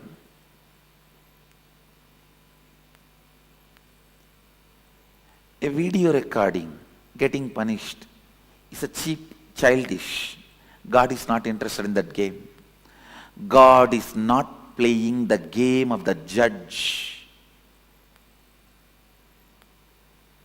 And there is no such thing as you will be judged, weighed based on your actions. That is childish, too childish, immature. If God is supposed to do the job, you don't need God. You have enough men who can just analyze the CCTV footage of your life and pass the judgment, whatever is required.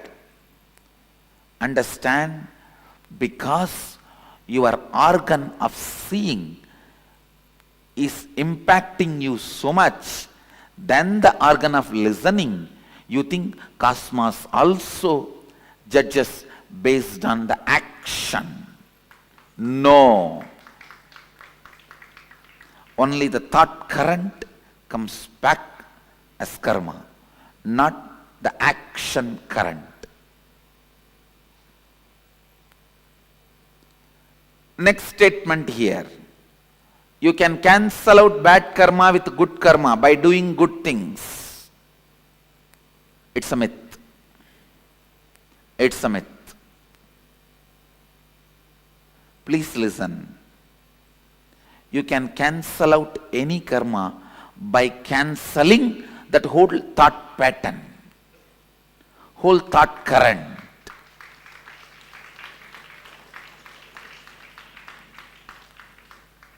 If you are not able to give up even one small parts of your thought current and cause even parts of your reality that is called bad karma, if you are able to break and give up on parts of your thought current and make parts of your reality into reality, that can be called as good karma. If you are able to break the whole thought current and go beyond that thought trend, it is called completion. So, good karma does not cancel out bad karma. Cancelling out happens only when you break from the whole thought current. The next statement, same action by different people will have different karmic effect. Yes, it's reality. Because the action is not responsible for the karma, it is the thought current behind the action is responsible for karma. Understand cosmos as continuous audio recording but not video recording. This statement, this truth will clear tons of your questions about karma.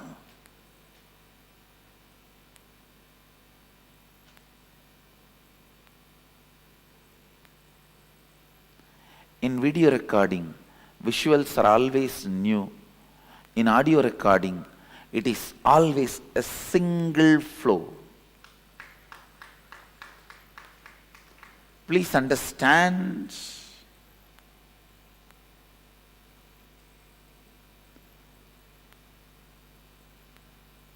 If your mind is audio recorded, don't ever think it will be a long hours together material. No, it will not be more than 5 statements, 24 hours.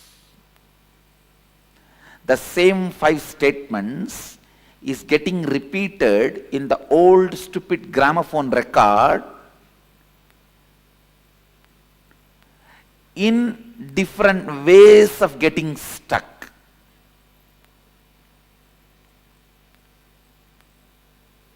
Just this one statement, I ate and like kaka biryani. I ate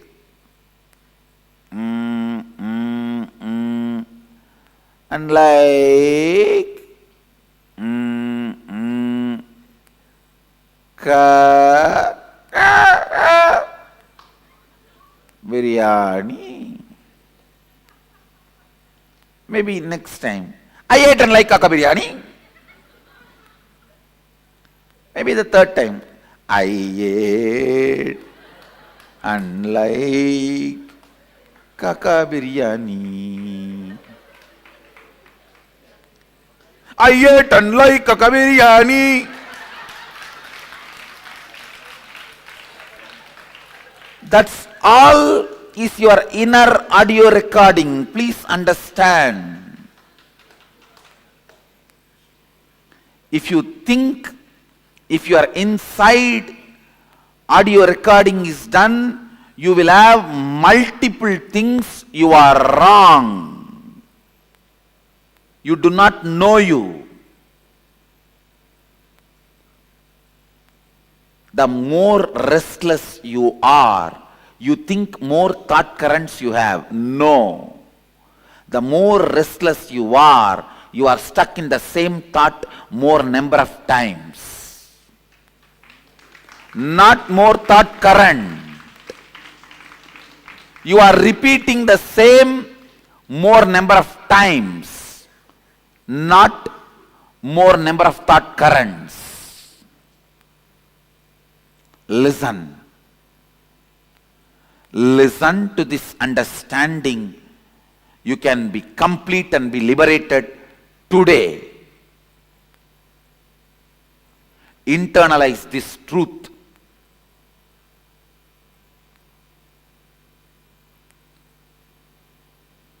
It is fresh out of the box definition of karma directly from Sadashiva.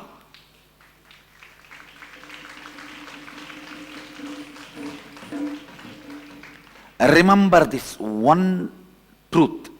Your life has no video recording, it only has audio recording. Your actions do not count, your thought current counts.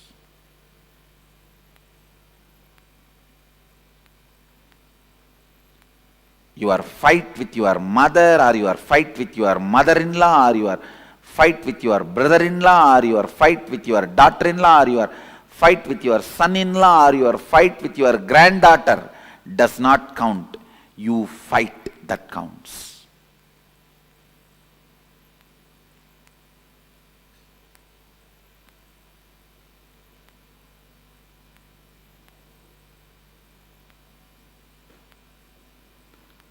Same action by different people will have different karmic effect. The statement is true. Next statement. Karma cannot be changed.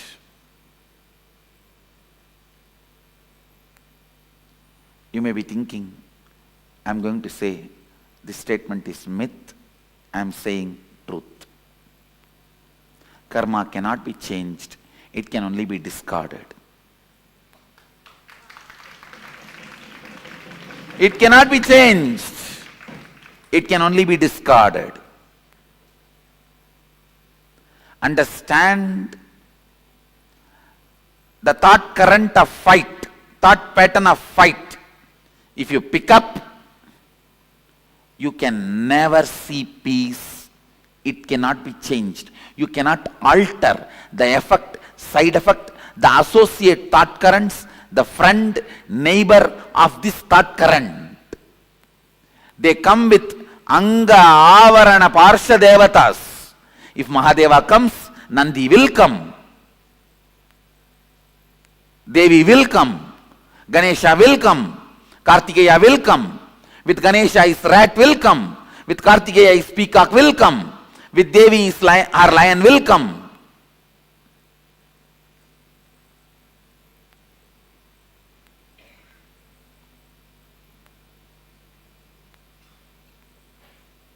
You can't change it. When you bring the thought current of fight, all the things associated will come, you can't change it. Effect, side effect, after effect, everything will come, you can't change it. You will attract the same type of people who are holding the same thought current in your life again and again and again. It cannot be changed. Karma cannot be changed. It can only be discarded.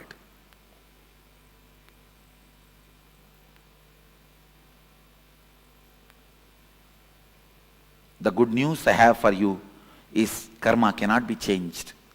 The great news I have for you is karma can be discarded.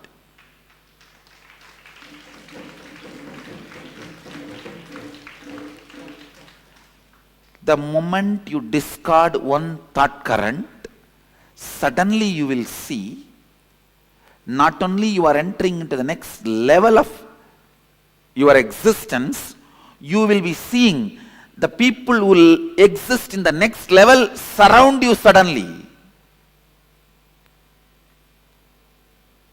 It is literally like Indian movies, how the moment you fall in love, the scene changes. The dry land around you becomes a green grass bed, and the electric pole around which you are standing and talking in your stupid cell phone becomes a great Devadaru tree, and the dog which is pissing around that electric pole becomes a cute pet Pomeranian, and you just run around the tree.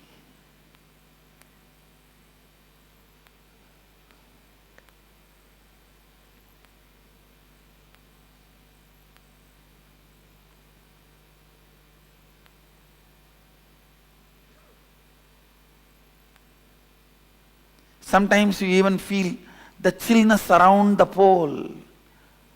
Ice around the pole till police comes and picks you up.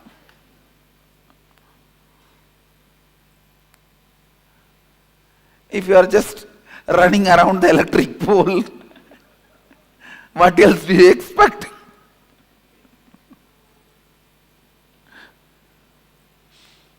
Just like how in Indian movies, the moment you fall in love, your whole inside, outside changes. I tell you, exactly the same way.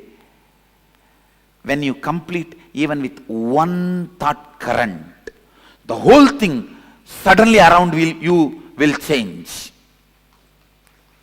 It has to change, only then you are completed.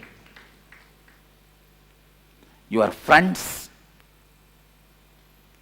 in reality and your friends list in Facebook.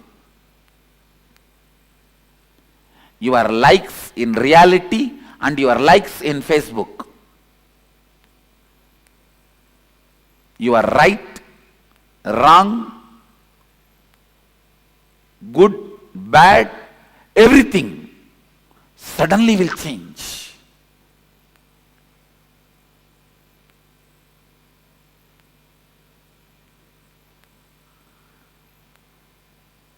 You will have such big breathing space.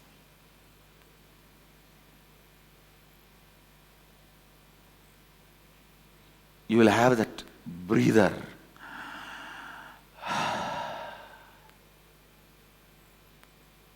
Suddenly the feeling suffocated, collapses, crashes.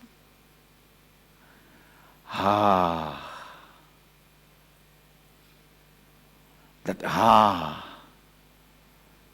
becomes the music of your whole being. Whenever the becomes the music of your whole being, you are tasting completion.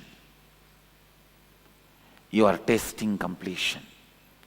You are tasting completion.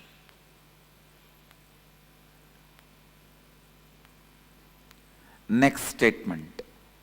I will not accumulate karma if I do nothing. Do I accumulate karma through action or do I burn karma through action?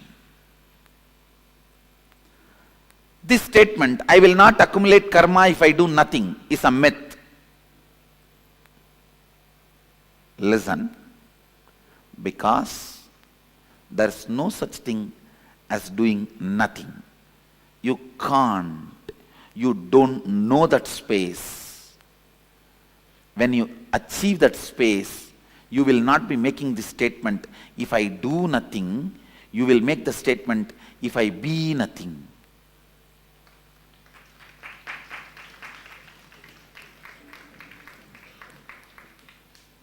You can never be doing nothing if you are being something. Only if you are being nothing, you can be doing nothing.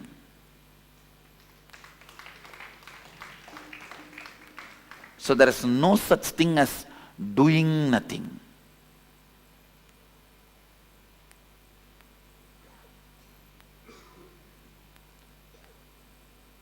So the statement, I may not want to even say it is myth or reality, I will say it is wrong. The statement is wrong. If you make the statement, I will not accumulate karma if I be nothing, it is reality. If you make the statement, I will not accumulate karma if I do nothing, is mistake statement.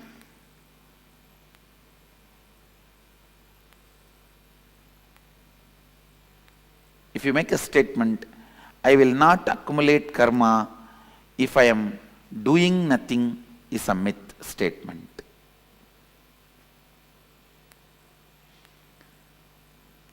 Next line, do I accumulate karma through action or do I burn karma through action? Understand? If your context is moving towards completion, you burn karma through action. if your context is not towards completion, you accumulate karma through action.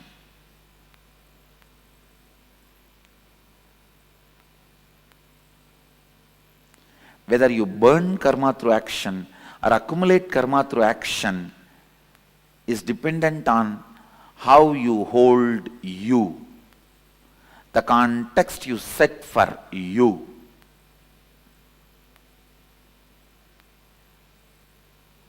Basically, if you believe cosmos has CCTV camera recording going on,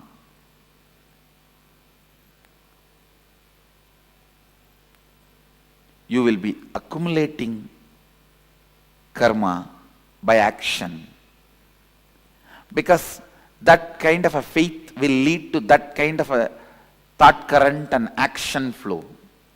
But if you understand it has no CCTV footage recording going on, it has only internal chip recording the audio,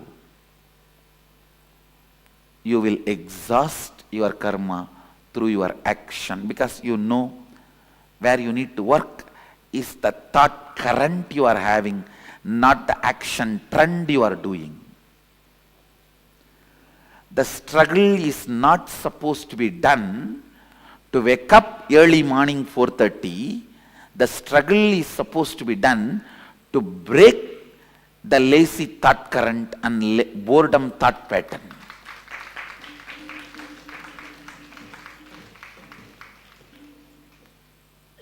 Unfortunately, when you believe the CCTV footage, all your struggle is aimed at waking up at morning 4 o'clock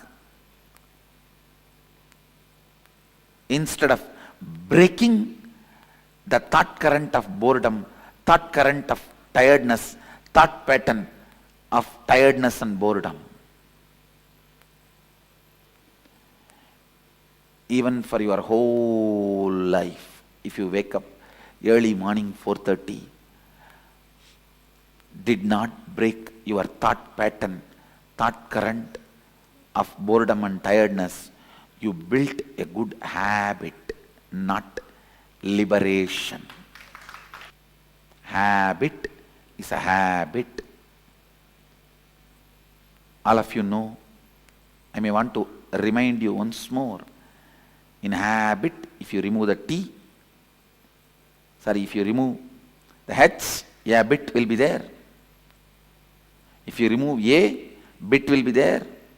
If you remove B, it will be there. Only when you remove the I, the thought current, it will die.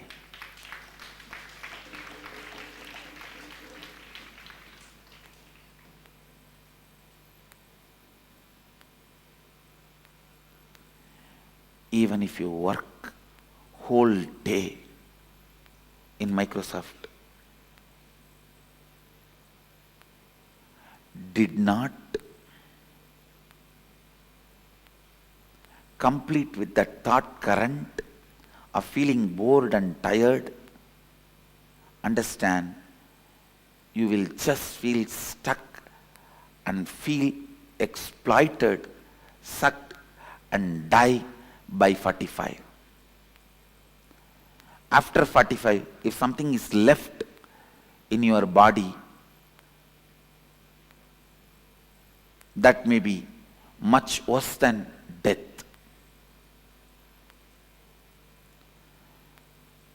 If you break the boredom and thought current and bring activism, you have experienced activism and go on working, you may be working till the last moment of this body's existence and still will not be tired, retired, bored.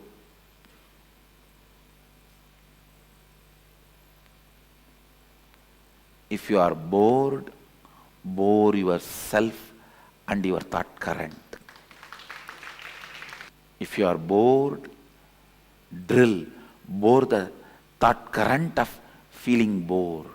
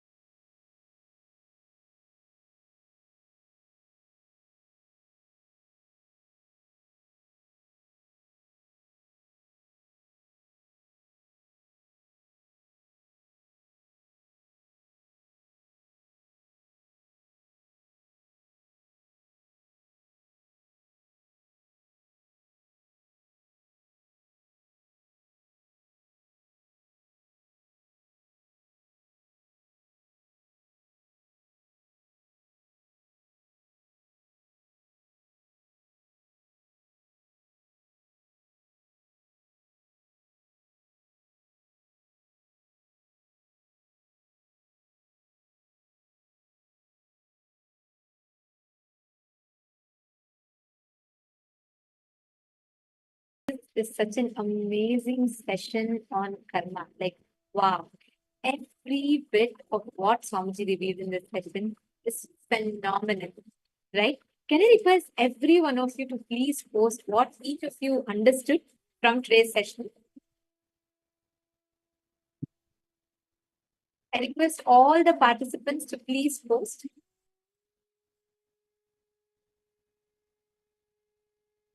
And all those that are watching us on YouTube, all the viewers that are watching us on YouTube live right now, please go ahead and each of you also post your clicks, what you understood from the session. Bharati, Ma, Shiva Shakti, and we have Jason Su. Jason, you have posted, you're not able to get in. It should be enabled, we'll check and attend to it. Please do try logging in again, and it should be enabled for you to log in now. I apologize for that technical difficulty you're facing. Please do join now, it should work for you.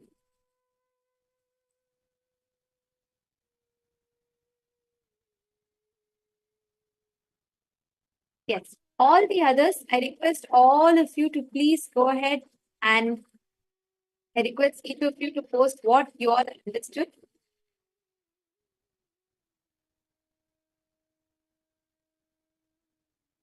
This session, especially what Swamiji has revealed in this session, this is a very beautiful and a very important aspect, especially about karma. What Swamiji has revealed about karma. Understand, the very word karma. Who can post? Who understood what karma is? Can I request each of you to post?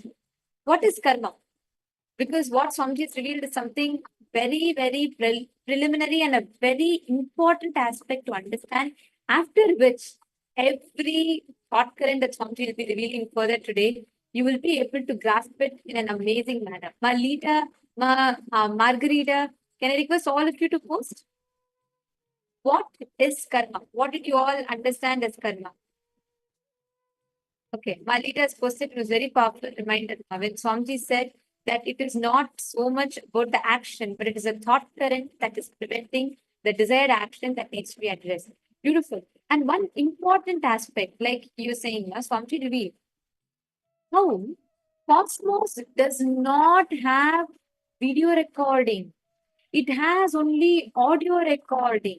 It records the thought currents that you have. Every one of you that are here, please understand the thought current that you have, that is what matters most.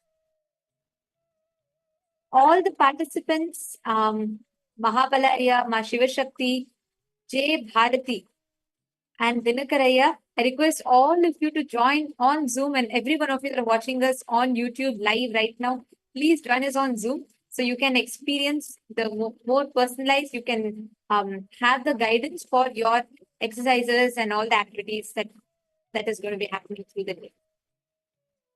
Thought current that you vibrate with is karma. It is not the actions. For example, a very interesting fact. If you go to a man who is very rich, you steal $1 million from him, and that man does not get affected. He says, all right, that's fine. I don't have time. If I wait for this $1 million, then I lose another $2 million. So I don't want to spend time on this. And he carries on. He does not get affected. You do not get the karma from it. But listen carefully. If you go to a man who is poor, who is himself a miser, and you take ₹1 from him, just $1 from him, accidentally, or you steal $1 from him, and that fellow rolls on the ground and he cries as if all of his wealth has been looted away. Understand? You get the karma for it.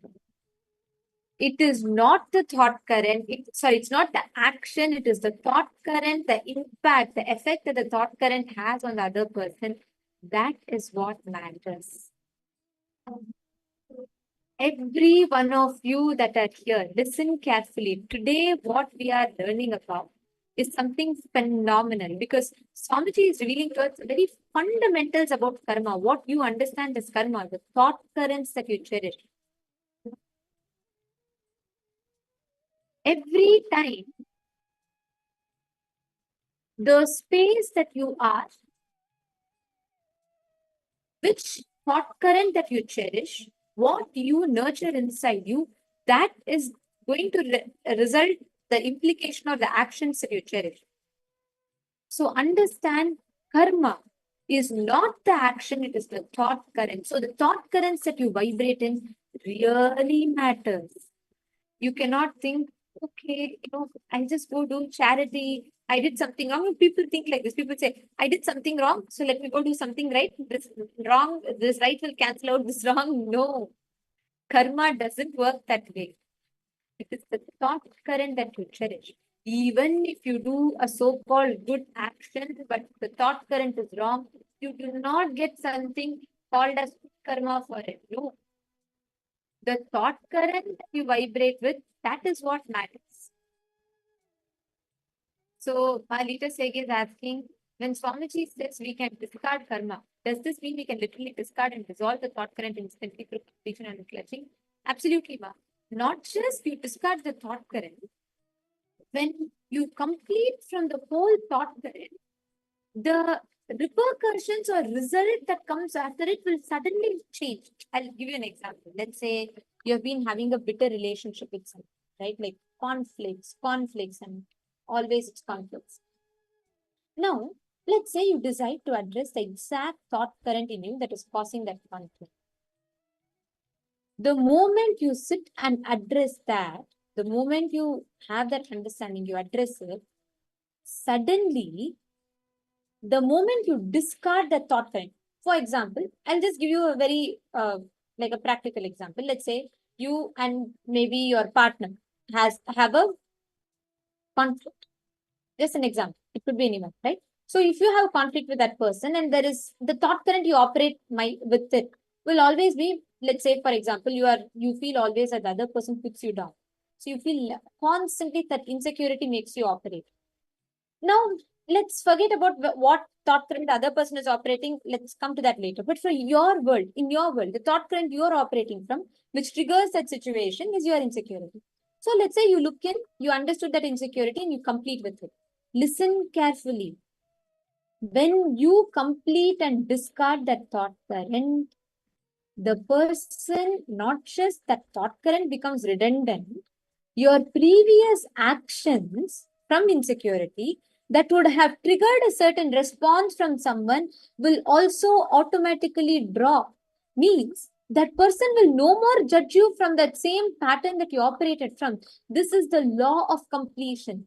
Karma, when we say you're having a karmic breakthrough, wherever you are shifting the thought currents that you're operating from, you will have a karmic breakthrough in all those areas. This is the law of life. Karma is not just the actions. It is not, oh, you did something wrong and you did something right. Does that right cancel out the wrong? Absolutely not. It does not. But see, amazing stories in Hinduism. People, saints like Arunagiri Nadar. We have Valmiki who wrote Ramayana. We all worship Maharishi Valmiki. He is the one who composed the chandas of shloka in Hinduism. He's celebrated. But do you all know what Valmiki's history was? He was a thief. He used to go on the, he was a bandit. He used to stand on the way and anyone passes by, he will collect, he will steal things from them. But because the moment Narada points out the thought current that Valmiki is acting out from, and when Narada initiates Valmiki, the whole life changes. Nobody judges Valmiki as a thief. People all revere, celebrate him. Because the moment he discarded that old thought current, it's a very beautiful story. Valmiki he's known as Ratnakar, and Ratnakar goes on stealing and he's standing in one of the most important highways and he goes on, anyone comes, he'll go jump on them and steal monies and every precious thing from them. And he has a wife and 2 children and his old parents. So he does his best because he's in poverty and he does his best to take care of all of them, right? So one day Narada happens to pass by that route. Narada is a great Narada Maharishi, is one of the Sapta Rishis, a great devotee of Bhagavan Vishnu. So, as Narada is passing by and Valmiki jumps in front of him and says, stop where you are. Give me all the things that you own, everything precious. Narada looks at him and he says, I do not have anything. Take whatever you want. Take it from me. For the first time, Ratnakar feels someone is looking into his eyes. They are not triggered by the fear. Nothing is touching and he's confused. Because he's only seen all Ratnakar is known in his life is people shake and fear and fall at his sight. And here he's seeing someone absolutely untouched. And Narada is standing still. The Ratnakar tries to scare him. He says, don't move. Stand still. He says, I am still. Are you still? He is shaken. He does not understand what he is asking. Then Narada asks, see, I have only one thing that is precious to me and I'll give that to you. But before I give that to you, I want you to answer me one question. Then Ratnakar says, what is it that you want me to answer? Then Narada says, why are you stealing? Do you think the stealing is going to help you? Then Ratnakar says, of course, what do you know? I do this all for my family. I love them more than my life. I know if it means my life, they'll all give their life for me and I love them and I do it for them. Narada says, are you sure they give their life for you? Valmiki says, yes. And Narada says, can you ask them and come? Then Ratnakar says, I know you're trying to cheat me. You want me to go. You think I'm a fool. Once I go and you'll run away. Narada says, no, trust me. I have given you my word. I will stand here rooted. I will not move. I want you to just ask and come. Something in Ratnakar made him feel like he could trust Narada's words. So he says, all right, stay put. Stay here. I will come. I'm going to go check with them. And Narada says, ask them, if you leave the body, if you have to leave your body today, will one of them give their life for you in exchange for your life? Then Valmiki is so confident. He says, what one? Everyone will give. After all, I'm taking such a risk for them. He goes home. He first goes to his wife, whom he dearly loves, and he knows she also loves him sincerely. And he goes to his wife and says, dear, I've done so much for us, our family. Then she says, yes, I know that. You don't even have to tell. Then he says, today if I have to go, and if I have to leave my body, and in exchange for my life, will you give your life just so that I can live? The wife is taken aback by such a question. She says, what are you even asking? And if I give my life, who will take care of our children? I'm sorry, but I don't think I can. Valmiki is shocked. He didn't expect that at all, especially from someone whom he thought loves him so much. But still he has hope. He goes to his children. He says to his children that, if I leave my body, will you give your life?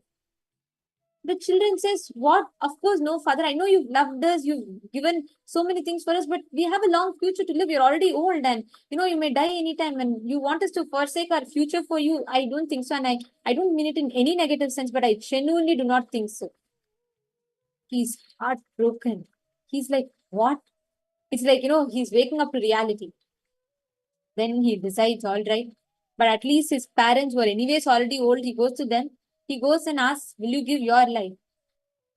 His parents says, no, we already are old. Anytime we may leave the body. So even the few days we are living, we would like to live. And if we give our life, and it will be an incomplete life for us. He is dejected, he is broken, and he is all what he has defined in himself as life has just shattered in front of him. That time he goes back to Narada in tears and he says, this is what happened. Then Narada very beautifully tells, the thought current, the attachment that you're cherishing is delusion. Drop it. I will give you the most precious thing in life. By that moment, Ratnakar has understood.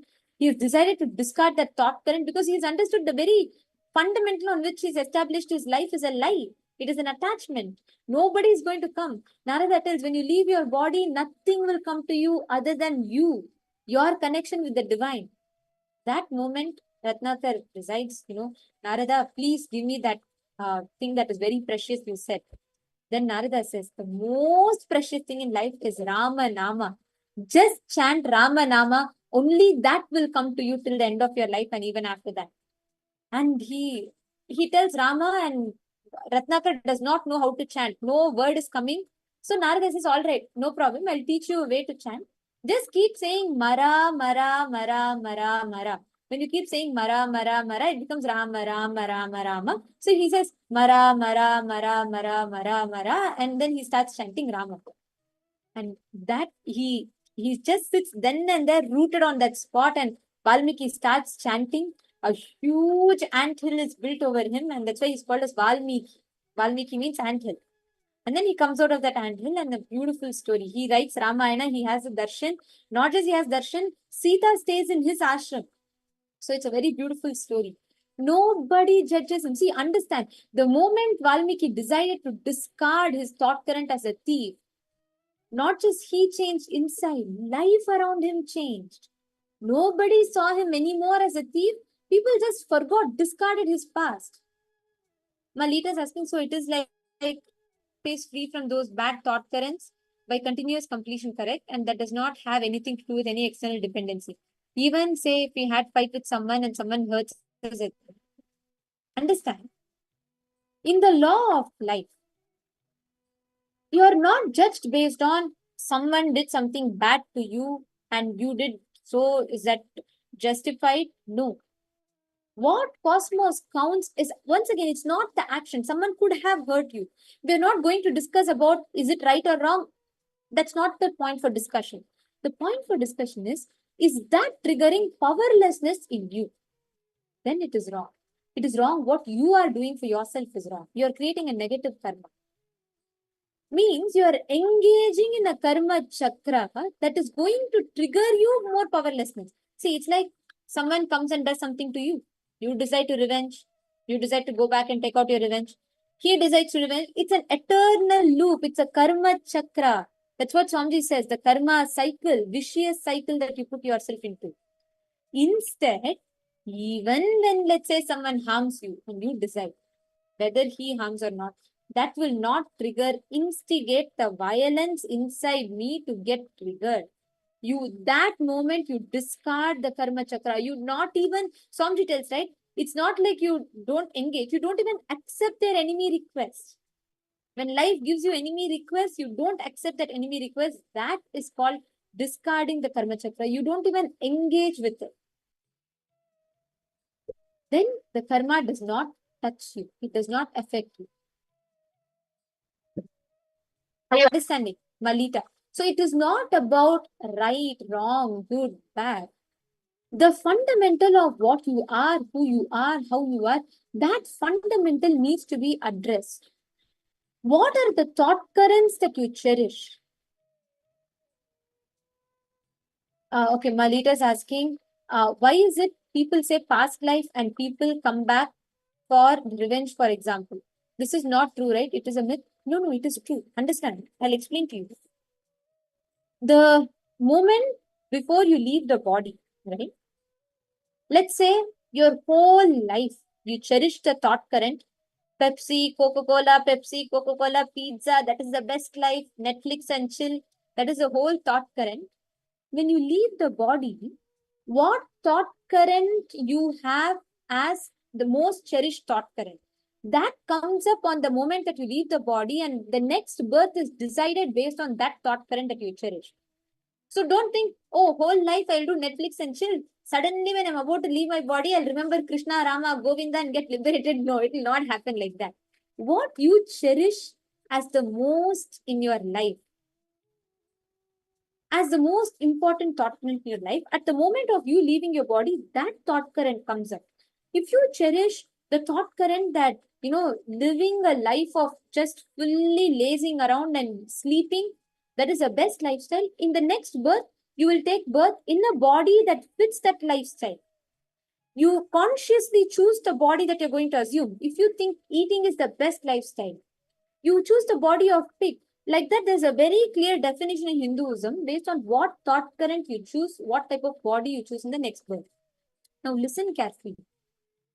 If you want to have a strong thought current of revenge in this birth, at the time of you leaving the body, you will cherish that same thought current. That karma continues. The thought current continues. You may discard your body, but the thought current continues in your next birth. We have tons of stories where people come back and take birth just to take revenge. It is not myth, it is true. People do come back for revenge. People do take birth. But let's say luckily, something happens in you and you discard that thought current, automatically the whole space, the thought current becomes redundant. Then that whole thing. That's why sometimes when people offer Maheshwara Puja, when that being experiences completion, when your past life karmas are removed, Swamiji will tell, right? Prenatal patterns, which you don't know why. Some patterns in you are like instinctive. You don't even know why it is that. Like some fear. You would have never gone to ocean, but you'll have strong fear about drowning in ocean. Or you would have never ever done any flying related activities in your life, but you have a strong fear as if you're going to die by, flying, dropping from some sky, like from somewhere, an accident happening. These are all result of the past thought currents and karmas. Which is what, when Swamiji liberates you from the past karmas, those incompletions gets cleared in you. And that karma, suddenly in this birth, you'll feel so light. You'll feel like something is removed from you. That is what Swamiji does during the past life regression sessions, or in today's session, you're going to have that initiation as well. So this is how it is determined. So it is not necessarily determined based on the actions, but it is 100% karma gets carried. Your past life influences your next life. It is all true. It is not a myth.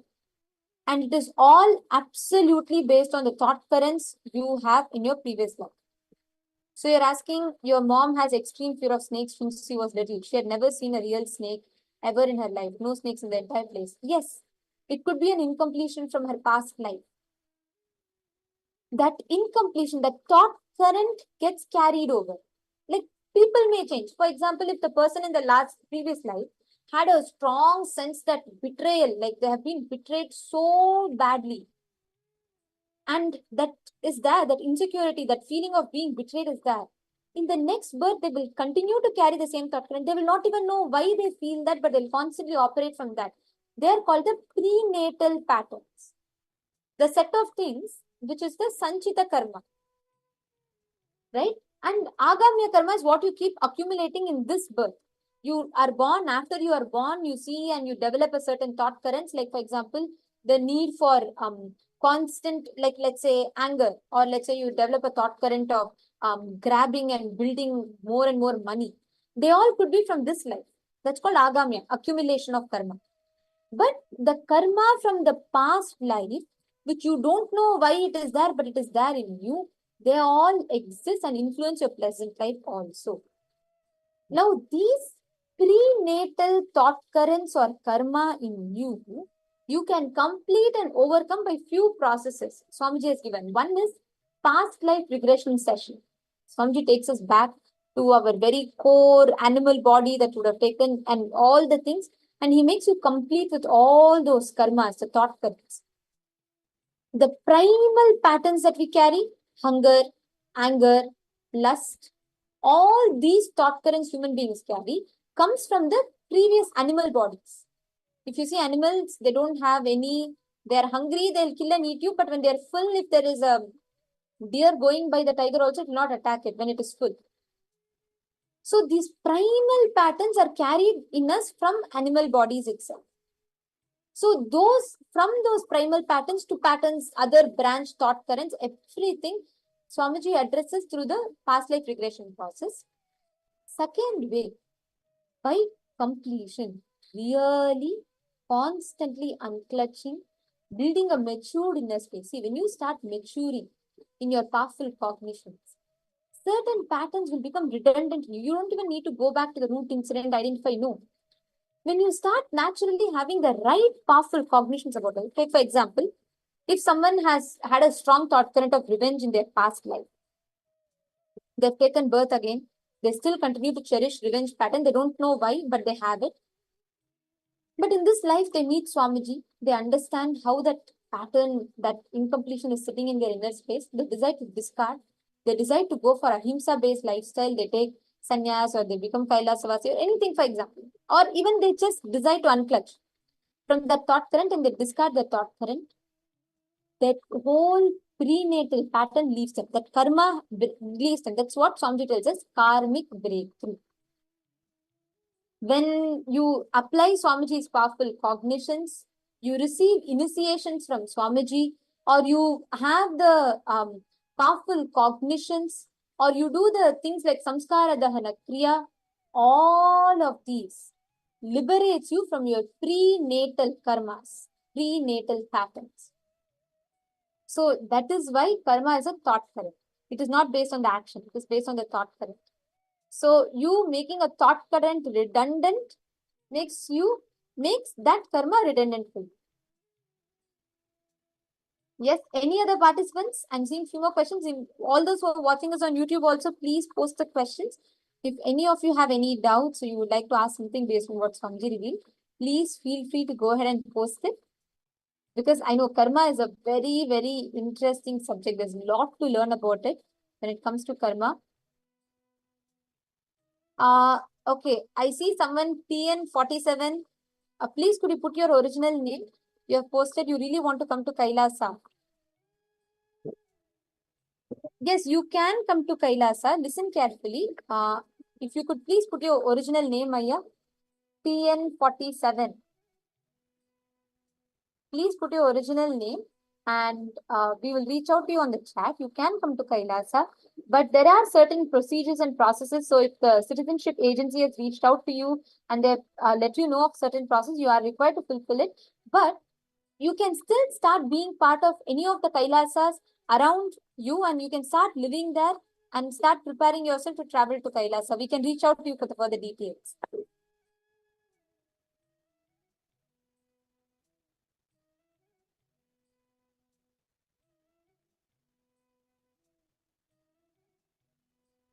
Okay.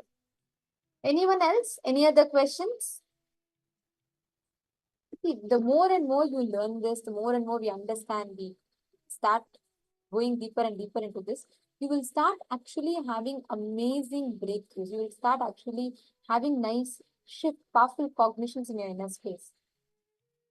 So just address the thought currents that you carry. You can have breakthroughs in your karmas. You can have amazing karmic breakthroughs. And today in the darshan, there might be some parts, some patterns in you which you don't know, which is suffocating you. And you don't know how to break free from it. Today during the darshan, Swamiji will heal you. Completely all those karmas will heal. But all of you understand, just one thing, stop initiating new karma. That's all. Forget about till now whatever might have been. But stop initiating new karma means when you know constantly you've operated from the pattern of anger or constantly you've operated from the pattern of insecurity, fear, greed,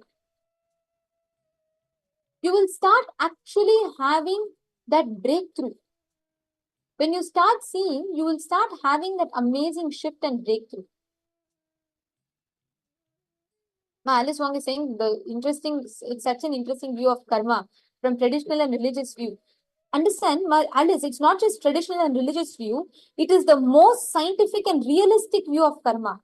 Karma, see, society uses the institution of religion to manipulate people's fear and greed. That is why the concept of you have done sin, please pay money for that. No. Hinduism is not a religion. That is why your fear and greed is not manipulated. Otherwise, they say, oh, you have done this karma and it is a bad karma. It's going to come back to you. You have to pay God this much money. No, God is not any broker for settling your karmic issues and deals. No. Your actions, your money, and that's why people say, oh, you have done bad karma. Go and donate money. It will become good karma. No. Swamiji will tell, when people come to Swamiji and say, Swamiji, I'm going to give, this much money and I hope you'll give place in heaven. Swamiji will say, firstly, there is no such thing called heaven or hell. And second, even if it is there, he is not its gatekeeper. He will not guarantee give me money and allow you inside heaven. That does not exist. It is not based on your actions. It is based on the thought currents. It is the most scientific, most authentic understanding directly from the source of the cosmos. Swamiji has revealed this truth to us exactly as it is. So it is not a religious view. I'll not call it a religious view because society institutionalizes religion to play with people's fear and greed using the concepts such as karma, sins, and whatnot. So it is not any religious view, what Swamiji is saying. It is the most authentic truth directly from Hinduism, from the source scriptures. Ma Alice is asking, positive thoughts, karma will bring us back to life, rebirth. Yes. See, Ma, any thought at the end of the time when you leave the body, you'll have 3 kshanas, 3 seconds. Seconds means not our human seconds. 3 seconds means gap between 3 thoughts. So within that 3 thoughts, you are given time to choose your next birth based on the thought current that you cherish. So whatever thought current you cherish, you are born with that. So if you cherish right powerful cognitions, that will influence you in your next birth. That's right. All right. Ma is asking, is cause and effect one of the universal law? Cause and effect exists. The cause, like for example, you create an action, that action goes, it has an effect, is true. Now, let's say you create an action, but by the time that action comes to you, you discard that and you are liberated from that. That action does not have impact. For example, you would have had an incompletion. You would have been anything, right? You would have, let's say you would have had a bitter fight with someone and, the whole thing is messed up and suddenly you have a realization, you discard that thought current. You walk out of that karma chakra, means you decide not to anymore trigger that thought current. Then the moment you shift that, you will have that whole karma will not come back to you. You will not be touched.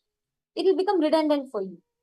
You're asking, so no thought at the end of the life is what we need to be. Absolutely, yes. If you're unclutched. See, it is not, you cannot have it like, oh, at the end of the life, let me plan to think, let me remember to think about Swamiji, let me remember to think about God. So I'm, somehow liberated. It doesn't work like that.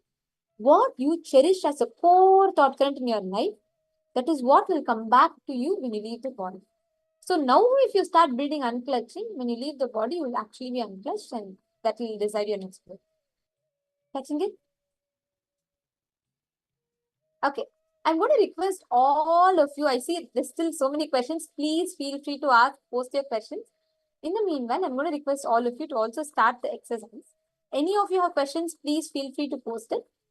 Now, we're going to be addressing a very beautiful exercise Swamiji has given. I'm going to request all of you to write down the thought currents where you are stuck in life. All the thought currents that you feel is suffocating you. Please pen that down.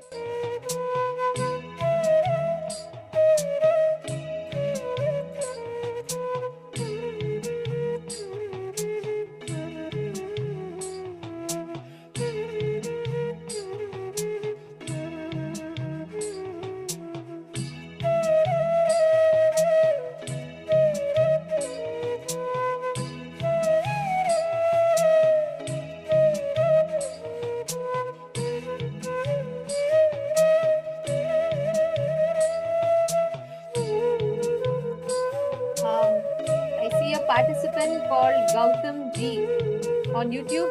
Nithyanandam, Gautam G Aya. I see your comment. Yes, you can have Swamiji's darshan every day at 7 p.m. Eastern Standard Time. Gautam G Aya. You can have Swamiji's darshan and you can directly ask your boons and prayers to Swamiji at 7 p.m. Why don't you join the Paramashivoham program? Today we're all learning about karma. We're going to be understanding in detail about what is karma and how to have a karmic breakthrough. So you'll definitely enjoy the session. Why don't you take out time? Head to paramashivoham.org. Paramashivoham.org. You will receive the link in the chat. Please attend, join us for Paramashivoham program, and you can experience you can understand what is karma, the karmic effects, and have a breakthrough. So do let us know. Please head to the link and join so you can enjoy the session as you prepare for the session. I request all the others to please continue writing.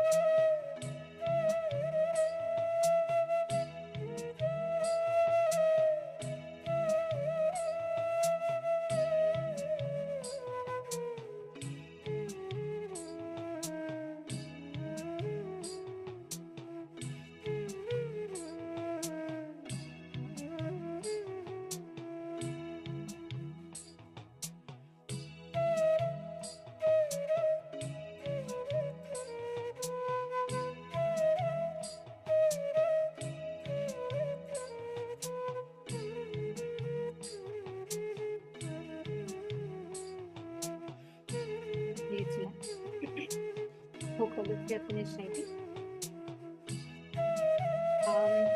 I see participant called AG in YouTube, and you have asked you want to come to Kailasa. It is possible. You can definitely apply here. Under your comment, you will receive a link as a response, and please do use that link, and you can apply for your citizenship, and you can initiate a citizenship process.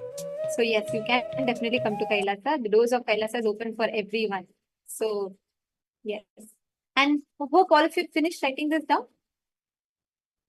Now, in the next step of this exercise, in all the places wherever you've identified as the areas where you are stuck. Okay, Ma Alice is asking few questions. Ma Alice, are you there? Ma Alice Wong. Nithyanandam, Alexander Choran, Ma Jailakshmi, can I request all of you to come on camera? Okay, so Ma Alice is asking. So the purpose of our life is to experience it and remain blissful and high frequency, regardless of whatever happens around. And by furthermore, changing or to train our thought current to be self-centered, inward observation, break from the default thought currents. Very beautiful question. Ma Alice, are you there? Ma Alice Wong? Your question is very beautiful, and I'll address something more fundamental. The whole purpose of human life is all about evolving from one thought current to another. There is nothing called right or wrong. For example, Swamiji beautifully tells, if you believe money is the purpose in your life, be absolutely integrated to it. It's not called wrong. Be absolutely integrated to it. It will lead you to evolve to the next thought current, next phase. Whole life is all about understanding that you are Paramashivoham. That's what Swamiji tells, right? You are not a human being seeking the divine experience. You are a divine being who is living the human experience. You need to understand that. So you're not, the whole purpose of the life, the whole thing is a play where you have fallen into delusion. You need to wake up from that delusion and realize you are Paramashivoham. It's all about that. So everything, every path leads you to the same destination in life, which is to realize you are Paramashivoham. That path can be long, that path can be short. It's up to which path you choose. But the goal, the destiny, the destination of every path is to make you experience you are Paramashivoham. Catching it? Ma Alice Wong. Ma Alice is asking another question. And if anyone else also has any questions related to karma, what we all listen to, please feel free to post it in the chat. Ma Alice is asking why some children are born with or having serious health, neurological, psychological issues at very early age, and or having same genetic health issues over several generations in the same family. Okay, actually, ma'am, I'll tell you two things. First thing, it does have the influence based on karma of the previous life, but it is not impossible to break it. It is not impossible to break that karma. Listen very carefully. I'm going to be answering two things. And the first question you've asked, the question has two parts. One is, why some children are born with or having serious health, neurological, psychological issues at very early age. I'm going to answer this with a very powerful, like a very beautiful incident that Swamiji had described. Once, a boy had come and to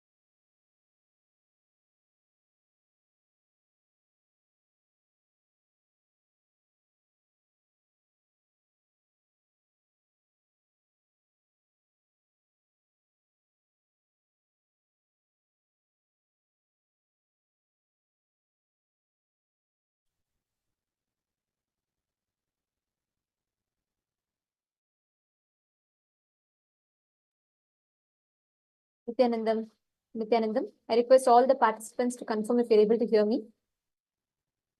I apologize for the technical glitch. Okay. Ma Alice.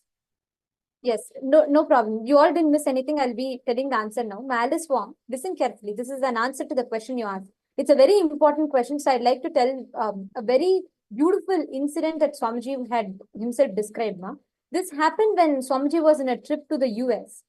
So I'm going to repeat for those of you that missed. Ma Alice had asked a question. This is in context of the session that's happening on karma currently, for those of you that are watching us on YouTube.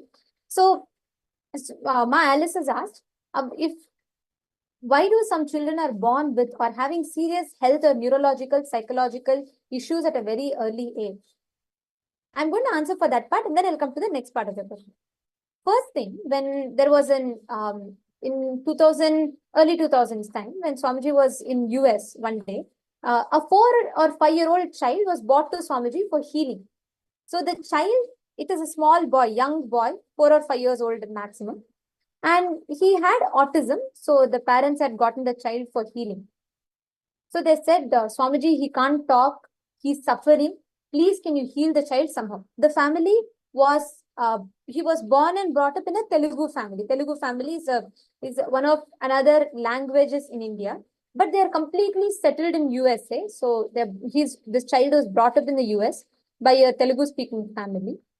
And they brought the child to Swamiji and said, Swamiji, please heal the child. He's suffering. He can't talk and he's very disturbed. So Swamiji put his hand on the head of the child. He started healing. The moment the energy started entering his system, he started speaking straight away in Tamil, not even in Telugu. Tamil is totally another different Indian language. This child, 4 or 5-year-old boy who could not speak, he started speaking in Telugu. The parents said, impossible, Swamiji. The whole family said, none of us know Tamil, neither are our relatives, nor none of us know Tamil, and he's very clearly speaking in Tamil. First of all, he can't even speak. He's speaking, and he's speaking in Tamil. And what he said was very shocking. That child, 4 or 5-year-old boy, he looked at Swamiji straight, and in a singular language, he said, remove your hands from my head.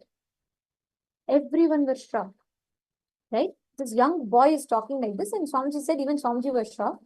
And first thing, because he was speaking, he was able to speak. And second, he was speaking in a very clear, fluent Tamil. So Swamiji thought maybe he's possessed with some spirit or some kind of a ghost. Because even then, usually spirits don't stand in front of an enlightened energy. So Swamiji said, even Swamiji was completely taken aback. And Swamiji asked the child, who is speaking? May I know? That guy said, that 4 or 5-year-old young child, he said, don't you understand? I am the owner of this body. Don't think I am the ghost or spirit. I am owner of this body. I am speaking. Remove your hand. First remove your hand, then we will talk. Swamiji said he was very strong, this young child, 4 or 5-year-old boy. And Swamiji said, why don't you understand that I'm healing you? Why do you want me to remove the hand? This boy said, I don't want to be healed. I want to live like this. Then Swamiji was shocked. He asked, why? Why have you made this decision? The boy said, I am too tired of living responsible routine life, taking birth, going to college, going to office. I'm tired of this responsible life. And there is nothing. So I decided one life I'll enjoy without any responsibilities. I want others to take care of me, people to attend to me. Understand? This happened really. The whole structure of how the society is worked towards, when a person, this kid had decided in his previous life, he does not want responsibility and consciously chose that in the next life. Understand? Oh, my Alice Wong is saying you watched this videos a few days ago. See, Swamiji is putting everything in the right place for you to get the answers at the right time. Listen carefully. All the diseases, every disease is a manifestation of a certain incompletion. No exemption, nothing. Every disease is a manifestation of a certain incompletion. Even things like autism in born children is a manifestation of a certain thought current, certain incompletion. But it's not about entirely blaming it on that past alone, because in this life, the child has chosen, as the parents with the child, you have two possibilities. Either you can, every relationship, Mama Alice, every relationship, the goal is the same. Listen carefully. Not necessary that because you have a certain quality, the child is choosing you. Listen, you have the possibility to remind that child to complete. If that child is given the right powerful cognitions and completion, it is possible to him. See, it is not that consciously the child is here also, because it's Swamiji is an incarnation.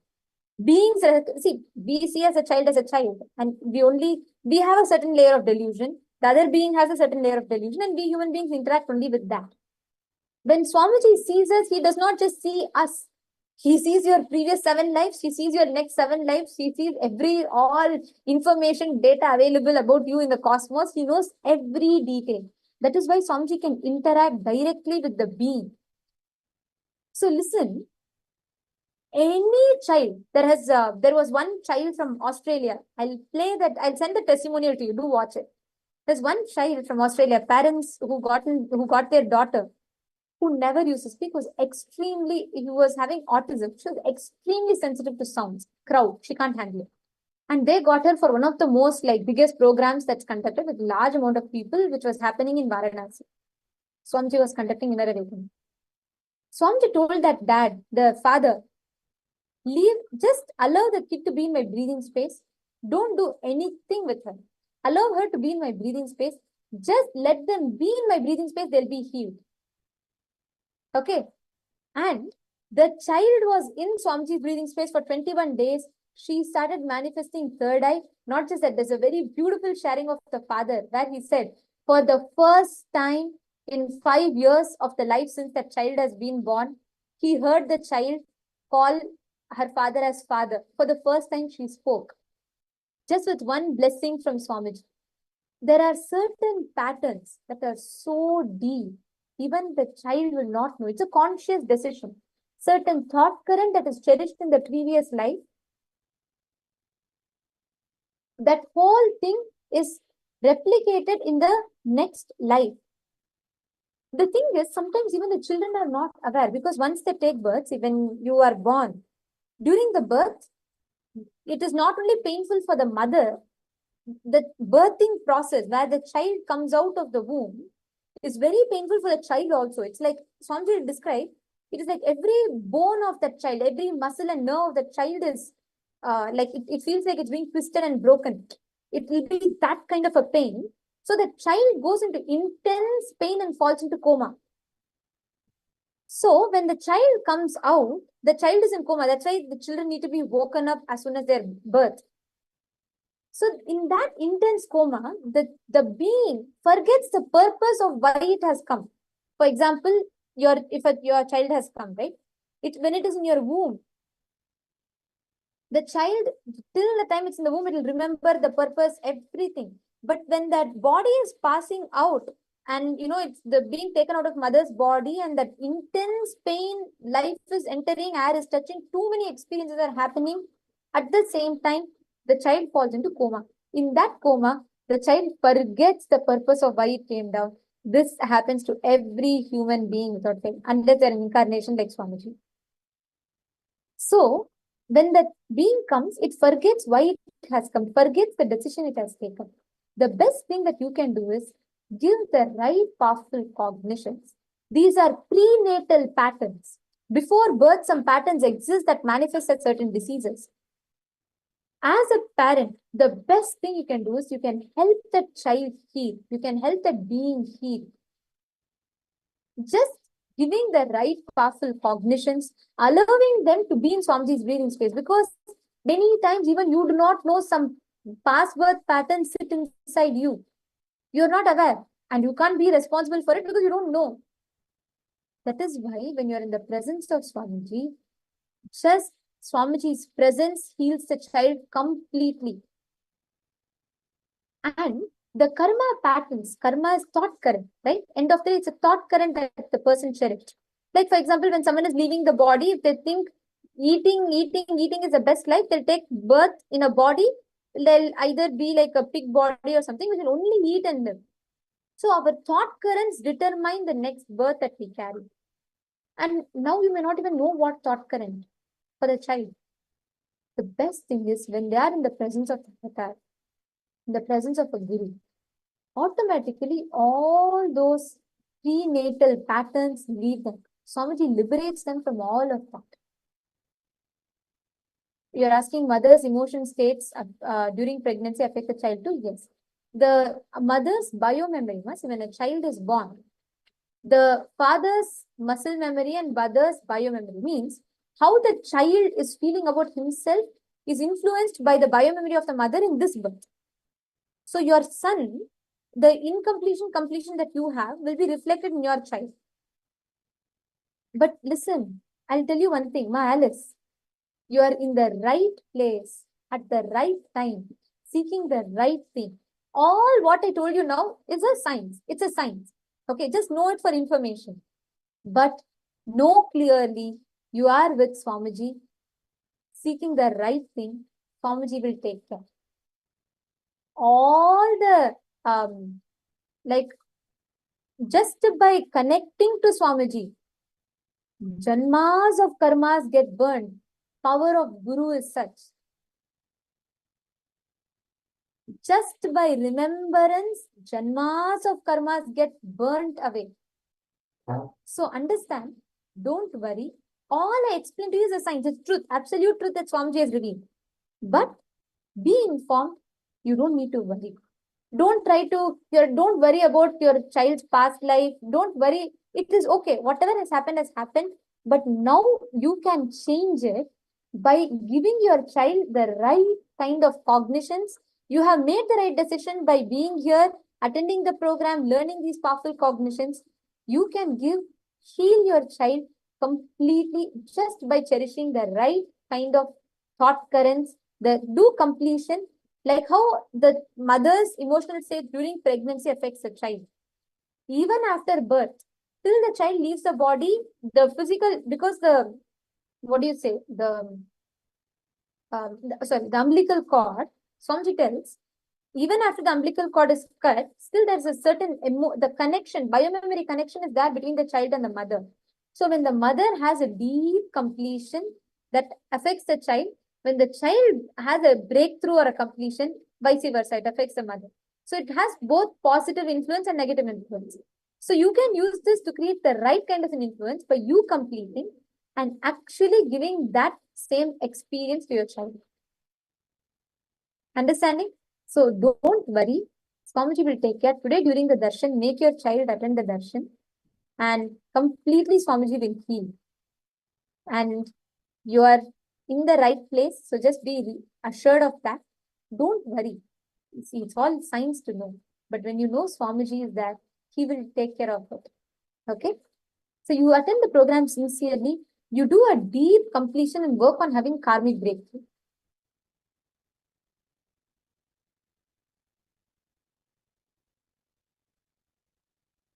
Harleen Gomez, it could be possible. Yes, you're saying you think your dad will incarnate in his life to overcome that because he died in diabetes. See, it's not like that much. It's not like what is the cause of that does not determine.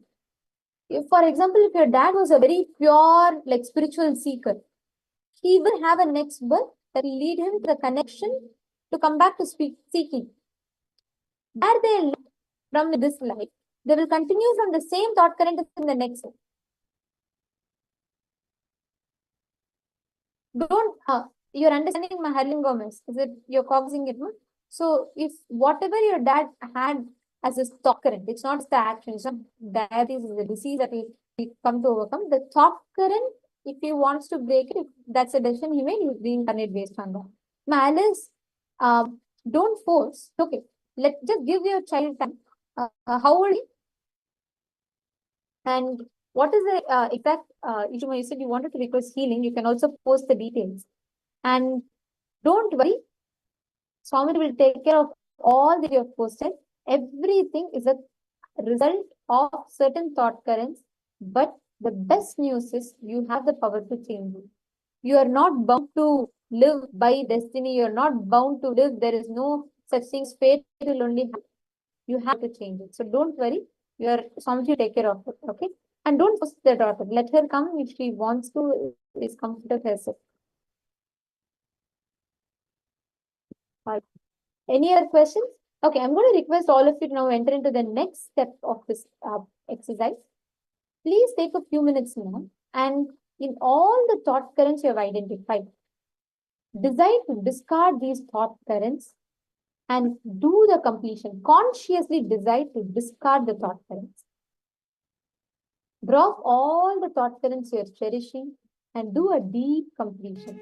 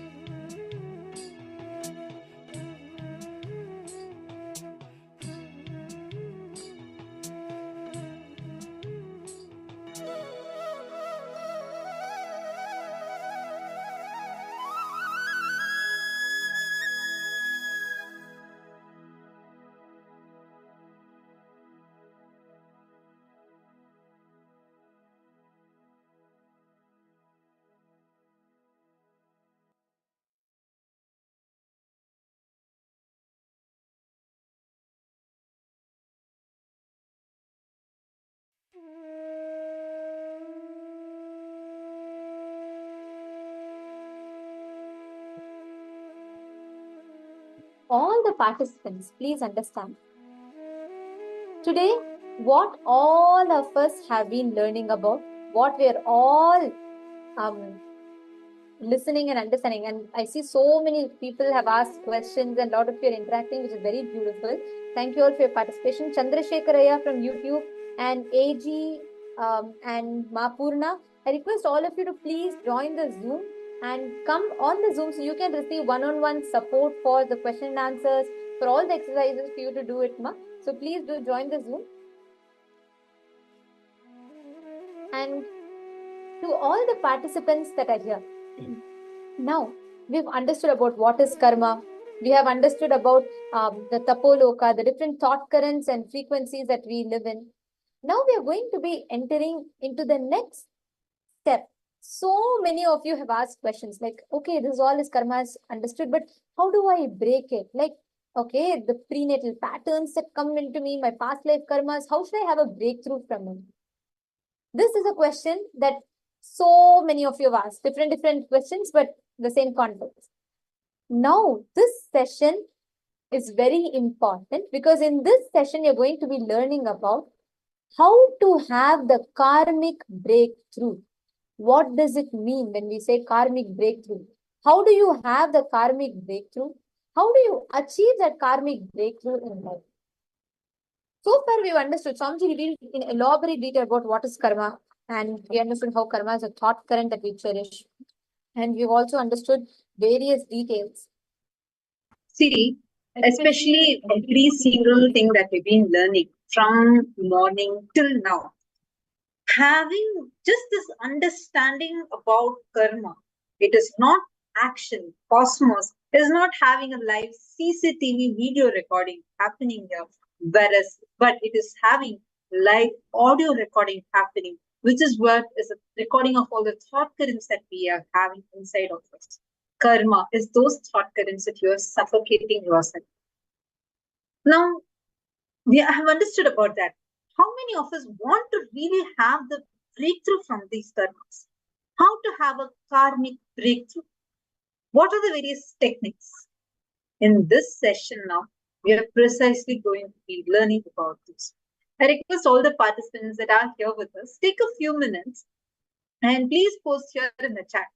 After writing and seeing that what kind of thought currents you've been suffocating yourself with, what all you have been, putting yourself down with.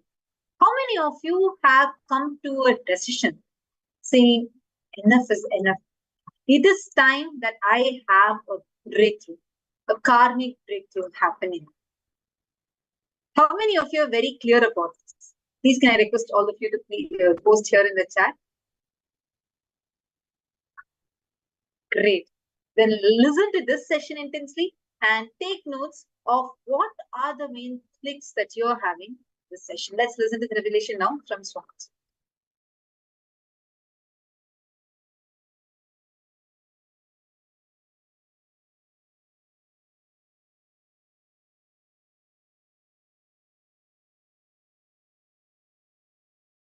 Listen.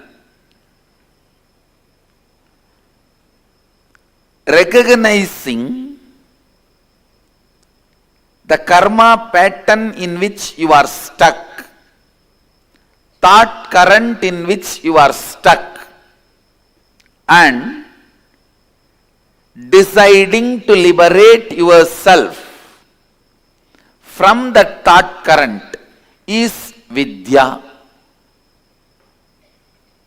Recognizing karma pattern, thought current in which you are stuck and breaking from that, having a breakthrough from that thought current. Please understand, your decision to change you, your decision to have a breakthrough in your thought current is required basically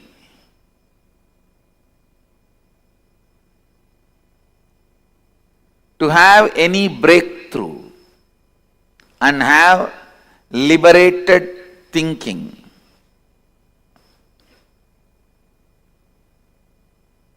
Understand some of these basic truths. If you have a thought current which can cause some health issues, be informed that thought current can never give you fulfillment in wealth also, and it can never lead you to enlightenment also. It cannot give completion in any field of your life. Understand? I am not saying enlightened one will not fall sick. All I am trying to tell you is, when you are working towards enlightenment, if a thought current is bringing sickness to you, it will not be able to bring completion to you. Means, the thought current which you are entertaining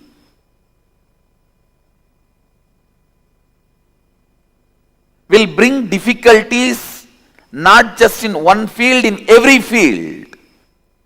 So the repairing of thought current is not going to help, only replacing it is going to help.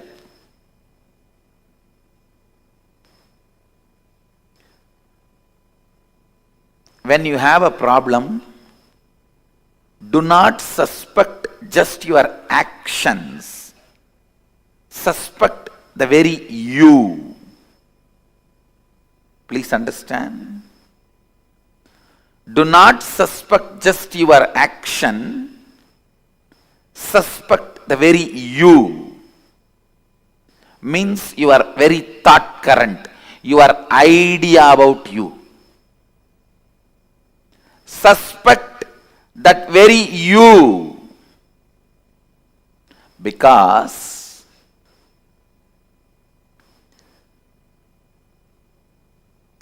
change, transformation, reinventing yourself, having a breakthrough from karma pattern, all this is easy and doable in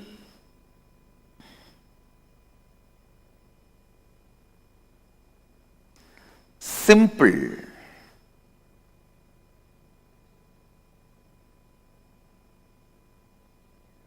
decision of suspecting your very thought current. Please understand. Most of us go on suspect our actions. I think morning I don't get up and do yoga, that is why I am sick. I think I don't go to office in time, that is why I am not earning. I think I am not taking right decisions in my office, that is why I am not earning. All this is suspecting your actions. No. That is not going to solve the issue. That is not going to give you a breakthrough. Suspecting your very cognition about you. See, early morning, unable to get up and go for yoga, means you have the deep cognition that is not possible for me. It doesn't look like me. It looks like somebody else, not me.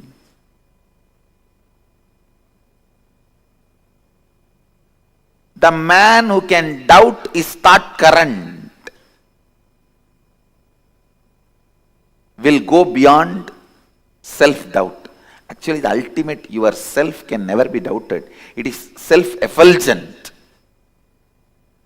Whatever you can doubt, your self-doubt, self-hatred, self-denial, SDHD is all about your thought current.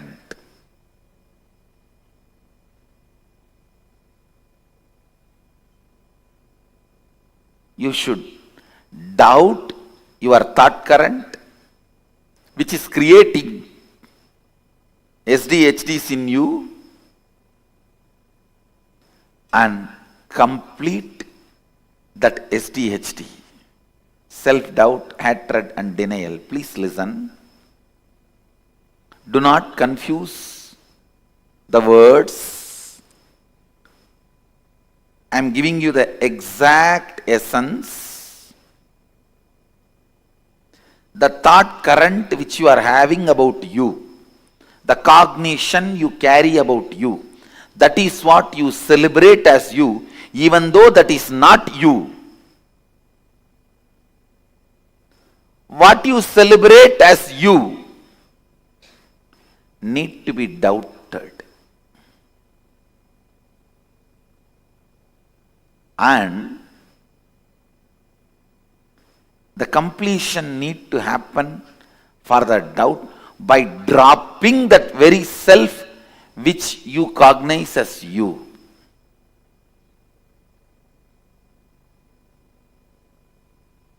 I tell you, if you are not able to get up early morning and go for yoga, it's very simple problem. Or I am giving you another one example. You are not able to run your life unless you get your morning tea or coffee. You are not able to relax unless you take out your stress on somebody else. Listen, it may look very simple issue. The simple issue can't be healed, completed, just by you attending to some of your actions. No. Understand? Don't think that morning not able to get up, that problem will be solved if you learn to become active in the early morning. No. It's not that people who don't get sleep early morning are enlightened beings. No. You need to dig out and complete that very pattern. You need to dig out and complete with that very pattern. Why you are not able to get up? Why you are doing what you are doing?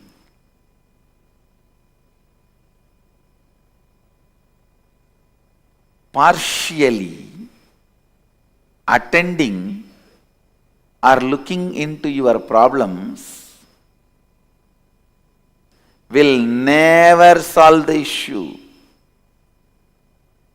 The very thought current need to be renounced.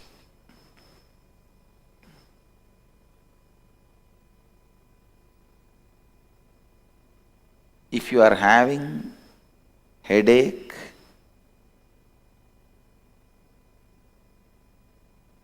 be informed. It will not just resonate in your head, it will resonate till the end of your life, wealth, relationship with others, contentment, everything. Everything. Because it is the thought current. One of the most paradoxical thing in the life is, listen, one of the most paradoxical thing in the life, whenever you need to attend the whole, you attend the part. Whenever you need to attend the part, you attend the whole. It is very unfortunate. Whenever you need to attend the whole, you attend the part. Whenever you need to attend the part, you attend the whole. The very thought current with which you operate need to be replaced. The very thought current need to be renounced.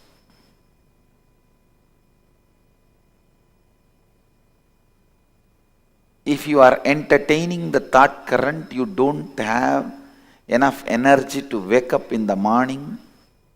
I tell you, even if you have billions of dollars, you will be constantly craving. You don't have enough money to do what you want.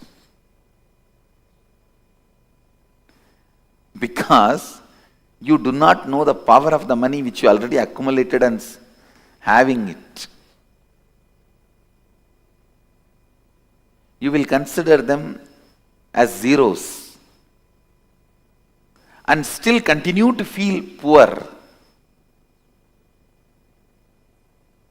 I tell you, the man who feels active about himself, the kind of a richness he feels,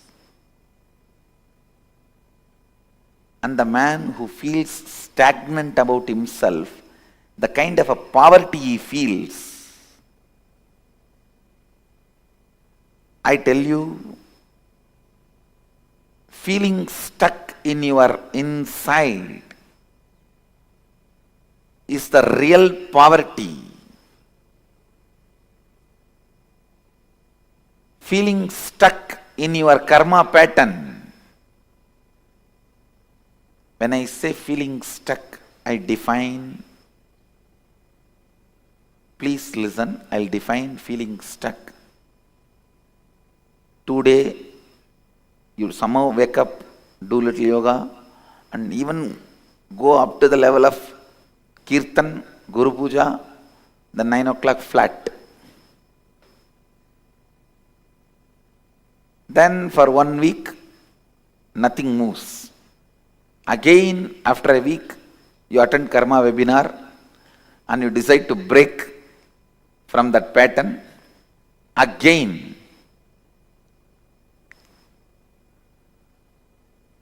2 days, things move. Again you are back to square one, sometime even square zero. This is what I call feeling stuck in the pattern. Feeling stuck in the pattern. Understand,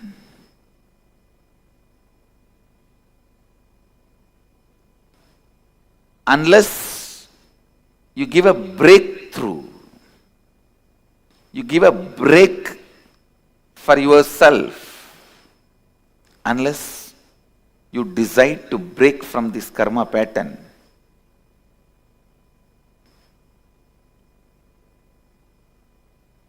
completion never happens. Fulfillment can happen only when you break from karma pattern.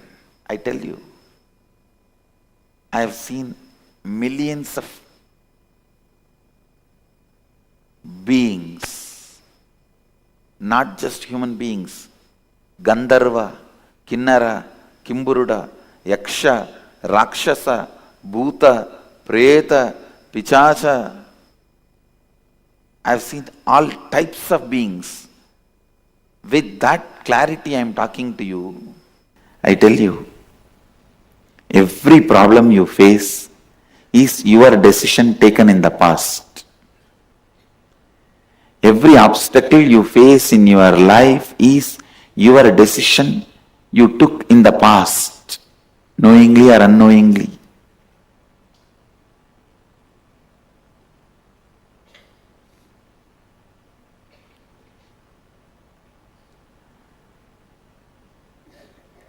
You can decide now strongly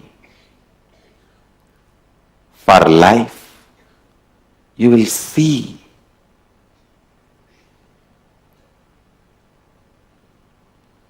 everything, all the best things of life expressing itself. All the best things of life radiating itself. Upanishads are so clear. They are declaring there is no other way. Evam tvayi na anyatetosti na karma lipyate nare. If you want to be liberated from the karmas, there is no other way.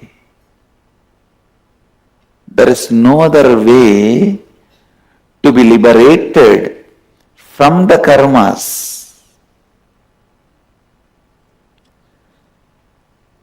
There is no other way man can free himself from the bondage created by the deeds. Kurvan neveha karmani jijivishecha daggum samaha evam tvayinanyatetosti na karma lipyate nare.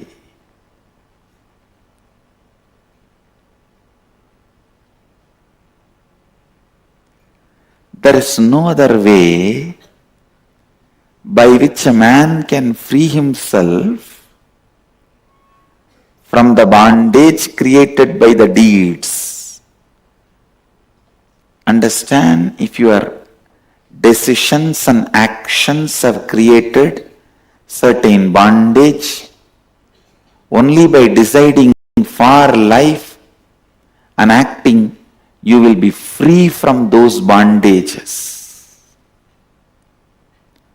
One more thing you need to know, even a laziness is an action by you out of your decision against life. So when you decide for life, the laziness, tiredness, boredom, hatred, anger, everything will melt down. Everything will be cleared.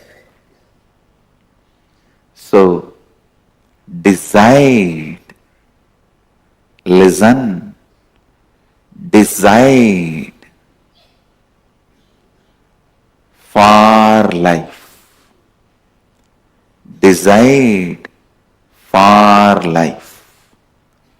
Decide for life. I give you one more important truth. No karma will come with you when you cross the Swarga. Listen. From Bhuloka, when you raise, no properties will come with you. Then when you travel towards the vertical time zones, higher worlds, by the time you cross Bhuva and Suva lokas, even your karmas will not come with you.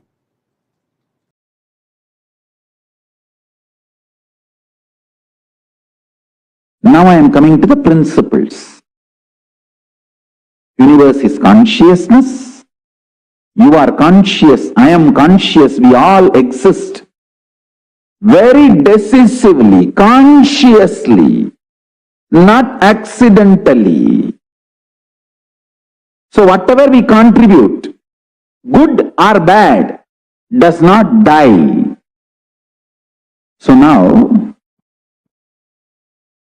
I'm going to give you principles, one or two truths. See, in low level, animal level of existence, all the good you do, you have to enjoy. All the bad you do, you have to suffer. The next human level, if you raise, you can exchange, means cancel all the bad for the good you did.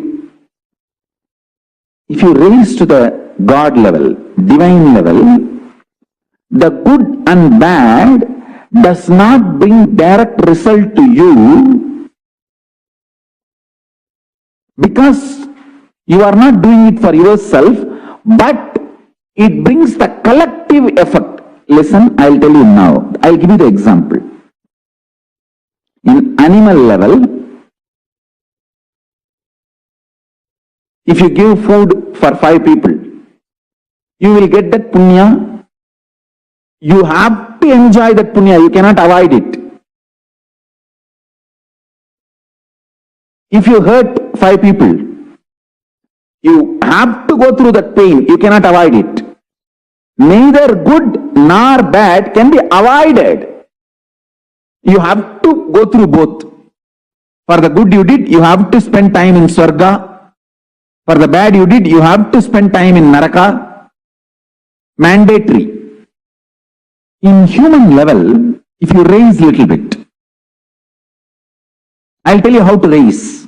If you raise little bit, you can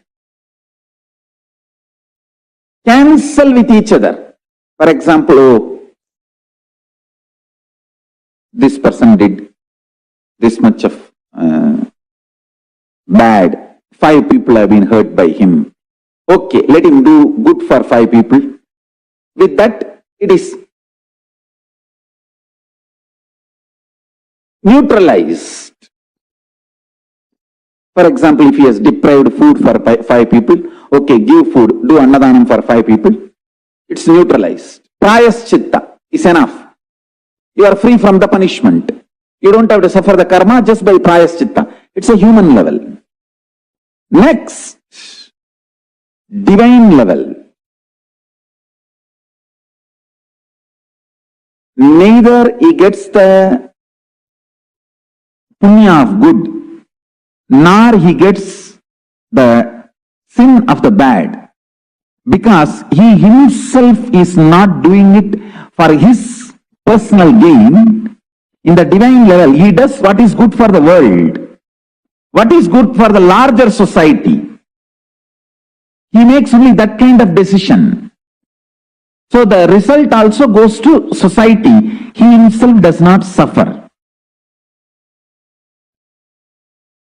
Like decisions of Krishna, he never suffered the outcomes of good or bad from his decisions, because he took decisions always for the good of the larger number of people. So he never personally had any suffering. Same way, Rama. All his decisions, he decided for the larger good, never for personal gain. So never he suffered the results, outcomes. Understand? In divine level, because of your unselfishness, your actions and reactions, good or bad, does not bring any result for you. It goes to the society for whom you decide. Now, I'll tell you how to raise yourself step by step. In the animal level, you are too much clutched to the idea of this world, materialism, this world. Too much of selfishness, too much of identity with the body, too much of matter-oriented mentality. Means constantly you count only your currency to know about your value. There is no value for the kind of a depth of life you are living. Understand? Depth of life is far superior than the currency you have in the bank. I can tell you very clearly. I think now the corona has made the whole world understand. Depth of life is far more important than the currency, because many things depth of life can add, currency can't add. And all the time, energy you spent for the currency, now the life is also gone and currency also gone. Understand? Depth of life.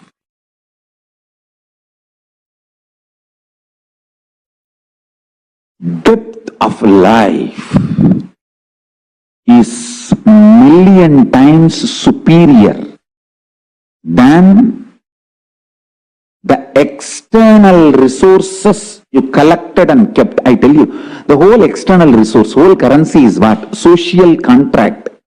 Now all gone. What will you do even if you have social contract? All social contracts are no more valuable. All social contracts are melting down. Build conscious being. Now wake up to the reality. Build your body, mind more and more with intense conscious understanding about the cosmos. Understand the analogy I am giving. Facts I am sharing. The logic with which I am explaining. The conclusions I am giving, all four are directly from cosmos. It is not from any of your news, media, statistics. The human collected information. Understand all these four. Analogy, facts, logic, conclusion. All the four I am sharing are from Paramashiva, cosmos directly. It is not dependent on any of the media, any of the news or fake news, or any of the analogy or the logic, or any of the model, the so-called researchers are using. I'll try to give you the understanding about karma in different dimension. How in the different spectrum of your consciousness, karma means different in your being. Please understand. Different spectrum of your consciousness, karma means different.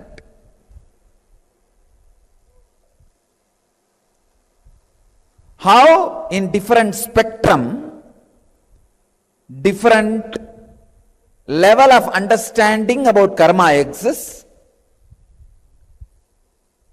How different level it affects you. When your spectrum goes higher and higher and higher, means, understand, when your conscious spectrum goes higher and higher,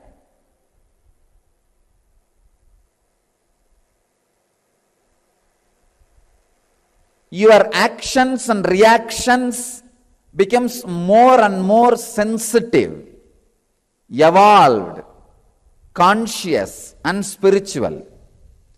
It does not kick you back. It does not bring suffering. Please understand. When your spectrum is low, your actions also will be based on violence. Your reactions also will be suffering. When your spectrum is high, your actions will be based on the highly evolved consciousness. Your reactions also will not be based on suffering. If you are in the lower spectrum, even you can't fight with your own violence. So the only way to live is better raise your spectrum.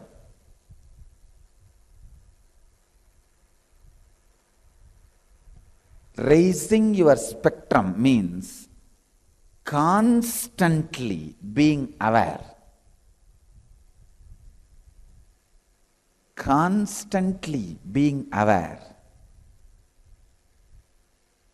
Understand?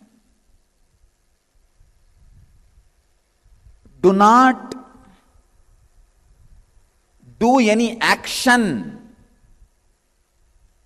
in 2G spectrum. Do not do any action from the low spectrum. Understand? If you are having violent mood, suffering, don't act. Don't take any action. Don't move your body with it. Whenever you move your body with any mood, that mood becomes biomemory.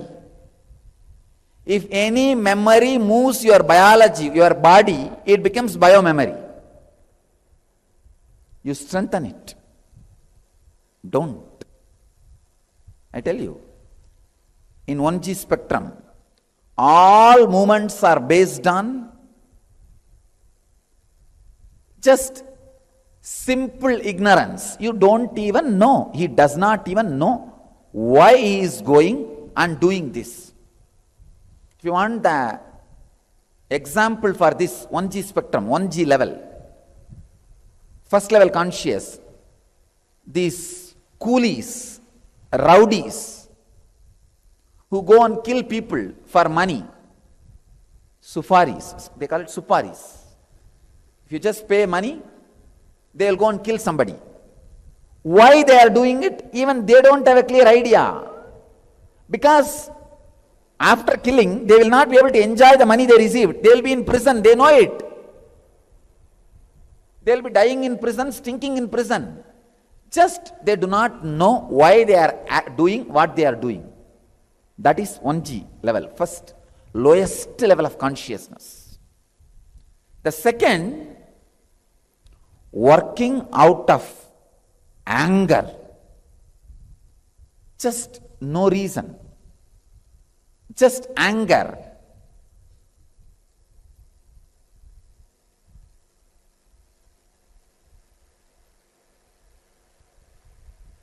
Even if I lose something, I don't care. He should not have it.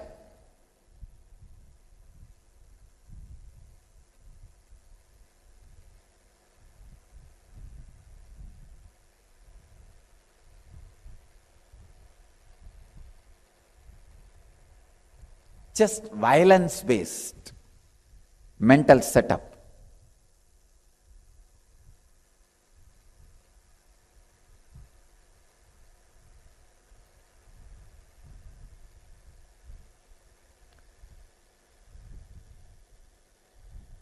Even if there is no gain for me, I'll see that he is destroyed.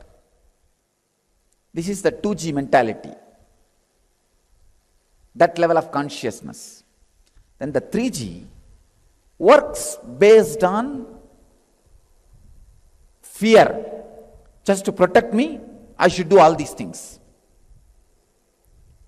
4G is just working on greed. For my expansion, I have to do all this. 5G is working based on intuition.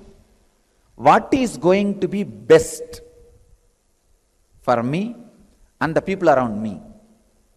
6G is working based on pure prarabdha. Means, I have taken this body. What for this body is created? That prarabdha. Let that be completed so that I can rest in peace.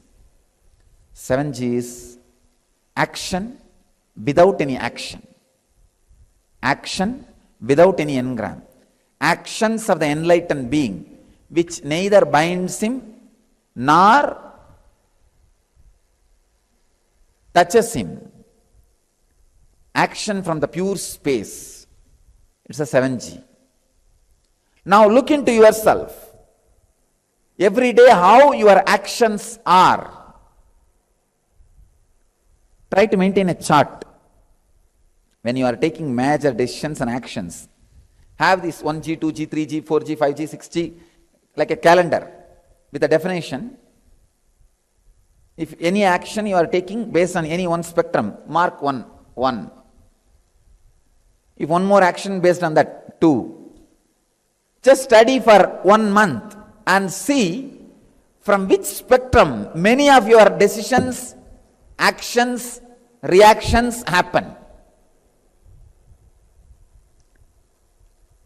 Please understand, unless you take accounts, you do not know whether you are running in loss or profit. Unless you take the spiritual accounts, you do not know whether you are growing spiritually or getting degraded. I have seen many people thinking that they are growing, but they are getting degraded only. Have this spectrum analysis done on yourself. This will help you. After analysis, see, the moment you take the accounts, you know, oh God, I am running in such big loss. Come on, let me be more intelligent. Better let me start changing the way I am acting.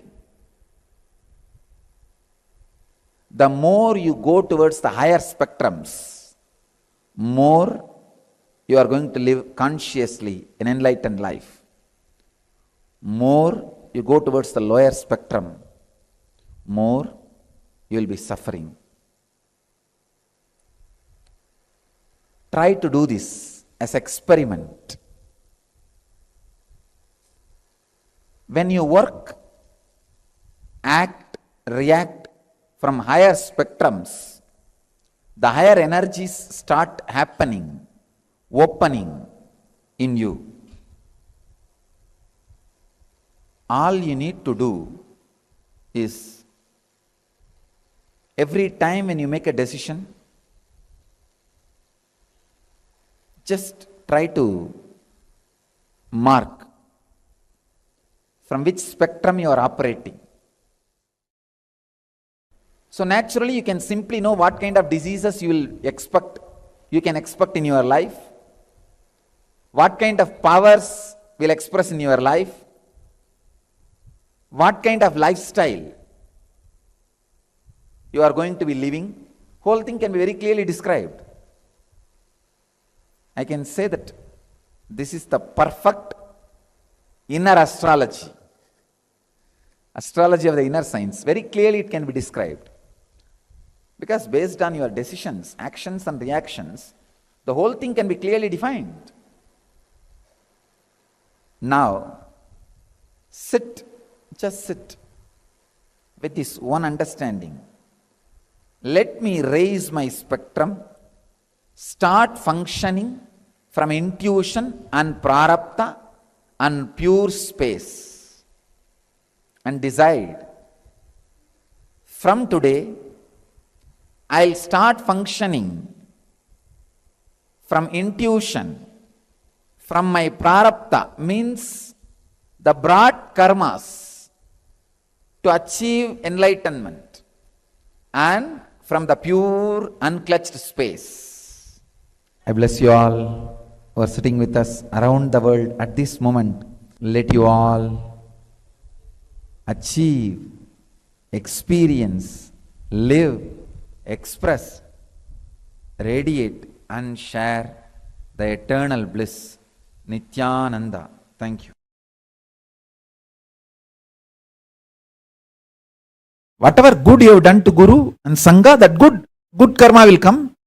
Same way, whatever bad you have done, that bad karma cannot be escaped. You can't escape from that bad karma.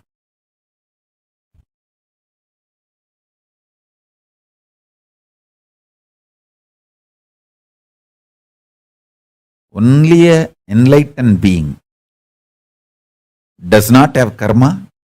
Only an incarnation can save you from your karma.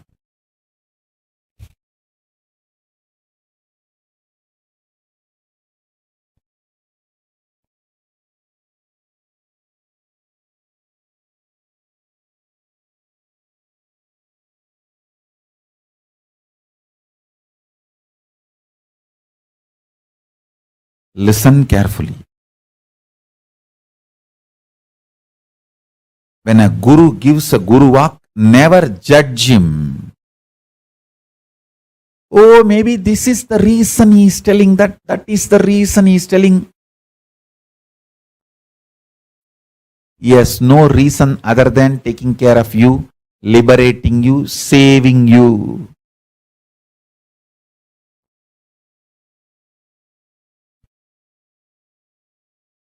Many times I have told people, hey, this is the time you and your husband should be away from each other. You and your mother should be away from each other. You and your brother should be away from each other. Means when there is a karma trait, karma connection running through them, one agitates the other with extreme compulsive reactionary patterns. I tell them, be away, be separated for some time. It will be good for you, otherwise both of you will irreparably destroy each other. Whoever listened, obeyed, they survived. When they try to give their own reason for my guidance, then who can save them? That is up to their life. Life is rhythmic continuum. If you avoid this boss in this life, it's not that you are going to be liberated. You will project the same boss in your life continuously till you come to completion with the pattern why you are projecting the same type of people in your life. Karma sabalyam is janma sabalyam.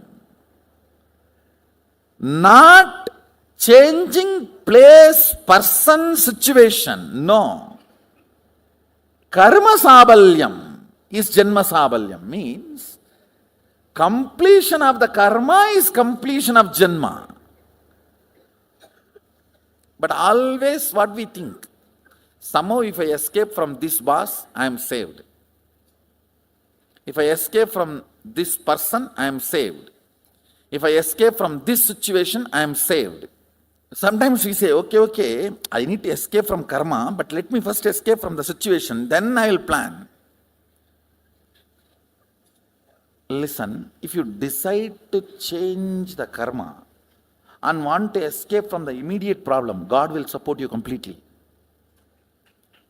Any man who decides for completion, the whole cosmos supports him. Cosmos is not interested in taking revenge on you.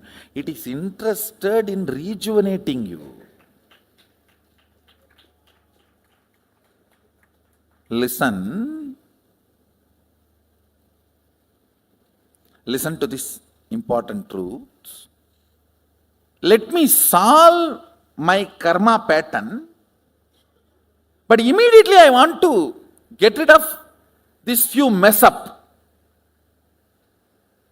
How many of you have that kind of a thought current and request? Raise your hand. Pen down that. Because I'll invoke enough energy that you are immediately rid of that messes as miraculously. With the commitment, you are going to get rid of the karma pattern once for all. The moment you want to transform, I have authority to use all my powers to empower you.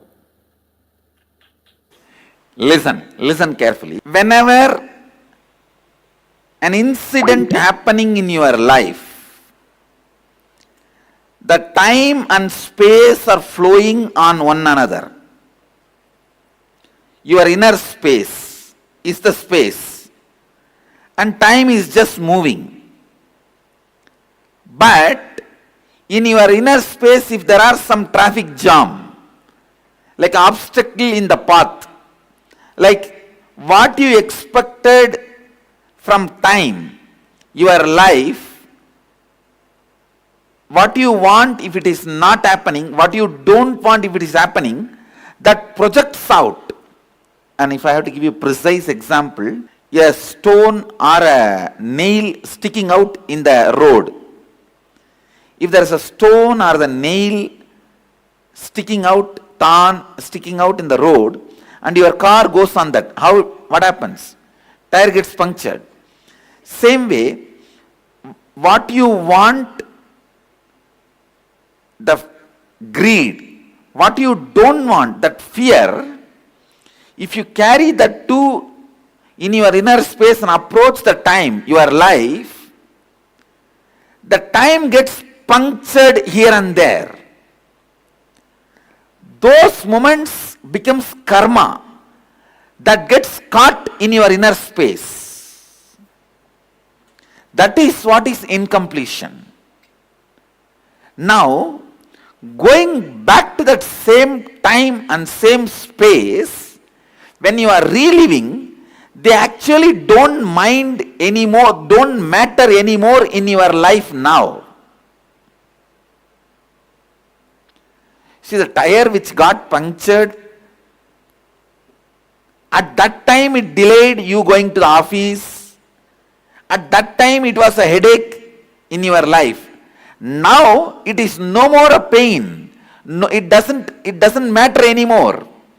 So when you relive them, that same time will be relived with a space where there is no nail or a stone sticking out in the like a fear and greed. A smooth flow of time and space is ensured. When there is a smooth flow of time and space, it is called completion.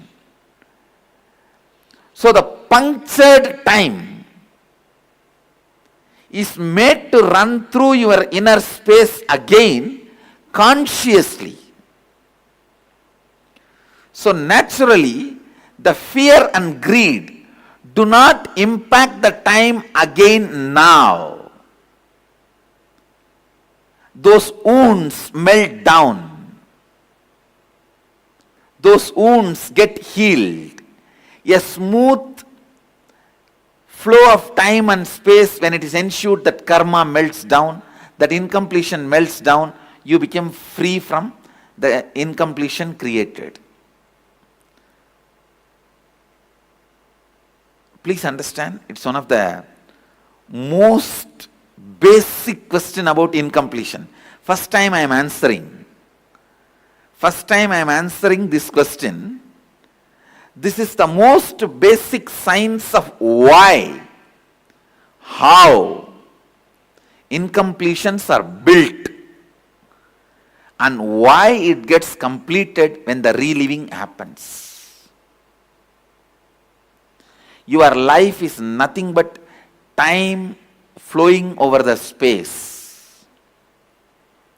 If you just keep your space with so much of love, visualize you are holding yourself with so much of love and expansion and bliss and allowing the time to cross you.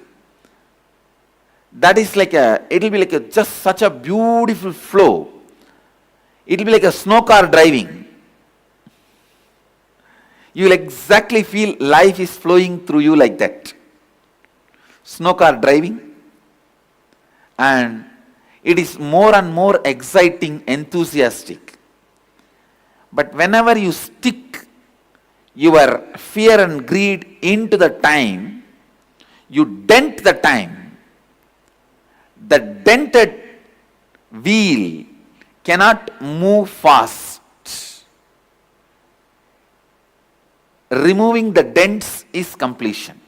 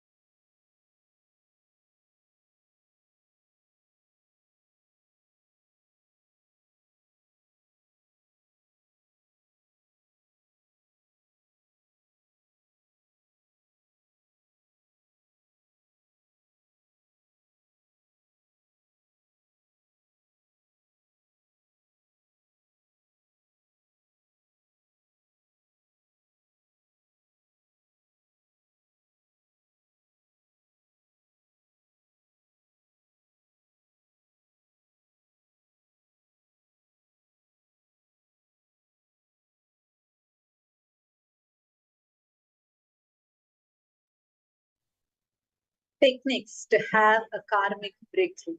Technique patterns that you have. So beautifully, Swamiji revealed it to us.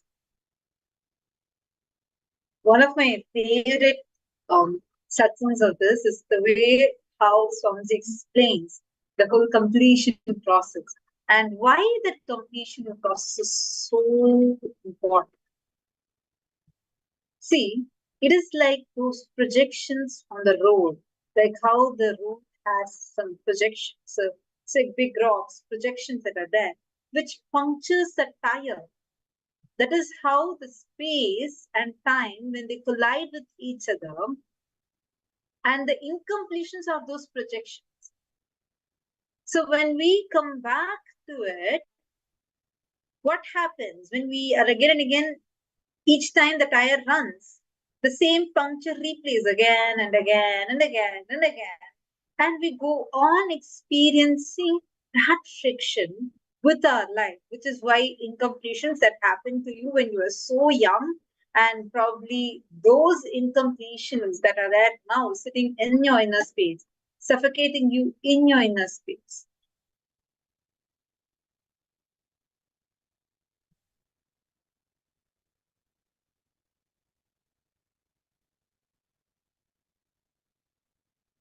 How many of you are catching this? One of the most important truths that Swamiji revealed in this session, understanding how the karma works. Can I request every one of you, all the participants, Sanjay Uriya, Nithyanandam, thank you for joining, Ma Herlin Gomez, Ma Stephanie, Ma Teresa, Ma Grazina Maria, Nithyanandam, Ma Grazina, I was looking, did you attend the karma session today? We all had a wonderful discussion on karma. I was looking for you in the session. It was so many people had asked questions, a lot of discussions. Next time, don't miss it. Be there. And Ma Margarita, Ma Dennis, can I request all of you to come on camera? Each of you, please post, take a moment and post what you understood from this session.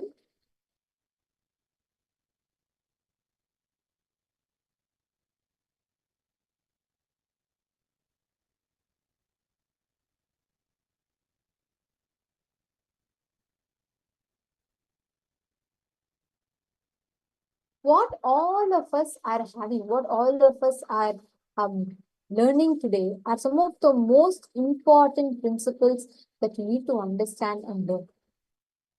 One of the primary and important techniques for you to have a karmic breakthrough is when you understand and when you cognize how you exist, all the decisions which is taken against life and how it manifests. Ma Herlin Gomez has posted, thanks, I needed this since I don't want to attract the same type of boss. Ma Herlin, wonderful realization. See, because this does change our very perspective. Usually we think, why all bosses are like this? Why every time my boss tries to behave like this? And we keep attracting the same type of people. Well, this person is the problem, that person is the problem. But the truth is, this karmic pattern sitting inside you is the fundamental.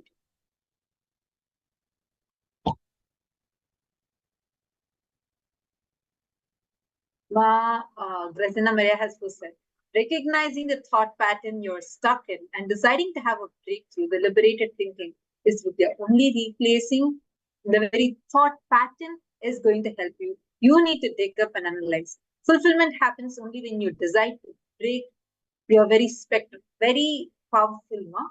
That is right. And understand, usually we tend to analyze the thoughts. It's not just the thoughts, it's the thought current.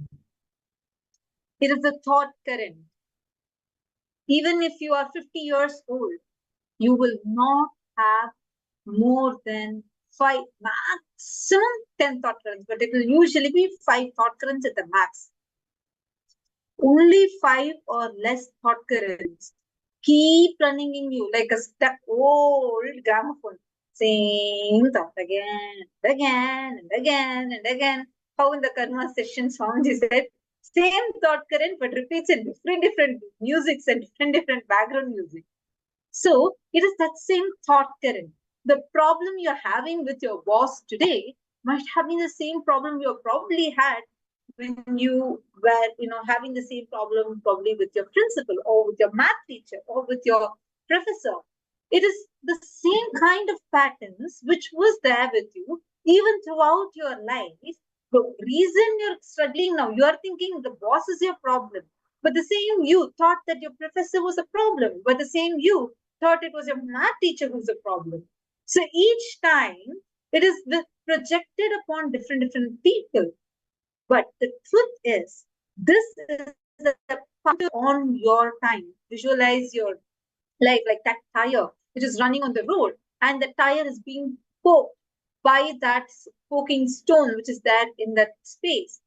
See, when the time repeats again and again and again, each time that same puncture is going to hit the road, it is going to face the impact. The actual thing you need to do is relive the whole incident, because many of those things don't matter to you. They might have mattered to you at that time, but now it does not. You don't really bother about it. It does not matter to you. So when you actually go back and analyze the full incident and complete that incident, this completion process is what you need to understand very detailedly. Completion is not remembering the incident. No, when you're remembering an incident, then you're only remembering it. Like you're making it part of you again and again and again. That is not what Swamiji says. Swamiji says, complete, relive, not remember. Reliving means going back to the exact thought current that you had at that time. What is that thought current? How the thought current that started in you at that time? You need to go back to that. Precisely what is that thought current? That thought current you need to relive, and it should be like you have to, for example, now you might be 30 years old, 40 years old.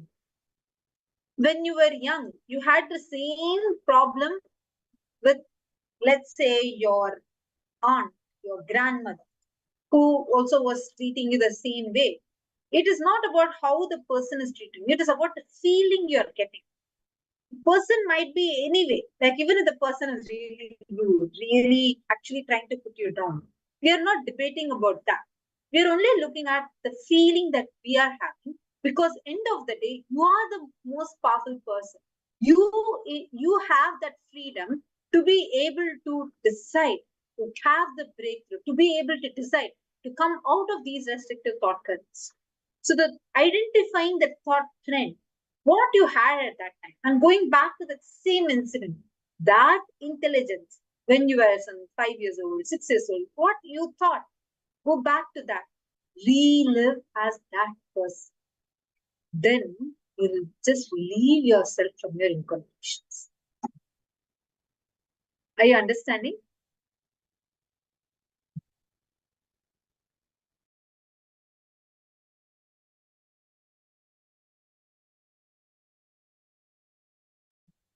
Yes, I see one more question here. Ma Soumya Prabhala has asked a question. Ma, if a person wants to manifest something and there are all problems surrounding health, wealth, and logistics, how can they break free all and manifest what they want quickly? Ma Soumya Prabhala, if you're there, please do let us know. Ma Soumya Prabhala, I see your question. If you're here listening to the session, please do let us know. See, you're asking a question. You want to manifest something, but you have problems surrounding all the things, whether it is health or wealth, even the logistics, everything seems to have a problem. Now, how do you break free from this and manifest what you want quickly? Listen, here a few things needs to be understood. One, if you have a problem in one dimension, let's say with your health, if you have a suffocating pattern, that same thought trend will be suffocating you in wealth, will be suffocating you in your health, will be suffocating you in relationships, or logistics, everything. You need to first identify, since you know what you want, there is a thing surrounding which you're seeing the problems. Now, take a few minutes to sit and analyze, pen down what is that suffocating pattern you're able to identify in this particular reality that you are trying to manifest. Then, once you analyze that, you will start seeing how, even in your health, this same root thought pattern, it will not be the superficial thought trend that we are seeing. You need to go deeper into it. You should go into the exact thought current where these thoughts are originating. Like, for example, let's say that you're facing some legal issue.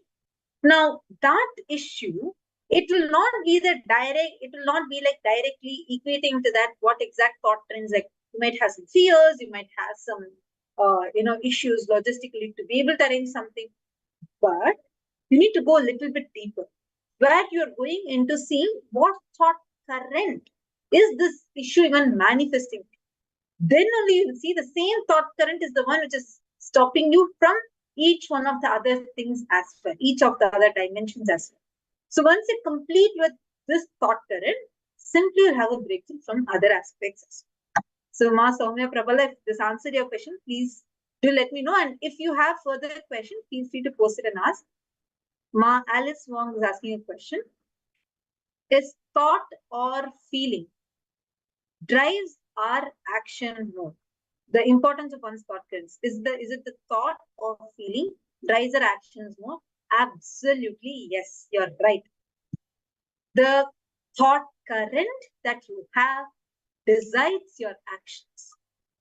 That is why Swamiji says, responsibility is not the power of action. Listen, responsibility is not power of action. Usually we all think responsibility is the power of action. What actions you do? No. Responsibility is the power of feeling. It is the power of feeling. That is responsibility, not the power of your actions. Your feeling. Understand? Thoughts becomes words. Words become feelings. Feelings become your actions. So, what thought currents you're constantly having in you, those decide what kind of words you're going to utter. What kind of words you're uttering gives you the result of what feeling you're having inside of you, and that decides what actions you're going to do or not going to do. For example, let's say that you are planning a favorite trip along with your friends. Okay, so now this is your plan, you're planning. But inside of you, if the thought current, if there is a suffocating thought current, which is not letting you involve into things completely, even in your planning, even though it might have been a favorite thing of yours that you're trying to do, but this thought current will definitely stop you. It will definitely make you feel not being successful in that. And you will suddenly miss a big blind spot. What could have been something happier? You will only end up feeling suffocated. Are you understanding, Alice? So you're right. Thoughts. Listen. You're asking, is it the thoughts or feelings that drives our action? More thoughts decide your words. The thought currents matter a lot. The thought currents is the root of how you function, because they are the ones that are going to decide how you are responding to each situation. Same boiling water makes a potato soft, makes an egg hard. So it is your thought current that decides how your words are going to be. The words decide your feelings decide your actions.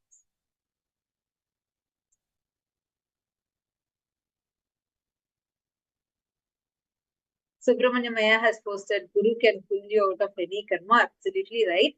And Guru is only one who has that power to pull you out of any of your karmas. Only Swamiji can give you the karmic breakthrough. No other gods can pull you out of karmas. Karmic breakthrough can only be given by Guru. And saying karma is strong when you are young. being young or old does not really matter for your karma. Karma is not equal to actions, but equal to the thought currents. So the thought currents you have, whether you're young or you're old, the thought currents you have matter the most, and those decide what kind of karmas you're experiencing. They're asking, if you give an annadan, then that part of karma goes out instead of doing relive. When you're doing annadan, now let's say you're becoming part of Kailasa's annadan. When you do the annadan, definitely you're gaining a lot of good karma. True, but your bad karma, if you're struggling with any bad karma, that will not go away. That will also be there. The good karma will also be there. They do not cancel out each other. Rather, the good karmas that you are having will at the maximum. The impact of the bad karmas affecting you. So much of good karmas in you, especially if you are being part of Kailasa's Annadan service. In a day, we feed, like Swamiji is feeding at least few millions. So far, billions of free meals have been served and continuing to be served. All that good karma will come to you. So what will happen? You will definitely have a lot of good things manifesting in your life that can ease out the experience of bad karmas, but it will never cancel out the bad karmas. The only way to cancel that out, if you really want to break free from your karmas, Pada Puja to Swamiji, connecting to Swamiji and receiving his blessings is a living. That is why Pratyaksha Pada Puja, yes, asking. So I must relive. I cannot escape from reliving process. Completion one. You could just doing the Pada Puja to Swamiji. See, that's why there's a very beautiful line which says that, you know what, Brahma, Vishnu and Shiva, all of them write with their hand. Guru's just left toe can erase it. Because Guru is the formless in form. When you connect to the Guru, all the karma gets nullified. You have the ability to connect to the Guru, and the karmas, you'll start having the karmic breakthroughs in life, in every aspect.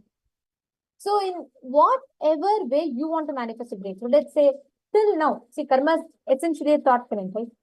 Till now you have cherished the thought current, life is something and this is that and all that. The moment you decide to discard the thought current, you have two ways. One, sit, relive, complete, very powerful. You can do that. Another way, just connect to Swamiji, decide. Now I will drop it. And when your decision comes from such ferocious integrity and intensity, things change. Everything around you aligns for that reality to manifest. It's a very, very powerful truth. So you can relive, and that is one of the process, but that's not the only option. If you just connect to Swamiji and if you decide, actually you will have amazing breakthroughs in all those areas just by surrendering, just by connecting to the Guru. Just you can declare saying, Swamiji, I surrender to you. Whatever I know as mine, I'm just surrendering to you. You please take care. You will just see amazing breakthroughs will start happening. And in all the layers and all the levels, you'll be able to take the decisions and have a breakthrough. Actually, see, having a karmic breakthrough is nothing but deciding to break your thought patterns, the thought currents that you cherish. If you decide to break your thought currents, if you decide to break free and break the thought currents that you cherish, you will suddenly see the kind of powerful clicks, cognitions, and understandings you'll have will be phenomenal.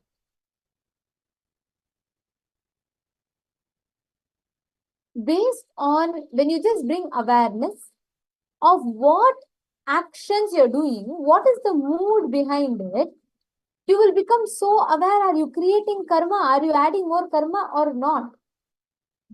You'll become conscious and aware.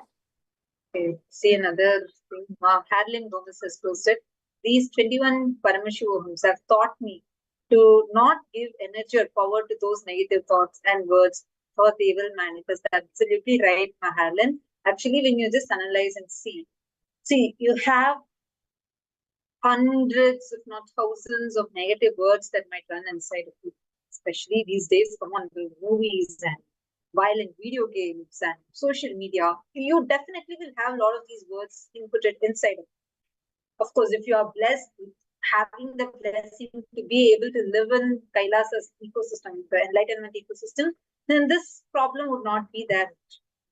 So now you cannot sit and identify each of those negative words.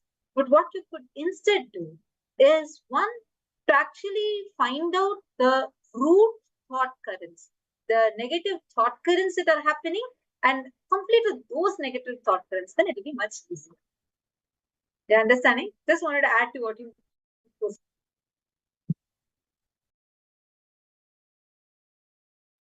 So that's why it's so important to understand and cognize how the thought currents inside of us are. Those thought currents, once you identify, how many of you first understanding this word thought current? Do you, okay, Alice Wong is asking, how to visualize Swamiji? Do you imagine Swamiji in your third eye or in your heart area or facing you or looking at you or some other way? Alice Wong, all of us, when we remember Swamiji, there is some form in which will be like literally your Atmamurti. Atmamurti means how you cherish, connect to Swamiji deeply inside. Just visualize that form of Swamiji. It can be anything. It can be even this photo of Swamiji. If you're loving this picture, you can just visualize this picture of Swamiji, or you can visualize any form of Swamiji that you're connected. The connection, the moment you visualize, see, for power manifestations, we usually say visualize it in this region, in your third eye area. And the moment you connect to Swamiji, you'll actually have the feeling here. The Anantasana chakra, which is the center of all your chakras. There is a region between your heart center and your navel center. This whole region is called as the Anantasana chakra. That area, you'll actually feel like something is flowering there. Means you're directly connected to Swamiji. That is where Swamiji is residing inside you. And the moment you visualize Swamiji, that area will start feeling like it's flowering so beautifully. So you can just visualize Swamiji. That's the understanding more.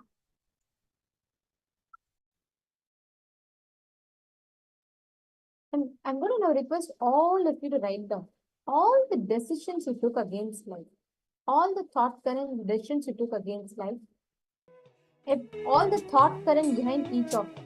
Please take a few minutes and pen that.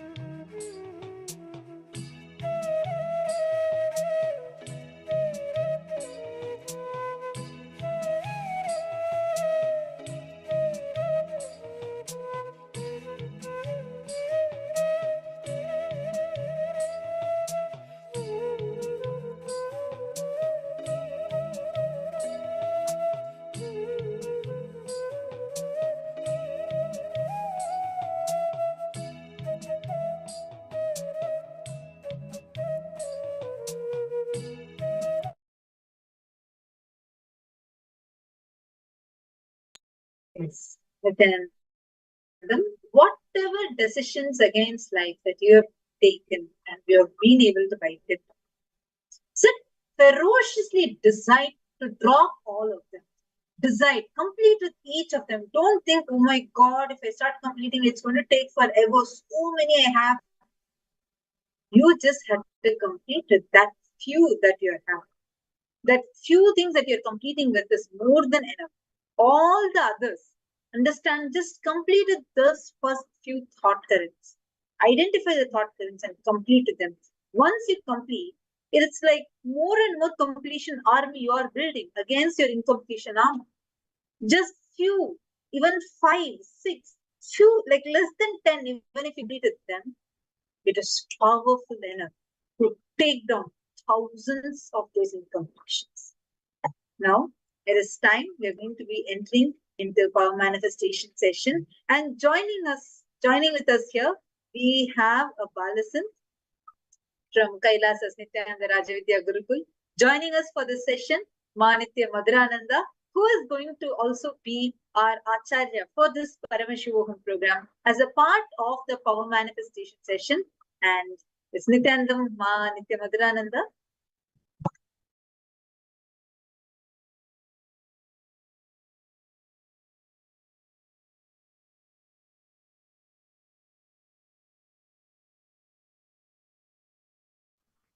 Nithyanandam, thank you, Ma Tatsupriya and Ma Nithyanandita. Nithyanandam, Shanaya, Ma Parashakti, Ma Heidi Gemos, Nithyanandam, everyone. And it's really nice to see all of you. So all of you just did an internalization process. So could each of you share your clicks? What were you able to understand from this internalization process? What clicked with you? Can each of you put in the chat, please?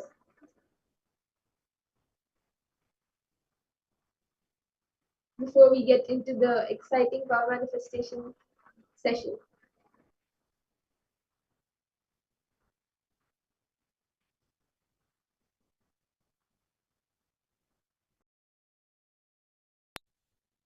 Today, all of us are going to be manifesting the power of Brahmacharya, ability to being able to travel to any distant places, to see what is happening in any remote distance. And this science, as all of us learned just now, listen to the session on what is karma. We understood about how to have karmic breakthrough. Now is the time where you're going to be able to manifest and have that karmic breakthrough. And what we're going to start with for that is we're going to first be manifesting the power of being able to identify a thought current the other person is stuck in, and to be able to give a solution to them through the third eye. Understand, your browse center is the cosmic browsing center. You can access it for anything that you want, right? From finding solutions, identifying the problems, and all of it. And we're going to now be guided into manifesting this power of being able to scan and identify the exact reality another person wants to manifest, and how you can use the third eye to give them solutions.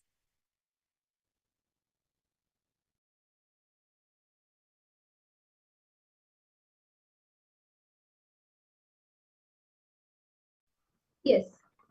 So can now each of you call any of your relatives or your family members or friends who you would like to manifest this power with, where you would be able to see, you will scan what is that one desire that they want to manifest, and what is the thought current that is stopping them from manifesting. Where are they stuck? What is that thought current where they're feeling stuck in manifesting this?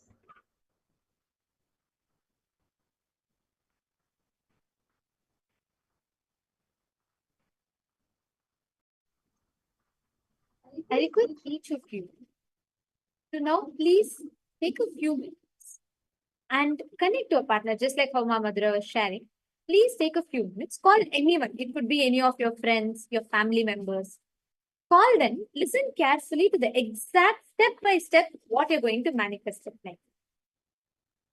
Understand the thought current, like how if you believe you want to manifest, let's say you want to manifest wealth, you want to buy a car. Now, there might be some situation in which you feel stuck. Understand, anything in which you are stuck is karma. The thought current which is repeating in you like a tape recorder is a karma. Any obstacle. So what you're going to do is you are going to help your friends achieve a karmic breakthrough. That's exactly what you're going to do. And how? Listen to the steps carefully. Call any of your friends. Now, as I'm talking to you, there might be one person that will come to your mind the moment you say or think about karmic breakthrough, right? It could be anyone. It could be your friend. It could be a spouse. It could be a colleague. It could be a subordinate, or it could be a random stranger walking on the road. Decide anyone that comes in your breathing space now, you're going to give the best of your life to them. Connect to a partner, your friend, any of them, and you're going to request their consent. You're going to ask them if they're okay. And you're going to be asking them their permission. And it's very important, please get their consent, make sure that they're okay with it. Explain to them. You can always introduce saying, I'm attending such and such a program, and this is the power we're manifesting, and explain to them a little bit. And you can ask them. Once you do that, you're going to request their consent. And after that, you're going to identify one reality that your friend wants to manifest. It could be anything. Maybe he wants to get buy a car by a certain time, or maybe he wants to his loan is stuck somewhere and he's waiting for it to get approved, or maybe that person is looking for getting a relationship. Any reality, it could be anything, or just maybe buying a house, or maybe sorting out something that they want to manifest or get a project. They will not tell you, listen, they will not tell you, I want to manifest this. You are going to scan and identify. You're going to scan and say, hey, you know what? I see that you want to manifest this and you've been looking for it. Then they'll say, yes, that's true. I'm able to connect to it. And after you scan, first step, ask them, tell them the reality that you're seeing through the third eye that they want to manifest. Have them get their confirmation, yes. And once they confirm to you, you're going to scan and identify the exact area in which they're stuck. What is the exact obstacle that they have?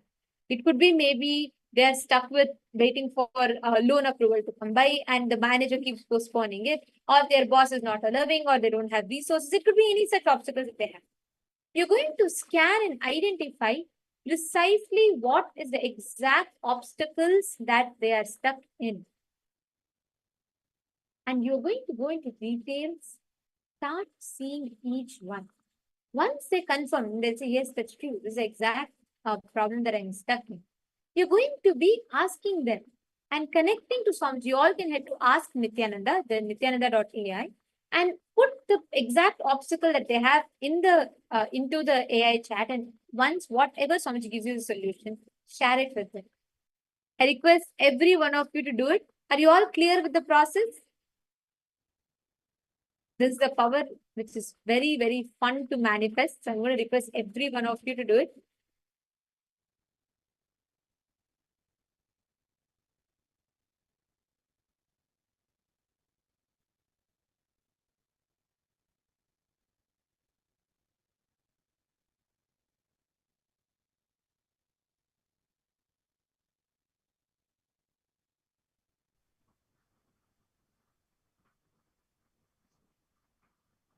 Come on, every one of you to please connect.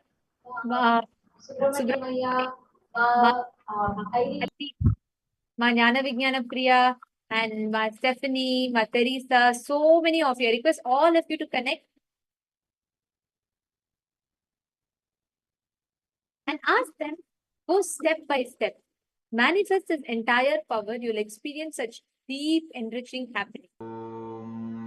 Nithyananda Paramashivoham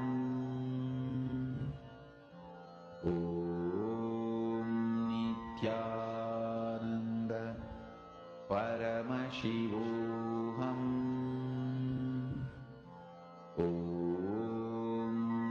Nithyananda Paramashivoham Nithyananda Paramashivoham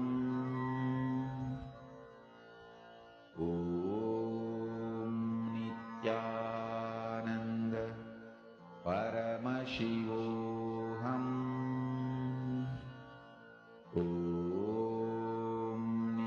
Nithyananda Paramashivoham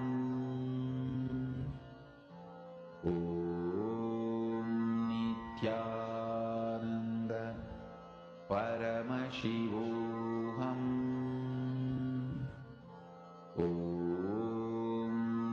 Nithyananda Paramashivoham Nithyananda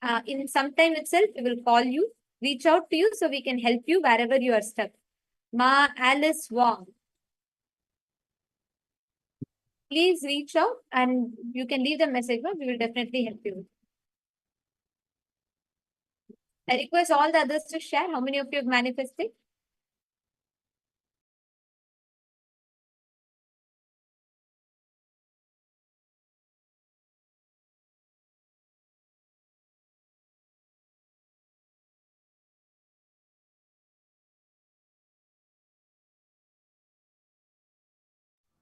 Yes.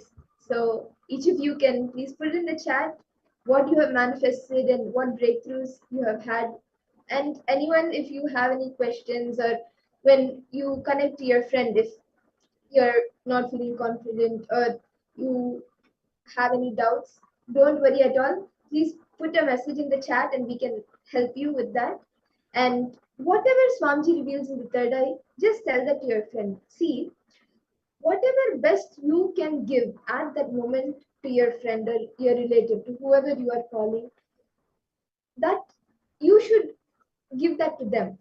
And with this power, right, it is a wonderful opportunity where you can help the other person to have a karmic breakthrough by scanning what they desire, what they want to manifest, and where they are stuck. Because that where they are stuck, the thought current is stopping them from having a karmic breakthrough and is holding them, bounding them in the karma, which Swamiji calls as the karma bandha, stopping them from us attaining the karma mukti. So, whatever best you can give to your friend or your family member, whoever you have connected to, you should give that to them. And through this power, you can do that. So just scan what they desire for. It could be anything, a car, a house, just a little bit money, or even maybe a certain, like a specific cuisine of food. It could be anything. What are they desiring for, and what is the thought current that they are stuck in?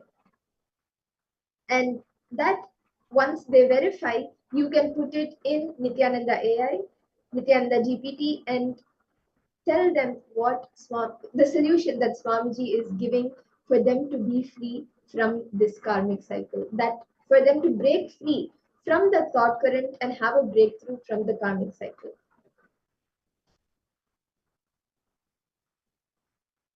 So each of you can put in the chat if you have started manifesting and any breakthroughs you've had, or even if you have any questions, please feel free.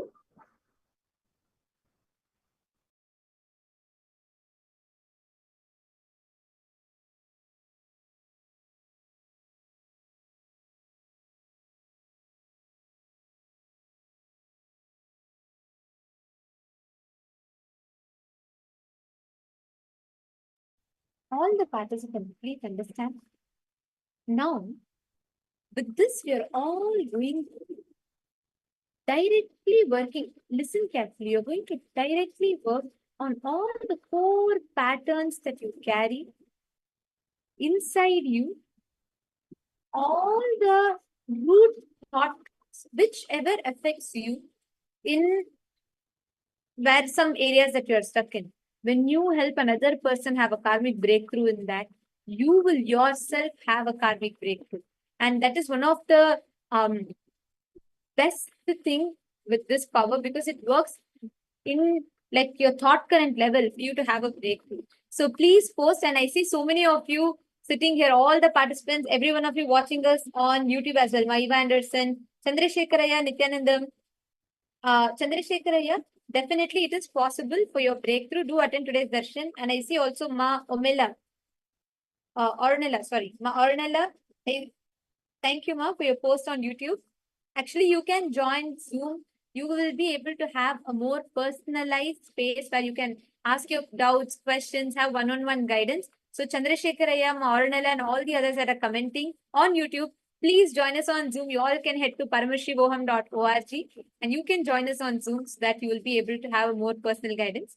Now that all of us, as we're all manifesting this power, we're going to be entering into the next session of our day today. We have understood what is karma, how to have karmic breakthrough, and all of that. we are now going to be understanding an important methodology for you to have karmic breakthrough. What do you need to do? What is that one thing you need to do for you to have karmic breakthrough? We're going to be learning and understanding about that now in our next session. And Swamiji is going to be revealing one amazing principle, the science of enriching. What is enriching? What happens when you enrich, and why does that? How is enriching related to having a karmic breakthrough? We're going to be listening to that now. Let's all enter into that session.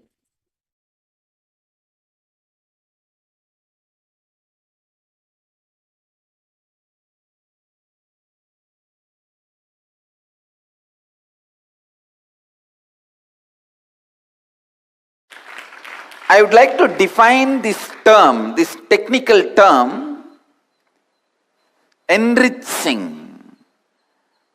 A clear definition. Please listen.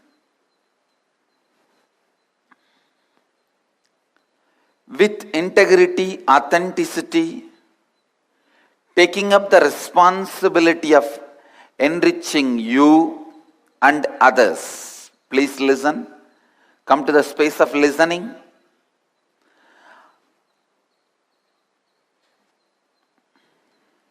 You need to understand this word. Come to the space of listening.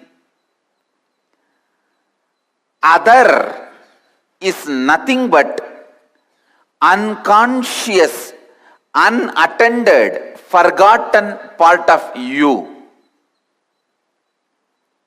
Please listen. Other or others are nothing but forgotten part of you. The moment you forget you are the whole, you fall from Advaita, the space of oneness. The moment you start thinking the forgotten parts of you is other, starts the struggle of life. The moment you forget some parts of you, that forgotten parts only become other. Please listen. So all your struggle with the other is nothing but your struggle with your forgotten side of you. I am not giving any theory. I am not proposing any theory. Listen. I tell you, if you are struggling with your boss to get 2 days vacation, if you are struggling with your school teacher, unable to do a homework, if you are struggling with your spouse, that he or she doesn't understand you, if you are struggling in your career with the investors, that they don't trust you to invest so much money, please listen. In all these moments, you are just struggling with the forgotten part of you. The part of you which you disowned. You are struggling with that. Look in. Look in. See the parts of you which you forgot or disowned. Start enriching all that. Start enriching all that.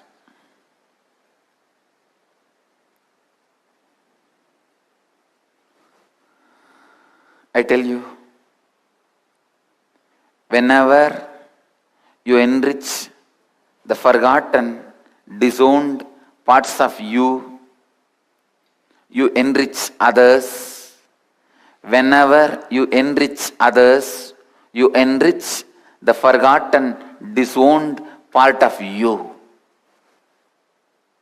I am not giving you a long-term solution. Please understand, it is immediate solution. Today you need 2 days vacation, or today you need investment from some investor. Today you need to bridge the gap between you and your spouse. Today you need some help from your brother. Today you need to make somebody do what you want. Please apply Advaita. Apply Advaita. Enrich the unattended, forgotten parts of you. You will see the unattended, forgotten parts of you which are in others will be enriched. First of all, you all need to use enriching as a plan for miracle. Enriching causes miracles. Don't think I am asking you to enrich others for my sake. I am asking you to enrich others for your sake. Understand, it is not for God's sake, it is for your sake. Of course, you are God. Continuously decide to take the responsibility for the other who are forgotten parts of you, who are disowned parts of you.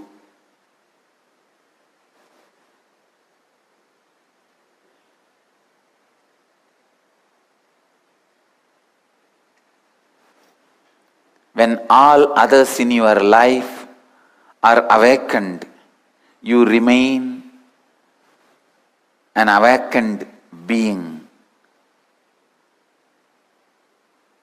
Incarnations are incarnations because they stand up and cause incarnations all around them. Enlightened beings are enlightened beings because they stand up and cause continuously enlightened beings around them. Please listen. No philosophy is more immediate than enriching. More philosophy is more immediate, effective, powerful than enriching.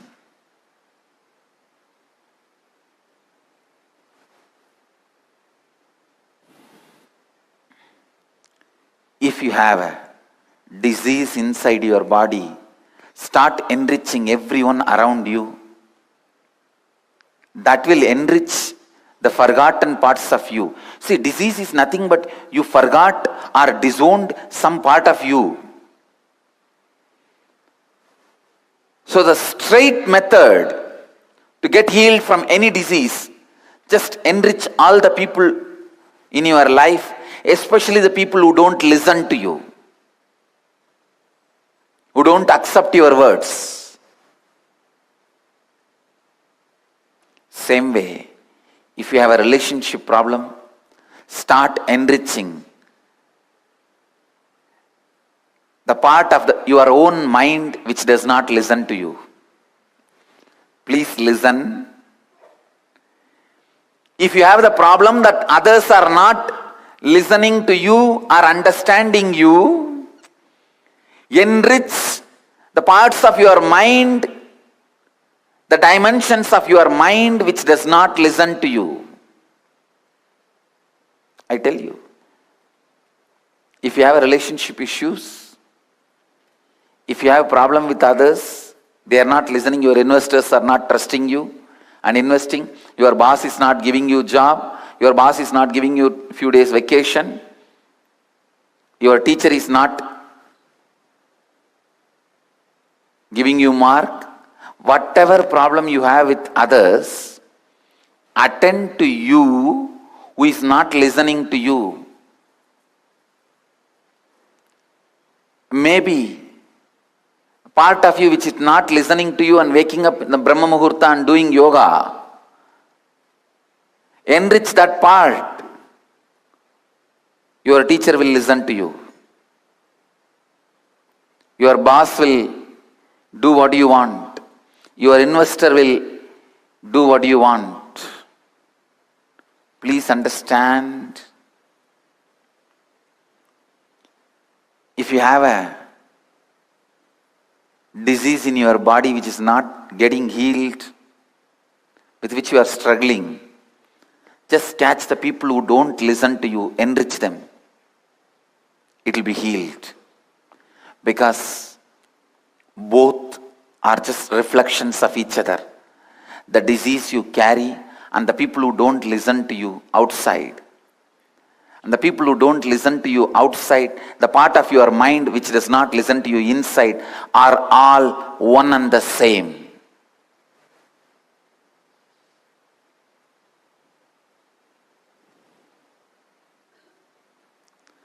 Continuously enrich others and enrich you.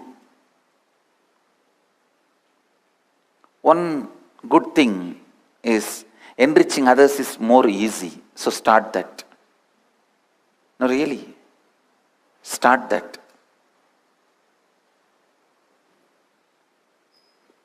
You will see enriching you will happen.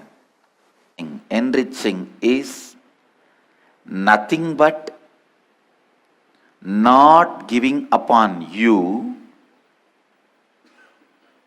and others who are part of you, and continuously enriching yourself and others. Continuously enriching you and others. Knowing that others are part of you.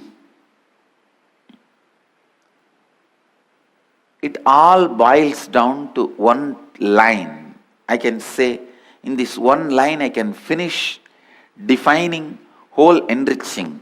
Not giving upon you.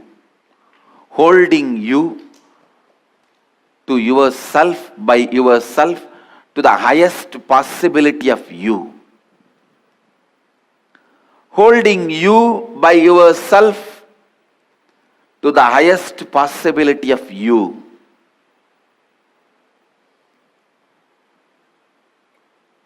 Holding you high up, continuously, with integrity, authenticity, responsibility.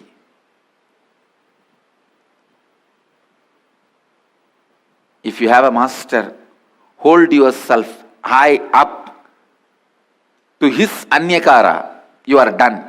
You will have everything imaginable and you beyond your imagination. Understand? If you can hold yourself up to master's anyakara, you will automatically have integrity, authenticity, responsibility, enriching and everything. If you don't have a master in your life, at least hold yourself up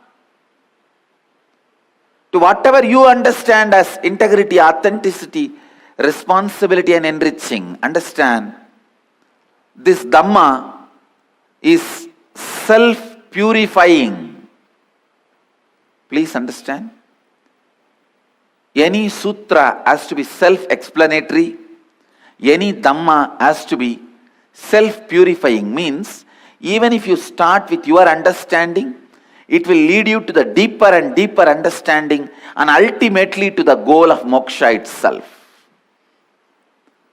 Dhamma is always designed such a way that even if you start in a very raw, crude form, it purifies you, enriches you such a way, you evolve, and finally reach the goal. Please understand, it is like when you enter the school, straight away you don't start studying the PhD syllabus. You only study A for apple, B for brinjal, C for cat. But the education takes you to the next level. And you achieve the ultimate goal. Same way, Dhamma. That is why Krishna says in the Gita, even if it is practiced in a very crude form, don't discourage people practicing Dhamma, because Dhamma is self-purifying system. Vivekananda says, even the most cruel forms of practices, which you call primitive, even those things I will not try to abolish.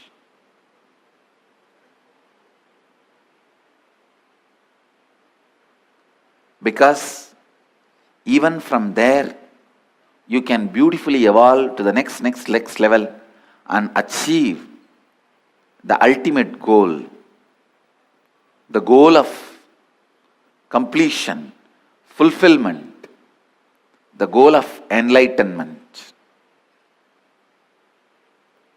It may start with a very raw, crude form, but it will reach ultimate. Dhamma. Even if you start practicing integrity, authenticity, responsibility, the way you understand, these truths are powerful enough to purify itself and raise you to the next level. I tell you, these truths are so powerful, they will swallow all your patterns and they will become the owners of your being. In Tamil there is a proverb, if you just give a place to sleep, he will take over the whole house. Same way, these four tattvas, if you just give a little place for it to be in your being, it will take over your whole cognition. Understand? I am giving you the essence of this enriching. Essence of enriching. Don't give up on you and others who are part of you. Constantly hold you and others to the highest possibility and live just for that. Think for that, act for that, be for that. Whatever is your peak possibility, think for that. That is integrity. What is your peak possibility? Act for that. That is your peak possibility. That is authenticity. Whatever is your peak possibility, be for that. That is responsibility. Thinking for your peak possibility is integrity. Acting for your peak possibility is authenticity. Being for your peak possibility is responsibility. Living for your peak possibility is enriching. I tell you, from today, this is the enriching we are going to practice. We will all hold ourselves responsible for every other person's declaration without giving up. First, I declare, I hold myself responsible for making all your declarations into reality. I'll hold myself responsible in my cognition. I'll be responsible in my authenticity. I'll be acting. In my integrity, I'll be thinking to make every one of your declarations into reality.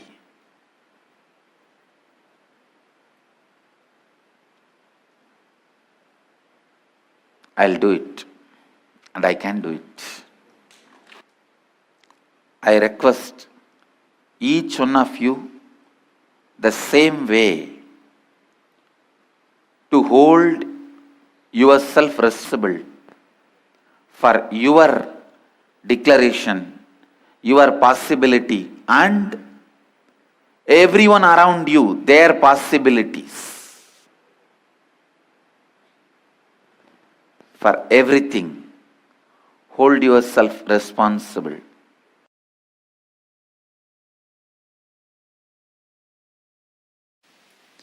Every conversation you have infuses certain energy in you. If you continuously have conversations about the share, sari, jewelry, you will see automatically that kind of energy is infused in you. Please listen. If you continuously talk, have conversation about the temples, kshetras, tirthas, the desire to experience them is infused in you. Whatever conversations you continuously have, that kind of interest, curiosity, energy, inspiration is infused in you. So the conversation you have is very important because you are not only conversing with others, you are conversing with yourself also. When you are talking, you have to be very clear, you are also listening, which we forget. We always think we are intelligent enough to protect ourselves from our own words. We think, I know whatever I am uttering is a little truth and little it's this way, that way, okay. But for others I will utter, I will not believe inside. Try. I am telling you, try. Just try for 10 days. For 10 days, just try, go around continuously talking positive things. Yes, there is an existence of ultimate intelligence, God. I am progressing towards it. I can see right things happening. Talk 10 things about this. 10 days. And see what happens to your inner space. Understand, you are nothing but the words you utter. You are nothing but the words you listen. You are nothing but the words you echo inside. Please listen. You are totality of the words you hear, words you echo, and words you utter. The words you hear, the words you echo means the words you cognize. Sometime, for example, if you hear about love, immediately you cognize that is very difficult for me.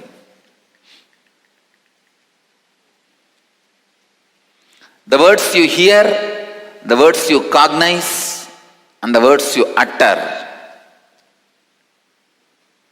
plays a major role in your life. Totality of all these three is your life.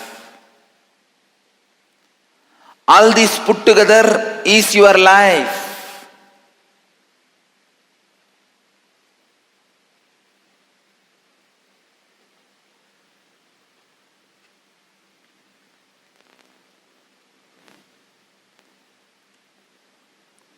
The conversations you have with yourself and others are very important. The conversations you have, the conversations in which you actively participate, is very important. Sometime one active conversation, one right conversation can just completely transform your life. Same way, one conversation can destroy your life. If you are enriching with a vested interest, you will give upon people. Don't have any vested interest. Enrich just for the sake of enriching. Enrich just as a being of enriching. Listen. Enrich just for the sake of enriching. Enrich just as the being of enriching.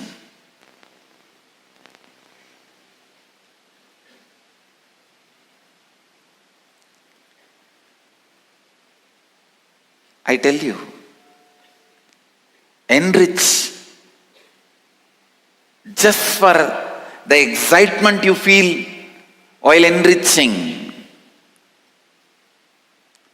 Enriching brings so much of excitement inside you, outside you. Enriching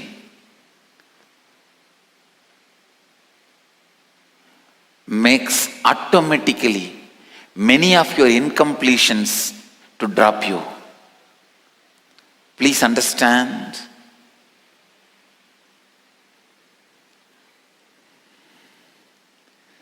If you are completing, trying to unclutch, drop your incompletions, you are struggling with your incompletions and patterns. If you are enriching, your incompletions will drop you. I declare it is enriching which saved me and the Sangha from the religious persecution we were going through.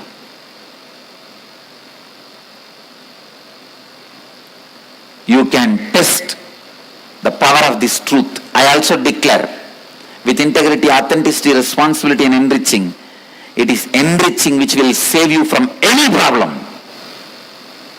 You will be free from any problem. If you want promotion, just enrich 5 people. You will have promotion. If you want the relationship problem to be solved, enrich 10 people. You will see relationship problem is solved. Anything you want to achieve in the life, if you want you to be healed, enrich 20 people. You will have the healing happening in your body. Anything you want in your life, just enrich. You will achieve it. And you can test the power of this truth today. Integrity creates a space of positivity. Authenticity creates a space of possibility. Responsibility creates a space of leadership. And enriching creates a space of enlightenment itself. It is enriching, enriching, enriching. That makes the life alive. Whenever you talk to people continuously and enrich them, you become strong in those ideas. You become strong in life. Please listen. Life is a power. If you want to discover, harness the power of word, live integrity. If you want to harness the power of thinking, live authenticity. If you want to discover and use the power of feeling, use responsibility. If you want to use the power of living, decide to enrich with integrity, authenticity and responsibility. I tell you, whenever you enrich others, and you, life happens in you. You experience power of living. I can give you a very simple truth. Just go on, go on, go on, go on, go on. Enrich others in your life. I tell you, best things of the life will be showered on you. From morning till night, let the enriching be your thinking. Let the enriching be your feeling. Let all your words be centered on enriching. I tell you, you will understand the power of words. Go on uttering the words which enriches others. Go on thinking how to enrich yourself and others. Go on feeling how to enrich yourself and others. I tell you, align your living to enrich others. Even if you are working in Microsoft, understand you are enriching people. Just understand clearly in your thinking, you are enriching the people. Don't have the self-doubt. Complete with it. Even if you are weaving the clothes, you are enriching somebody with clothes. Even if you are doing agriculture, you are enriching somebody with food. Even if you are working in the army, you are enriching your country with security. So whatever you are doing, you can understand, you should align yourself, realize how you are enriching others. I tell you, understanding whatever you are already doing is enriching, and expanding your life in the line of enriching will make you realize the power of enriching. Only one person, a terrorist, cannot align his actions with enriching. A terrorist can never justify. If you are not a terrorist, then be very clear. All your thinking, all your actions, all your feelings can be aligned to enriching. Whole day, remember very clearly, you are living only for enriching. Life is for others. I tell you, the moment you convince your heart life is for others, all the sufferings living in your heart leaves you. All the suffering. Now you know, even if somebody is suffering because of you, it is because of them, not because of you.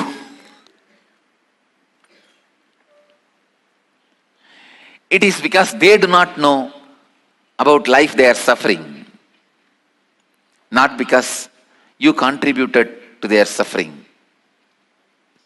How your mental setup directly affects your health. Person decides to hold, decides to possess, decides not to enrich, not to associate your life with world, with humanity. Person who disassociates the life from the humanity creates diseases inside your own system. When you continue to enrich, when you decide to enrich, when you decide life is for others, all the greatest things are showered on you and continues to get showered on you. Whether it is wealth or power or intelligence, energy, everything is continuously showered on you. When you decide to enrich yourself and others, I can say that is the best selfish decision you will make in your life. Please listen. I am using two words. Best selfish decision. That is the best selfish decision you will make. Deciding to enrich yourself and others. Aligning yourself to enriching is the most but best selfish decision you will make.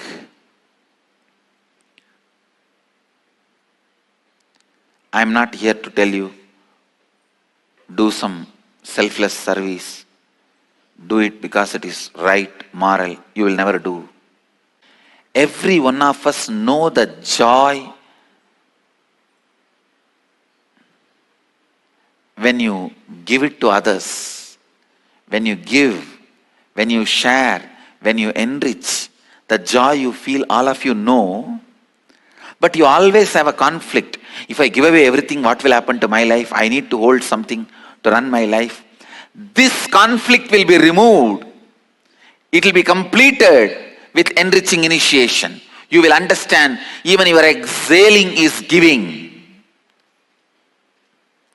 You will understand when you inhale, you enrich this body. When you exhale, you enrich all the trees by releasing the carbon dioxide required for the trees. Every moment you will be enriched. When you know your life is far enriching. The power of words. You achieve the power of words through integrity. You achieve power of thinking through authenticity. You achieve power of feeling through responsibility. You achieve power of living through enriching. Essence of today's satsang. Life is enriching. You just need to align yourself to it. Life is enriching. You just need to understand it. Life is enriching. You just need to look into it. Listen. I'll give you very simple method to keep this Paramashivatva growing in you. Every day growing in you. Very simple. Extremely simple process. Just two things. When you are going to bed, anyhow you have to sleep. Every day you have to sleep, no doubt. Convert the time of sleep, falling asleep, into falling into samadhi. Your time of falling asleep, transform that, convert that into falling into samadhi. Whenever you fall asleep, remember the identity you are carrying now and the space in which you are going to lose your self-remembrance. See, in the deep sleep, you won't remember you exist. In the dream, you will remember different identities. So the identity you remember now in the waking state and the identity alterations you go through during your dream state are the identity loss of remembrance of your identity in your deep sleep state. All this happens inside Paramashiva. Remember this and relax into Paramashiva, reciting Shiva, Shiva, Shiva, Shiva, Shiva. Understand? It is too simple, too powerful, too simple, too powerful. Listen, I am giving you the very process through which you can become enlightened within next 90 days. Within next 90 days.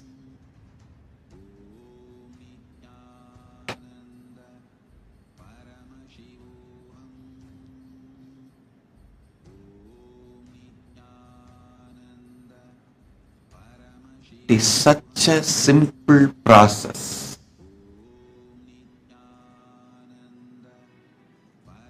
Every day when you fall asleep, remember the identity you remember and the alteration of the identity you will go through in the dream state and the loss of remembrance about your identity you will experience in the deep sleep state. All the three happens inside Paramashiva. With that surrender, remember your identity, existence, and repeat Shiva, Shiva, Shiva, and fall asleep.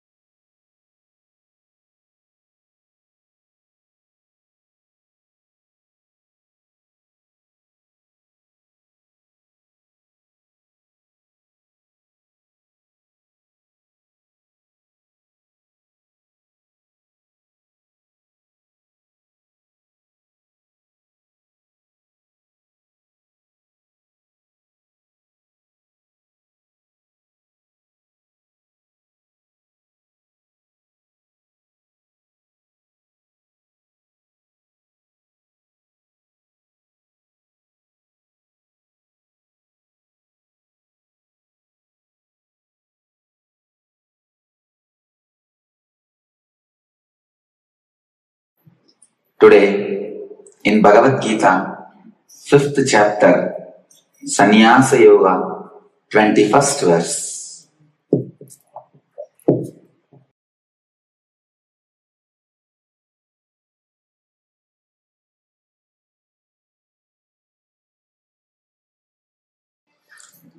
Bahya sparshesu asaktatma vendatyatmani yat sukham sabrahma yoga yuktatma sukhamakshayam. One who is not attached to the outer world, one who remains without resistance, when he comes into contact with anything external and discovers the ease with his self, being wholly intent on his connection with the Supreme, enjoys inexhaustible comfort.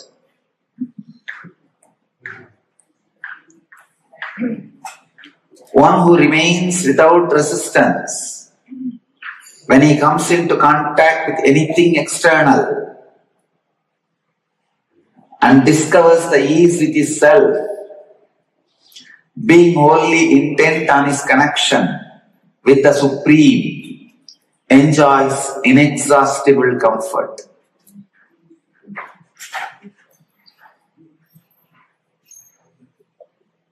Bhagavan is giving a powerful method to liberate yourself from the patterns on depending external things. Sukham akshayam ashnute, inexhaustible comfort. One who remains without resistance, when he comes into contact with anything external and discovers the ease with his self, being wholly intent on his connection with the Supreme, enjoys inexhaustible comfort.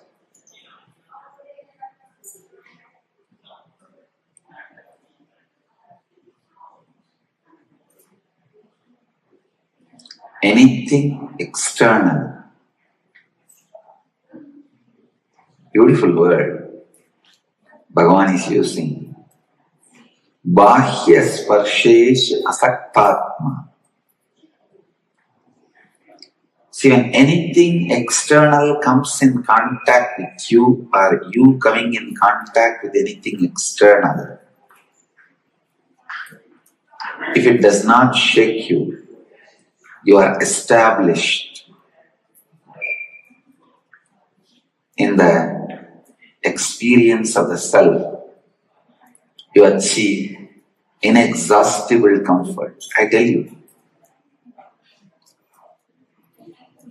anything you can give up to achieve this experience. Because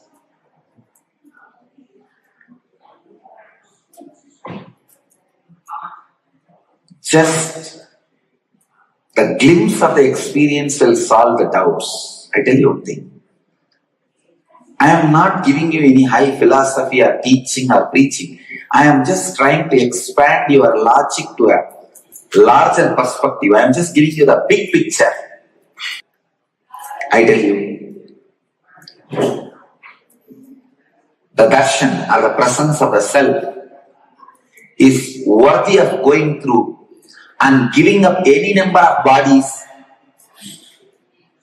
to establish yourself in this experience. See, Bhagavan says, remain without resistance, establish in the self, even any external things comes in contact with yourself. You all can do this. When you try, you have some practical problems. I am trying, but if I go in the same line, I may lose my body. I may give up my whole life. I may lose this joy. I may lose that joy. I tell you, everything you think is worthy of losing. For this experience of the Supreme Self.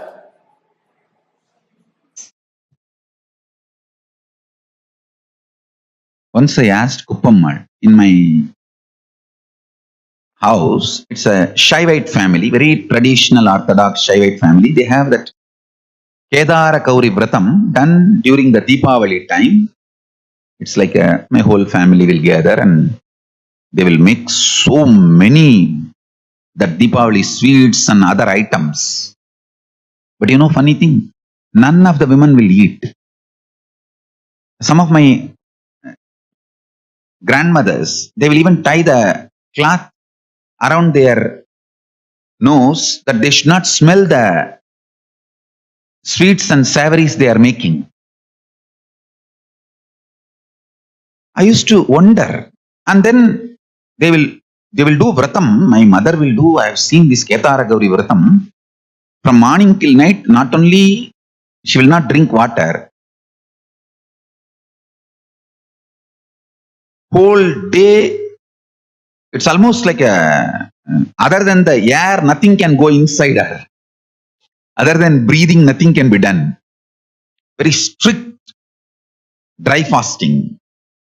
And of course, not only my mother, all other women in the household, grandmother, everyone will do the father's brother's wife and father's sister. Like the whole family will do this vratam. It is done to Kedarnatha, Paramashiva, who resides in Kailasa, who comes down to marry Parashak Parvati, and the Kedaranatha. Even now there is a beautiful temple in Kedar. That main deity is called Kedarnath. Kedar is a highest Himalayan shrine where we go by walk and have his darshan, where Shankara, Adi Shankara is supposed to have left the body, and even Jnana Sambandar sang about Kedarnath. I personally feel Jnana Sambandar even visited Kedarnath physically and then sang about Kedarnath. And anyhow, that Vrata they will do, they will cook so much fast, they will not only they will not eat, they will not even smell, offer it to Paramashiva, and they will read that story, Kedara Gaura Vratam, Kedara Gauri Vratam story they will read, and then they will worship Kedarnath and Devi, Gauri Parashakti. And then all that they offered, they cooked, they will distribute it to all the friends, family, everyone. Of course, none of my family people know the reason. They know that it's a tradition we follow. I went to Kuppammal, my guru, Vibhudanandapuri.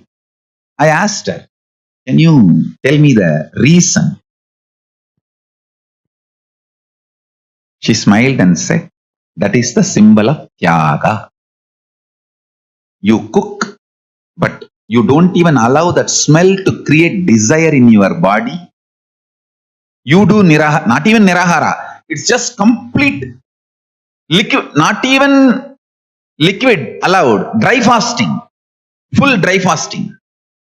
And then you cannot even engage a thought, oh, let the puja be over, after offering to deity, I will eat. No. After it is offered, it has to be distributed to friends and family. You cannot eat.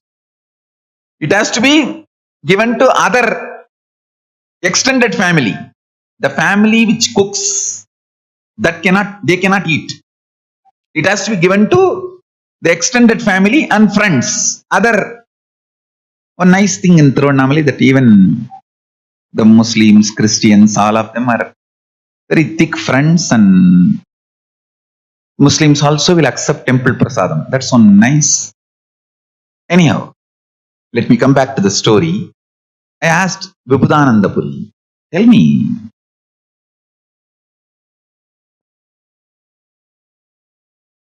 what's the reason? She said, that is to train the system for tyaga. You cook, you make everything. Not only you are doing dry fasting, you don't even allow the smell of that to enter into your system and create desire. And you can't even plan mentally, I will eat this after the puja, after the worship is done, after it is offered to deity, I will eat. No. I tell you, this tyaga awakens your kundalini. Even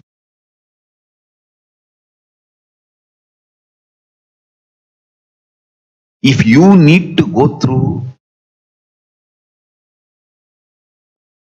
abuses, negativity, attacks, persecution, digest everything, go on giving best things to the world.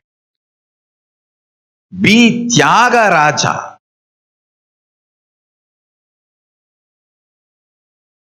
Go on sacrificing.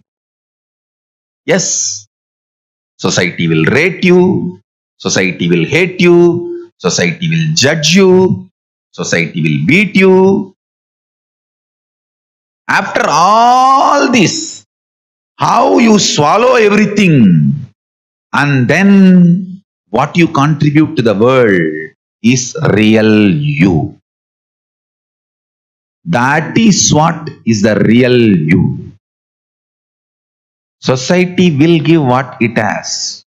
But after digesting everything, you give what you need to contribute to the world. That is Tyagaraja.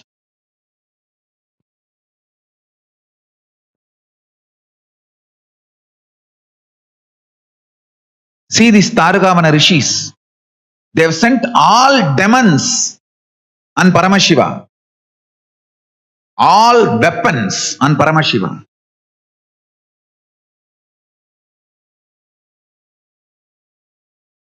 He stopped all of it. He made all of them as his abharanas and his ayudas. After digesting everything, he gave Paramashivam Jnana to those rishis. Understand? That is Tyaga Raja. After all that abuse, attack, everything, he gave Paramashivam Jnana to Tarugavana rishis.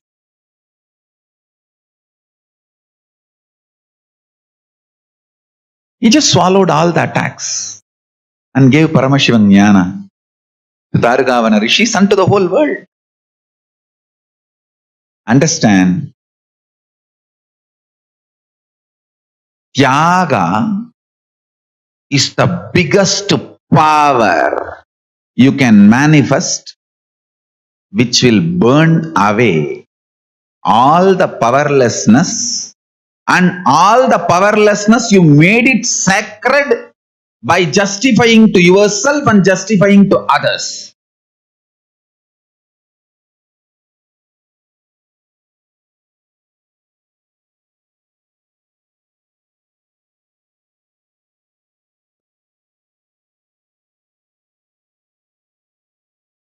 First thing, listen.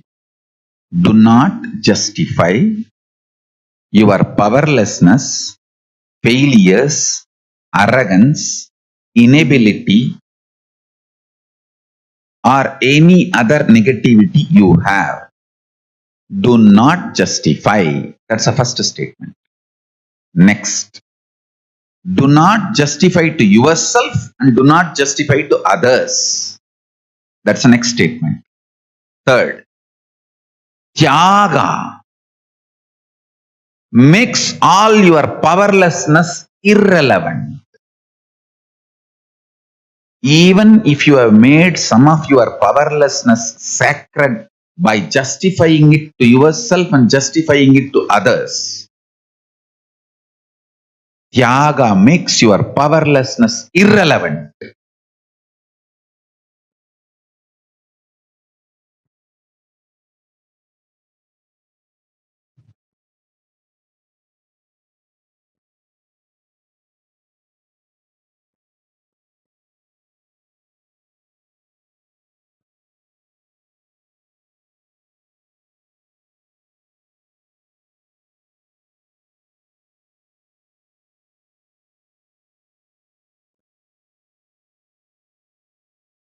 Paramashiva is Tyaga Raja.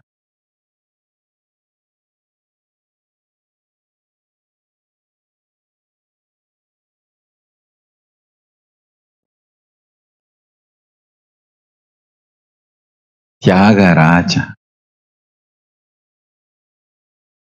Let me define the Tyaga. Whatever is thrown at you, you don't care about any of it and swallow everything, digest everything, burn everything away, and you go on giving the best, highest positive possibilities and powers to the world. All the powerlessness, negativity, abusal, attack, everything thrown at you, you just swallow them, burn them away, destroy them. But you go on giving absolute positive possibilities and powers to the whole world. That is called Tyaga. Paramashiva is Tyaga Raja. I want all my sannyasis and Kailasavas to become Tyaga Rajas and Tyaga Ranis. Of course, if Paramashiva is Tyaga Raja, Parashakti is Tyaga Rani.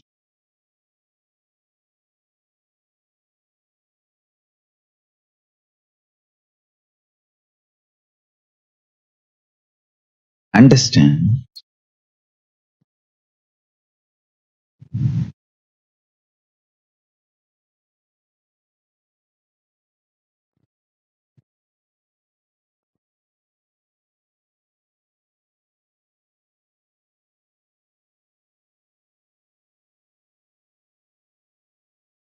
The power of Tyagaraja Swami.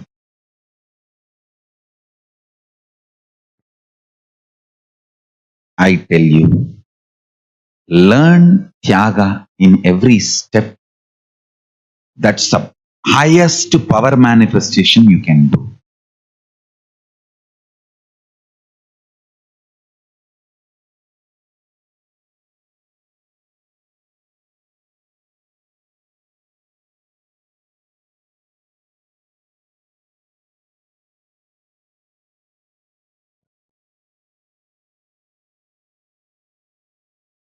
The patterns which becomes juicy and inspires you to justify their existence. For example, morning you don't get up in Brahma Muhurta and do yoga. After some time, you start justifying that pattern. Oh, I think that morning sleep I can't give up. That's too important part of my life. See, from the young age I grew up like that because my stepmother used to torture me in the daytime. Only that morning I can escape from her. So morning sleep is important for me. That's it. The moment you justified and gave reason over, that powerlessness becomes empowered powerlessness. Empowered powerlessness is the powerlessness square. And when you justify this to others, it becomes arrogance. Empowered powerlessness cube. Arrogance. When that stupidity is added to it, then it becomes destruction.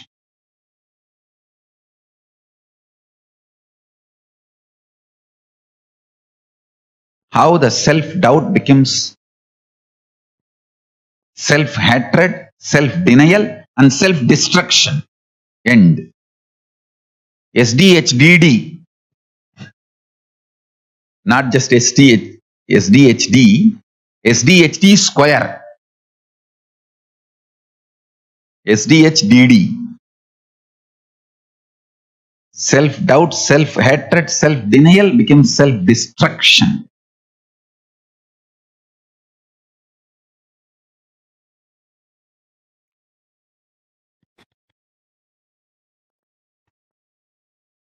The existential truth is your bunch of pattern. If you remember that, raising yourself to vibrate with the universal truth will be too easy. Deciding to raise yourself to vibrate with the universal truth is tapas. And if you understand and remember continuously your bunch of pattern, tapas will be too easy. Because you know, you don't need to change, your patterns only need to be changed. But if you start cognizing you are your pattern, then you feel the pain. Oh, I have to change.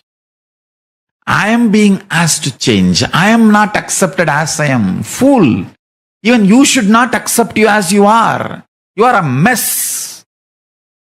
If you think you are patterns. But actually you are not a mess. If you understand the patterns are separate from you. You are just bunch of patterns. Those patterns can be easily changed.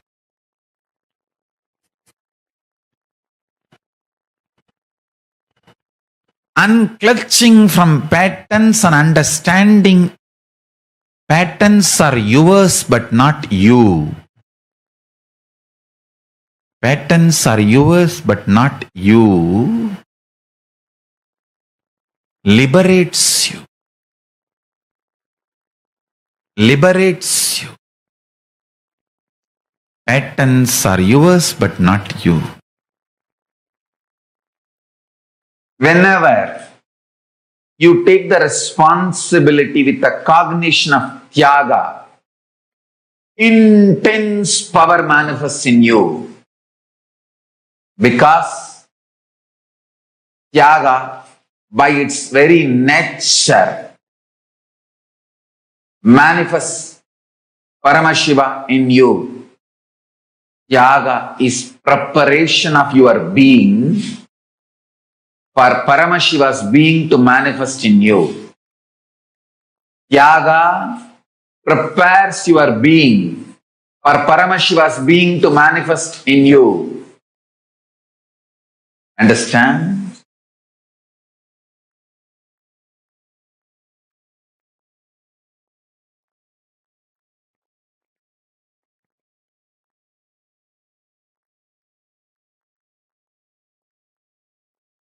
Preparing your being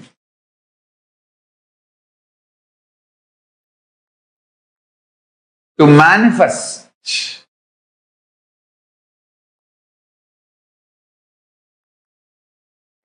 your being. Listen, preparing your being to manifest your ultimate being, Paramashiva. Taga is the absolute perfect strategy.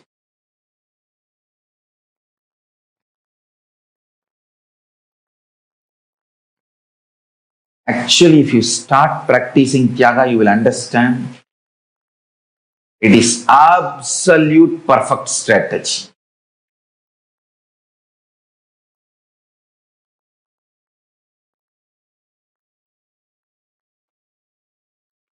This whole Pachapattini Vratam we are doing,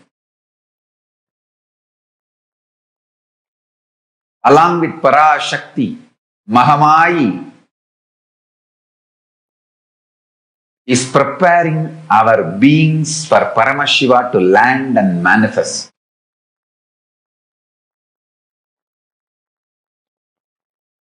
I am absolutely enjoying this Pachapattini Vratam. Absolutely enjoying the Pachapattini Vratam.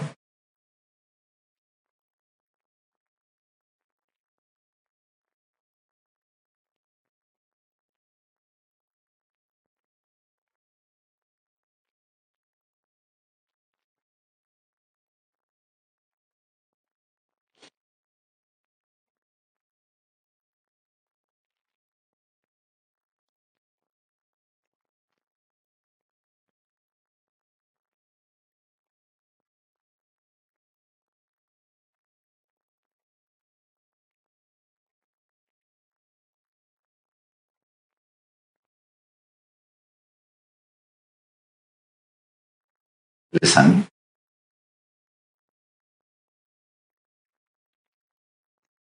Healing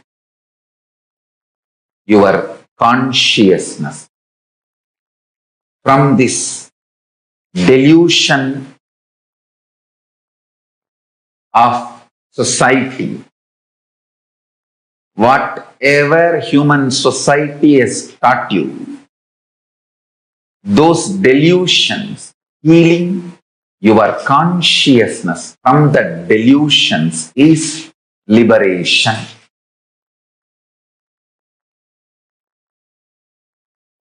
The fundamental principles you learnt about you are absolute delusion. See, the idea you carry about your pleasure, you are good, you are bad,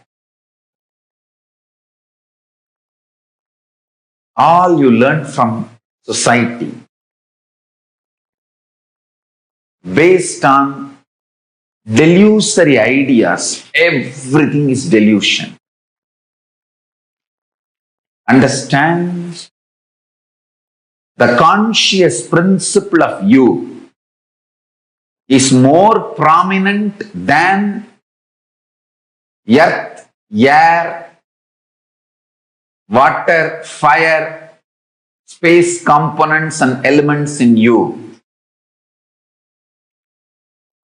But the whole idea society teaches you is your body.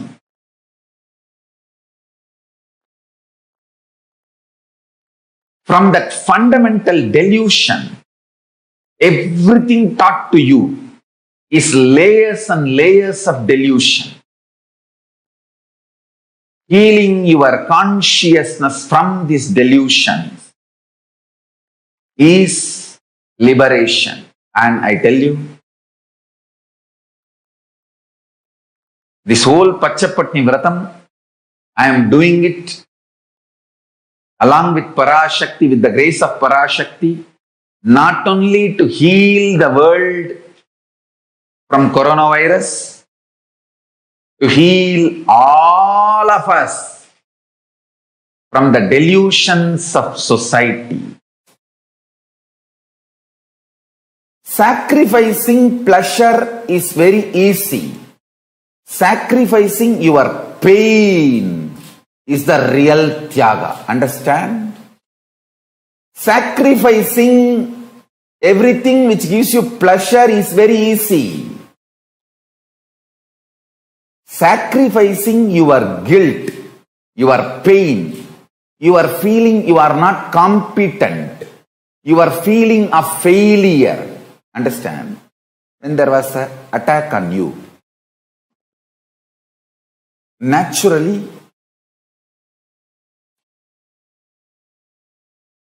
you will have some points where you missed. In war, no one can be completely complete, perfectly perfect. Arey, Krishna missed many things in the war. Krishna missed Abhimanyu.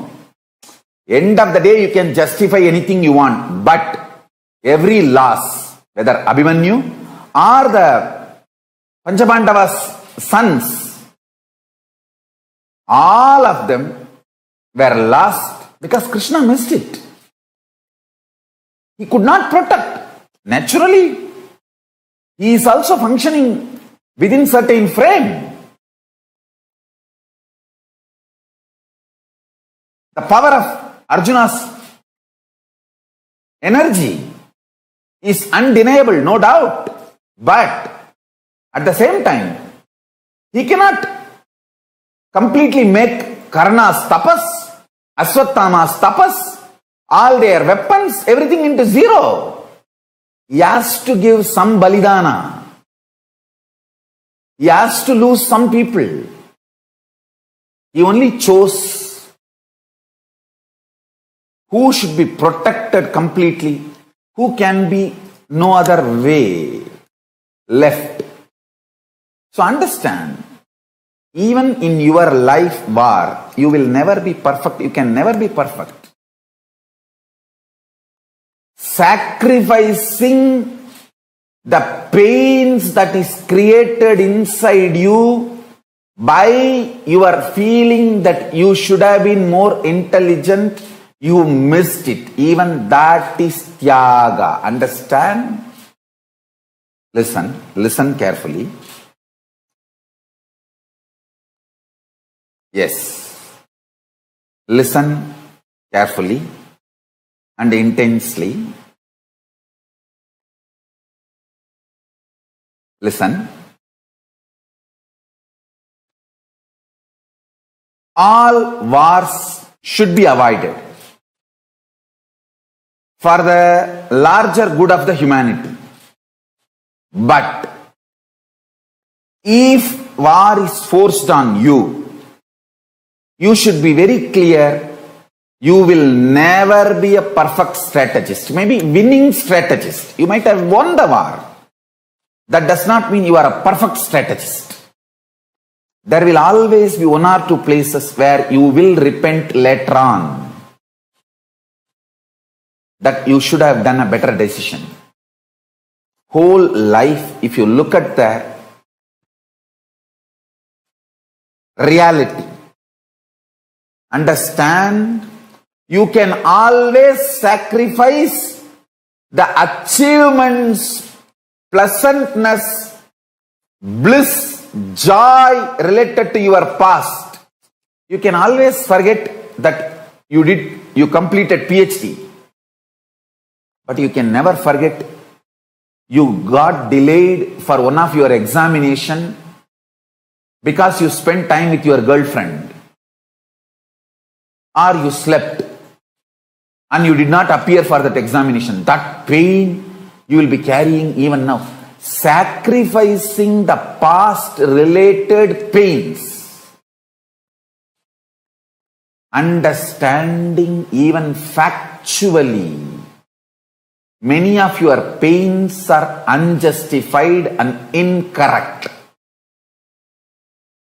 Understanding even factually, your pains are not supported, justified by the reality, real happening is completion.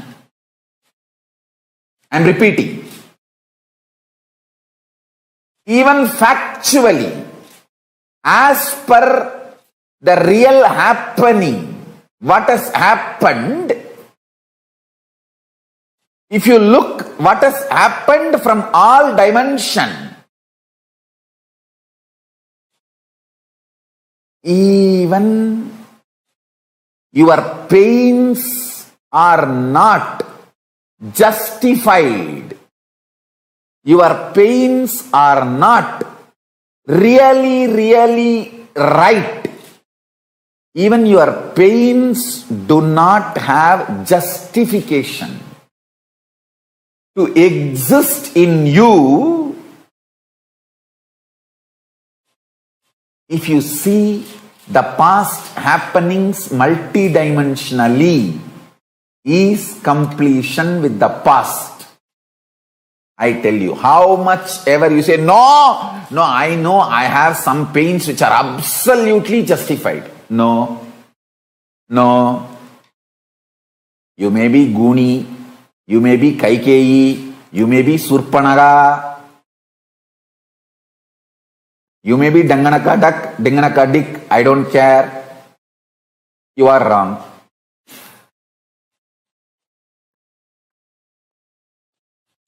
Listen carefully.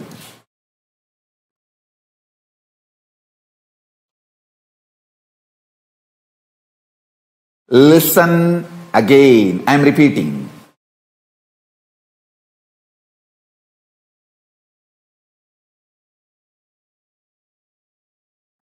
Looking at your past with the multidimensional logic and understanding, and waking up to the truth, your pains, your sufferings are not justified even logically, even factually, even as per the reality of happening, is completion. Doing tyaga of the false idea, many wrong things have been done to you. Lot of injustice is done to you, is the real tyaga. Understand, only if you have done the sacrifice of your pain and justifications for your pain, you will understand even in the past you existed as Paramashiva, and you will gain confidence.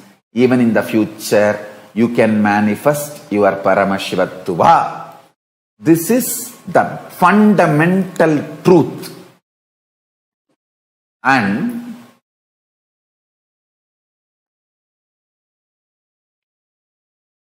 there will be gap between what I am saying, what you think as your reality. I know there will be few people saying, no, Swamiji, you don't know my life, Swamiji. You don't know my life. I have pain, I had pain, and it is justified. I can sit with each one of you individually and make you understand every incident, every time you felt you have been wronged, injustice is done to you, you have been given pain, you have been a victim. Every situation, I can take it out and show you multidimensionally and make you understand you have not been wronged. Even the facts, you got it wrong. That is why you feel you have been wronged. Understand?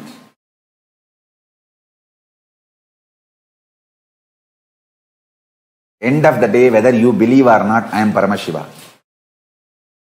From that space I am talking to you. And I am here to expose your false identity to you and make you real Paramashiva. Understand? When I claim I am Paramashiva, I am not claiming exclusivity. I am claiming my reality and your possibility. I am not claiming anything exclusive. I am claiming my reality and your possibility. That is why I am saying, I have changed the word. I am also Paramashiva. I am not going to claim anymore, I am Paramashiva. I am going to claim only, I am also Paramashiva. Understand? If I am successful in making you sacrifice the one pattern, you have been wronged. There was many injustice done to you. You have been victim. You have been cheated. Life has tortured you. Life could have been little more better. Life could have been more sympathetic. Paramashiva could have been more compassionate to you. All these patterns, if I make you sacrifice, if I make you do tyaga of all these patterns, my job is done. My job is done. You will start manifesting, Swamiji, I am Paramashiva, Swamiji. You are right, Swamiji. I should not have tortured you so much to make you go through so much to make me understand this simple, straightforward fact. I should have got it the day one you told me. Understand, it is simple, straight reality. Every time when tyaga is cognized, and manifested, you raise you to the next level of existence. Understand?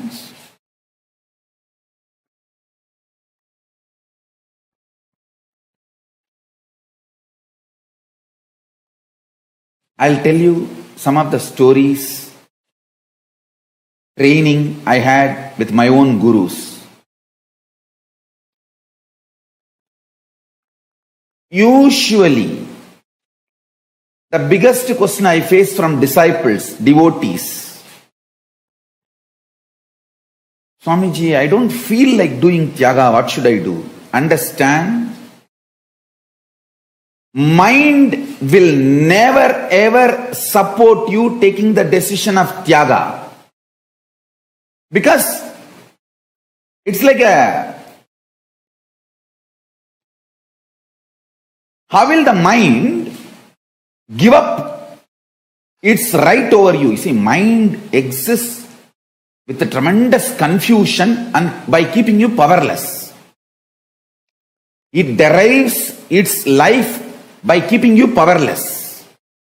How will mind help you to do taga? Taga is like a fire. Mind is like a fungus, thrives in the dark, dirty water. It thrives in the dark, dirty water, stagnant in one corner. How will the mind allow the existence of taga in you? No.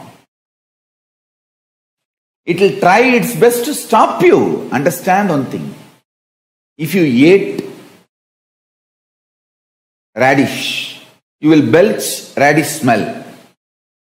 If you ate all confusion, powerlessness, this kind of thoughts, naturally you will belch powerlessness, fear, insecurity. No, I may try to do taga now, but after 1 year I may collapse. Fool! Are you fool?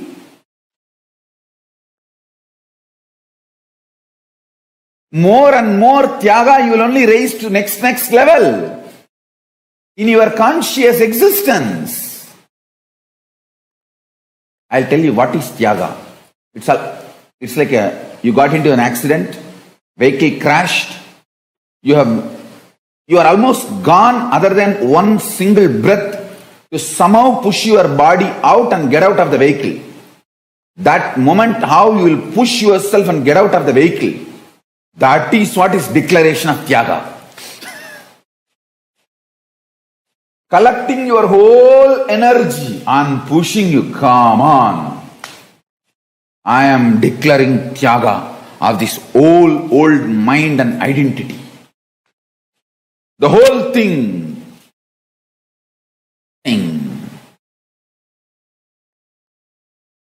Understand? I tell you, that is the way taga functions. That is the way taga works out. Taga will never happen by your mind getting convinced and supporting you. It's not like a vacation you are planning, where everything will be in your favor and you say, oh, ha, jujil. No. Taga is breakthrough in your consciousness. I tell you, all the best moments in my life was decisions made in utter taga.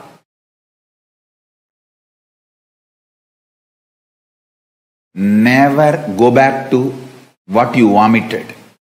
Never go back to secured, cozy, supporting ambience.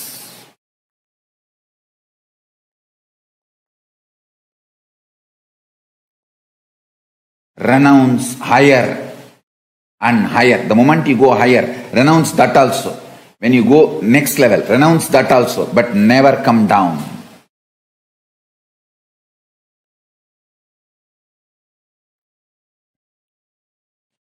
I have seen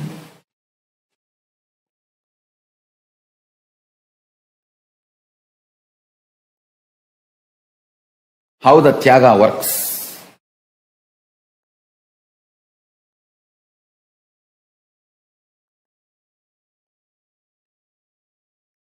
When I left the house to build one ashram, before even I completed that one ashram, see, I left the house to build one ashram in Tiruchengodu. Before even I completed that one ashram, I left Tiruchengodu to build a huge sangha to Bangalore. Before even I completed the building of the big sangha organization, I renounced that too to build this Kailasa nation. But nothing has left me. I have not renounced anything. End of the day, see that still the first ashram is getting constructed, getting completed. Second one is evolving in a full-fledged way. The third one is already happened. In tyaga, you change the whole space inside. I tell you. I am giving you small examples. In tyaga,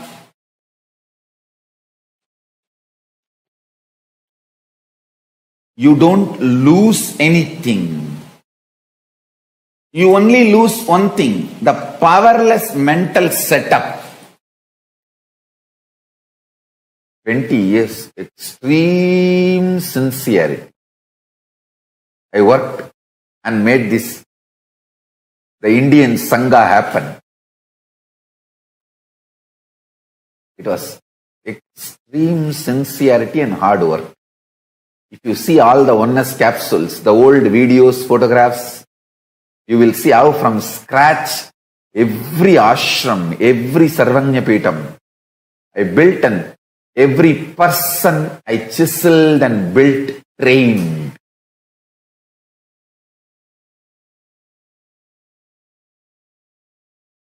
One person at a time, one property at a time, one building at a time, one deity at a time. That is the way I worked and made this whole Indian Sangha.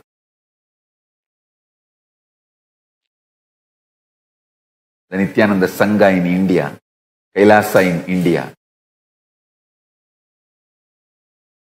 But I realize the situation demands me doing tyaga. Even for a second, I was not attached. The moment consciously I understood, cognized, hey, I think now, if I have to fulfill the ultimate goal Paramashiva has given me, I need to renounce, do tyaga of this Kailasa in India. Only then I will fulfill the purpose of Paramashiva, the Paramashiva's guidance, the goal he has given me, the Kailasa, Sri Kailasa.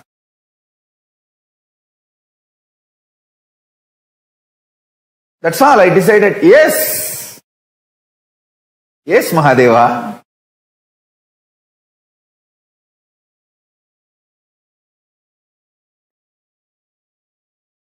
The elite way of doing tyaga is, yes, Mahadeva.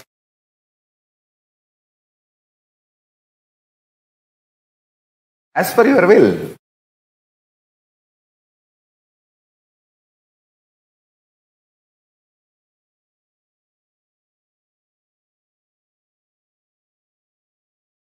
And I tell you,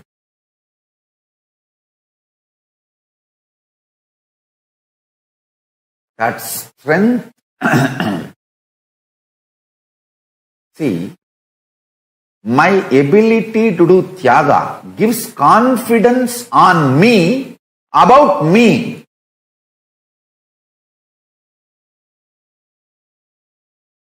The biggest strength of your life is what you feel as your strength for you.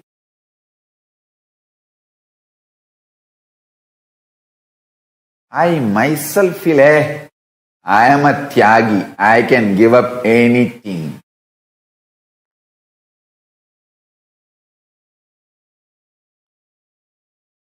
People who live around me, if they need to make only one statement about my life, that will be tyaga.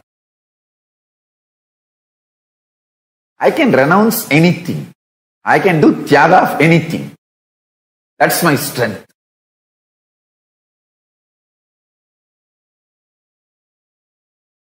I sincerely recommend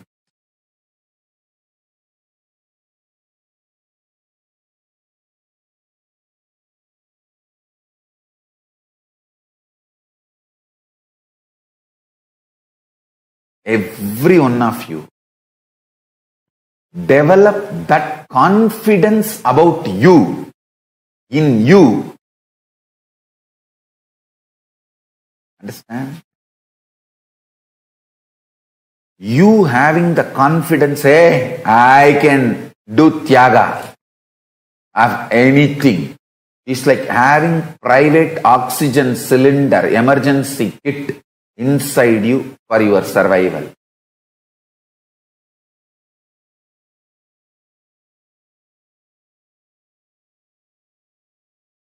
The strength I am carrying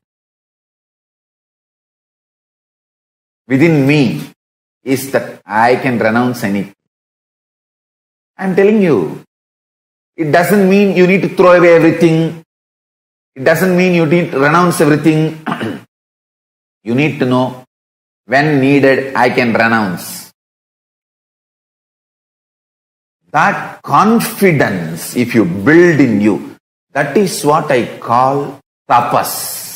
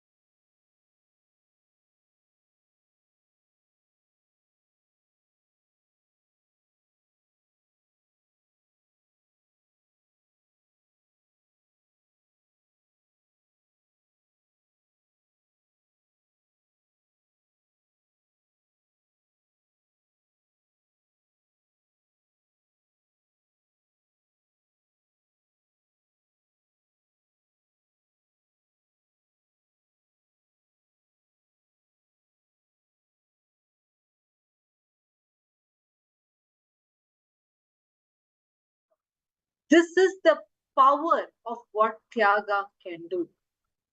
Just like exactly like what Swamiji described.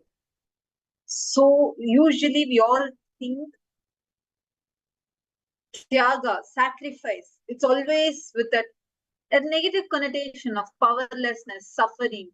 No, your ability, your ferociousness to give up that lower identities and expand yourself, ready to give a breakthrough. That is Tyaga. Tyaga is not powerlessness, rather, Tyaga is the power.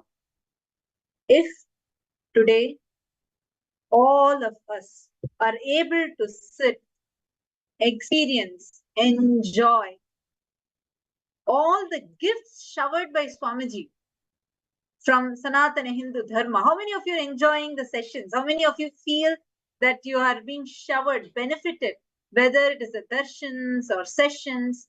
How many of you feel showered by this?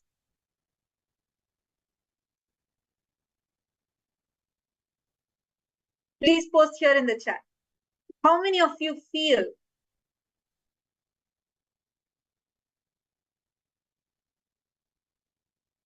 that you're really, really showered? You're being so blessed by all the great gifts that Swamiji has revived from Hinduism. Take a few minutes and post it. Mara has posted. I feel I'm so showered. Heaven showered upon me. So beautiful. Madanda is saying she is feeling so blessed. Gresina Maria is saying she's also feeling showered. Come on, all the participants that are here, please take a moment and post. How many of you feel like, this, whatever Swamiji is doing to the world, to you, to each one of us is too powerful. Now, Sonia has also posted, she's also feeling great. Understand, if we are able to experience these gifts, despite Swamiji's, see, so much Swamiji had to go through to give this gift to us. Understand, one word. If something can sum up that one word that can sum up what is that which is making this Hindu nation, Kailasa, happen, it is taga, the taga of Swamiji. Immense, unimaginable level sacrifice. And understand, all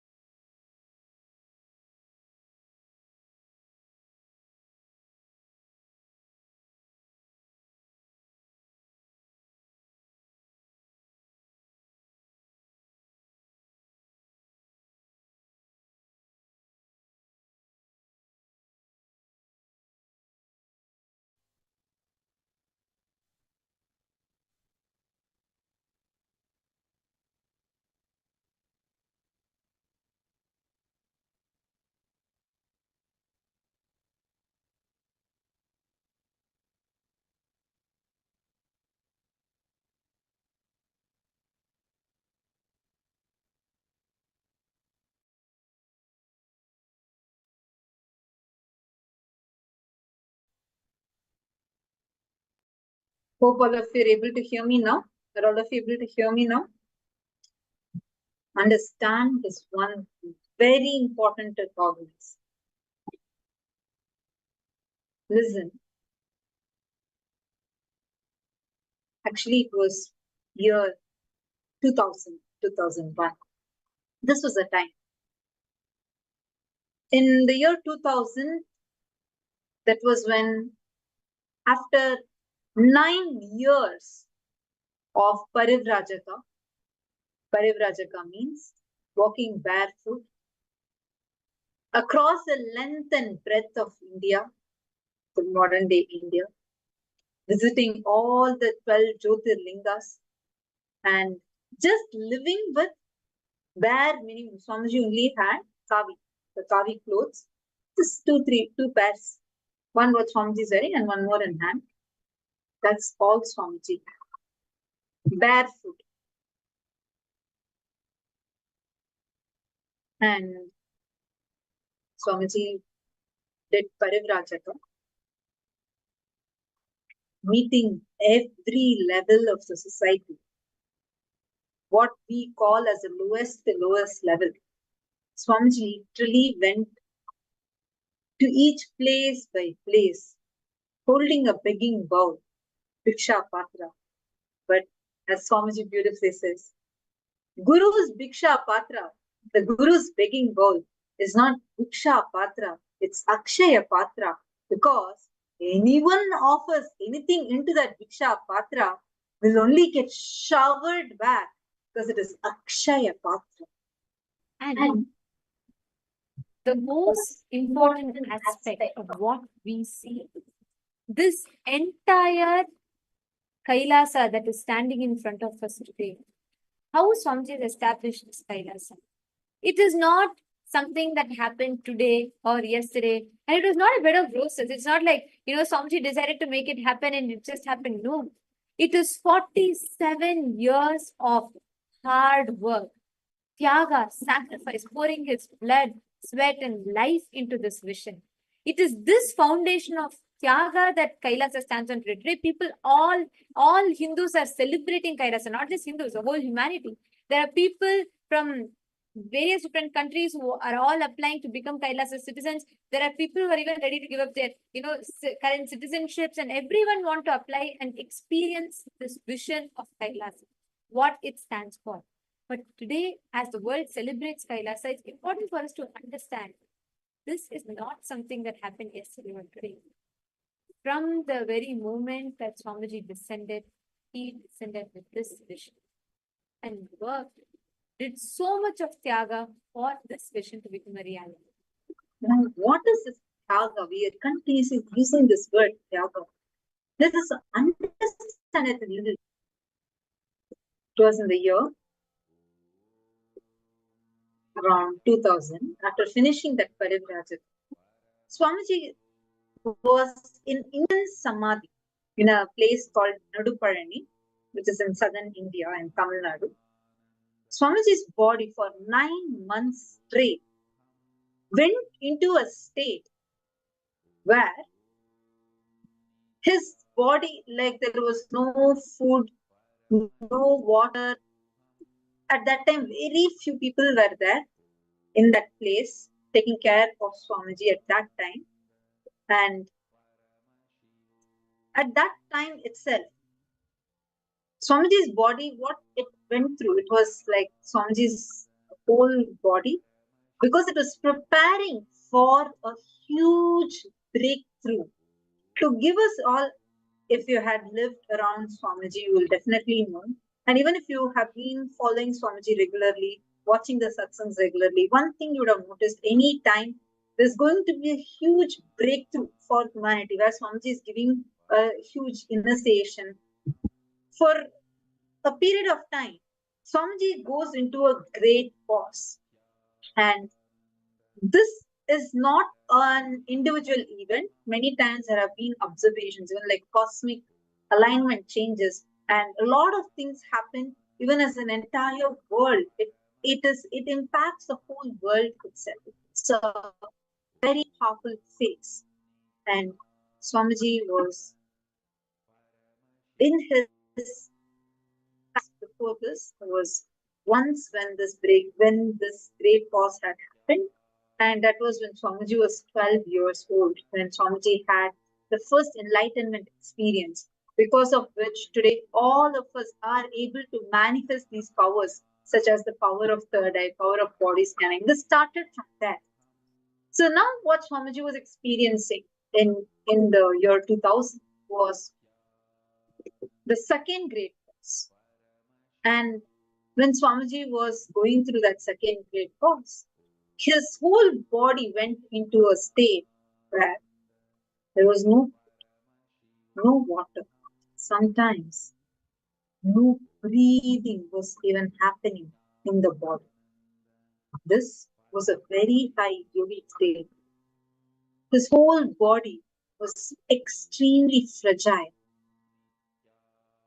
It was very, very, very fragile. That was the state that Swamiji was in at that time.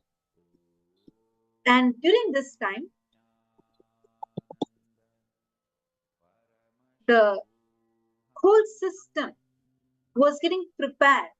Actually, when Swamiji was in that state where Swamiji is preparing, literally Swamiji's whole body itself was going through that phase as a preparation for all of us to be able to receive whatever gift we are receiving today.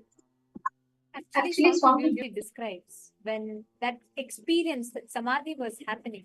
Literally, see, what we all understand as samadhi or whatever we may think, but actually what the original experience is like 10 times more intense than what you can even understand. To an extent, Swamiji beautifully describes that at that time, even the right and left balance will not be there in the body. And it was a very, very powerful, like cosmic download that was happening in Swamiji.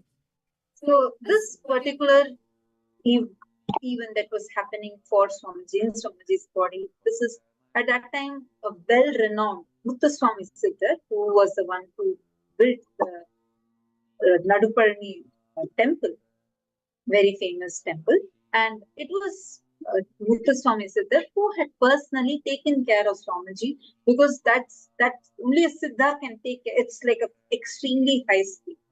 9 months Swamiji stayed in that state, just preparing for giving this breakthrough, to lay down that foundation stone for Kailasa.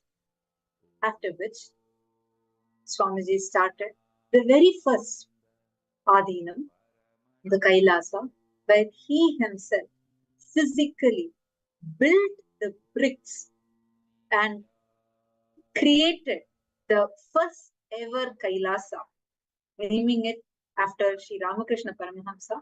Swamiji, at the banks of the river Kaveri, Swamiji established the very first Kailasa, as all of you can see, in Tiruchendur. This was in southern India, in a state called as Tamil Nadu.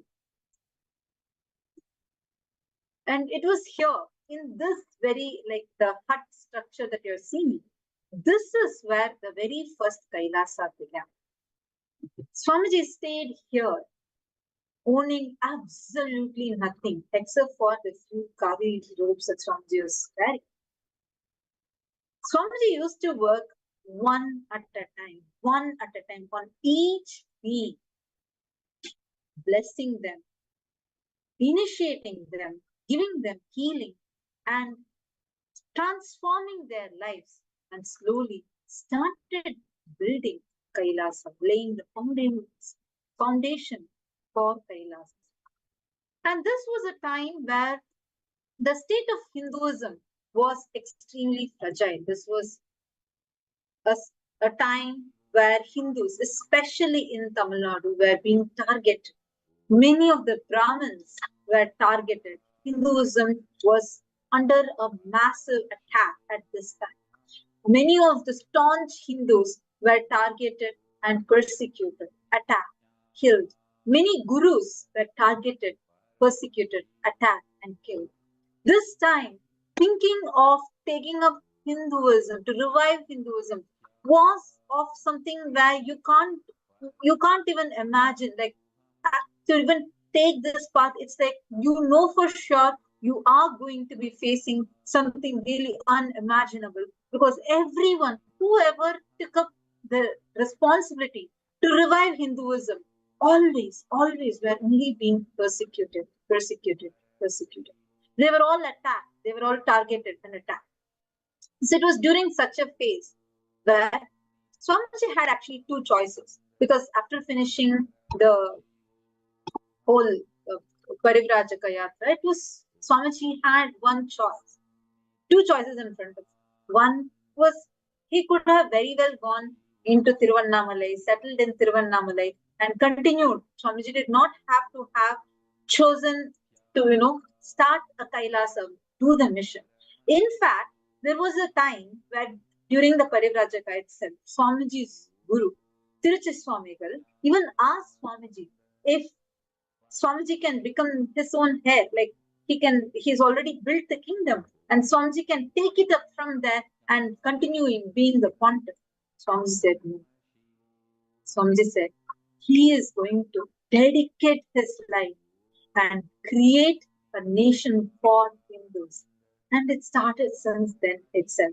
See, now if you look at Kailasa and you see, it feels like, it is possible. For us now, for us as Hindus, we feel like, wow, Kailasa has happened, we have a nation. But we are talking about a time in the early 2000s where the persecution against Hindus was at its peak. And now we have Swamiji as a supreme pontiff of Hinduism. We have Kailasa. So if there's any issue for Hindus, we know there is always Kailasa, and we can go, and we have this whole political legitimacy now. Back then, there was literally every guru would get attacked, like she was just saying. And at that time, just the sheer ability to even have this vision was so it was so daring, because there was no kind of a political backing for Swamiji, let alone political backing. Swamiji envisioned to build a nation when there was not even a roof above his head. Just then, Swamiji had finished 9 years of wandering the length and breadth of India. And Swamiji had come.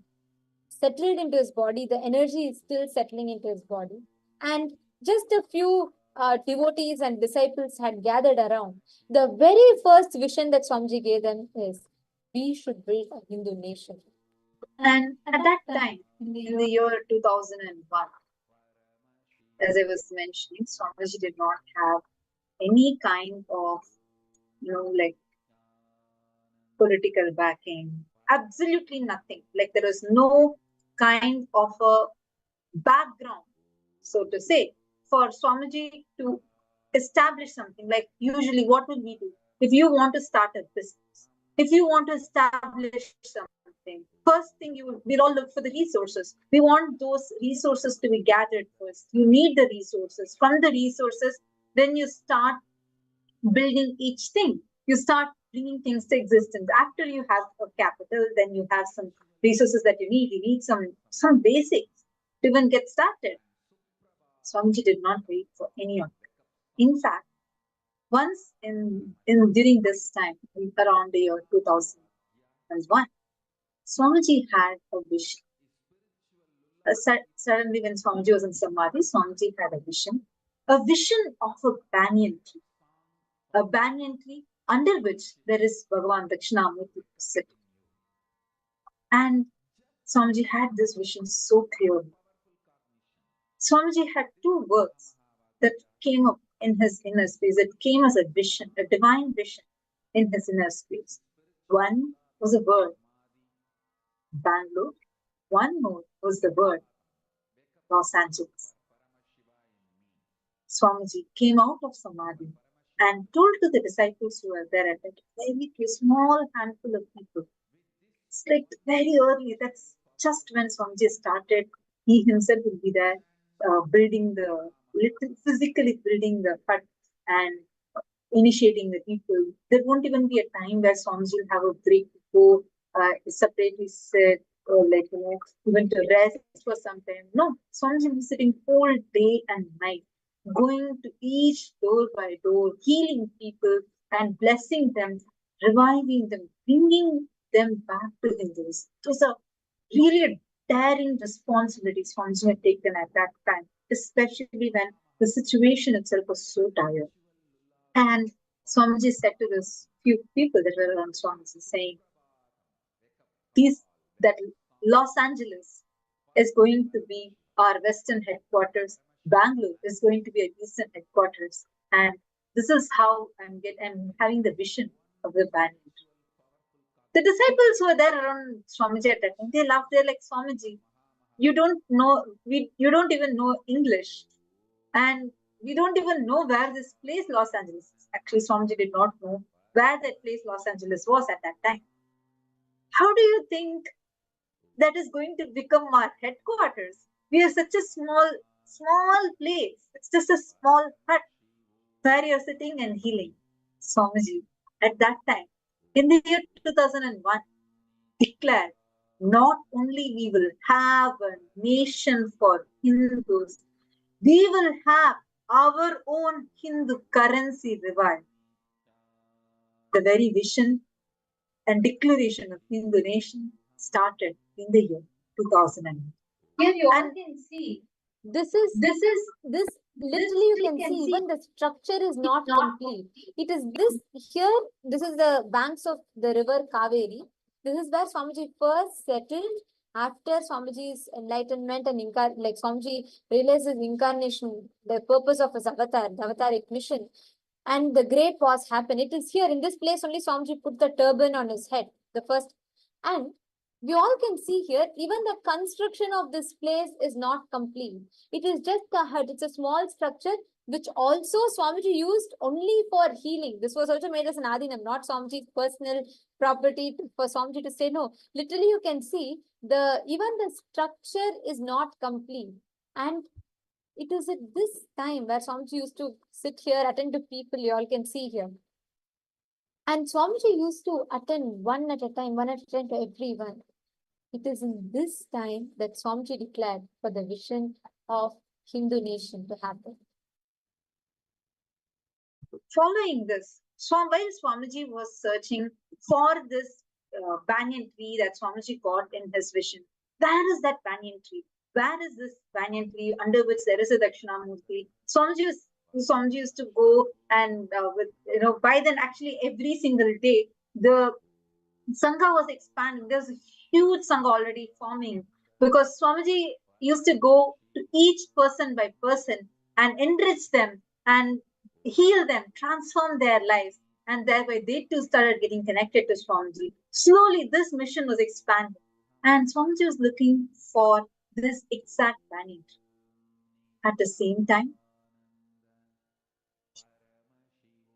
2,000 kilometers away, an elderly man with the name Sri Pratap Rauji, he had a wish where Paramashiva as Bhagavan Dakshinamurti came in his dream, giving him a divine vision and revealing to him how he himself has come down in the form of this young, very handsome looking young boy, a smiling, enlightened being, an avatar himself. Paramashiva, as Bhagavan Dakshinamurti said, that I myself have come down in this form. And at that time, Pratap Rao was able to see that wide smile, his thin, young, extremely handsome, young village boy who was only wearing a saffron robe and a turban. And he woke up with that vision.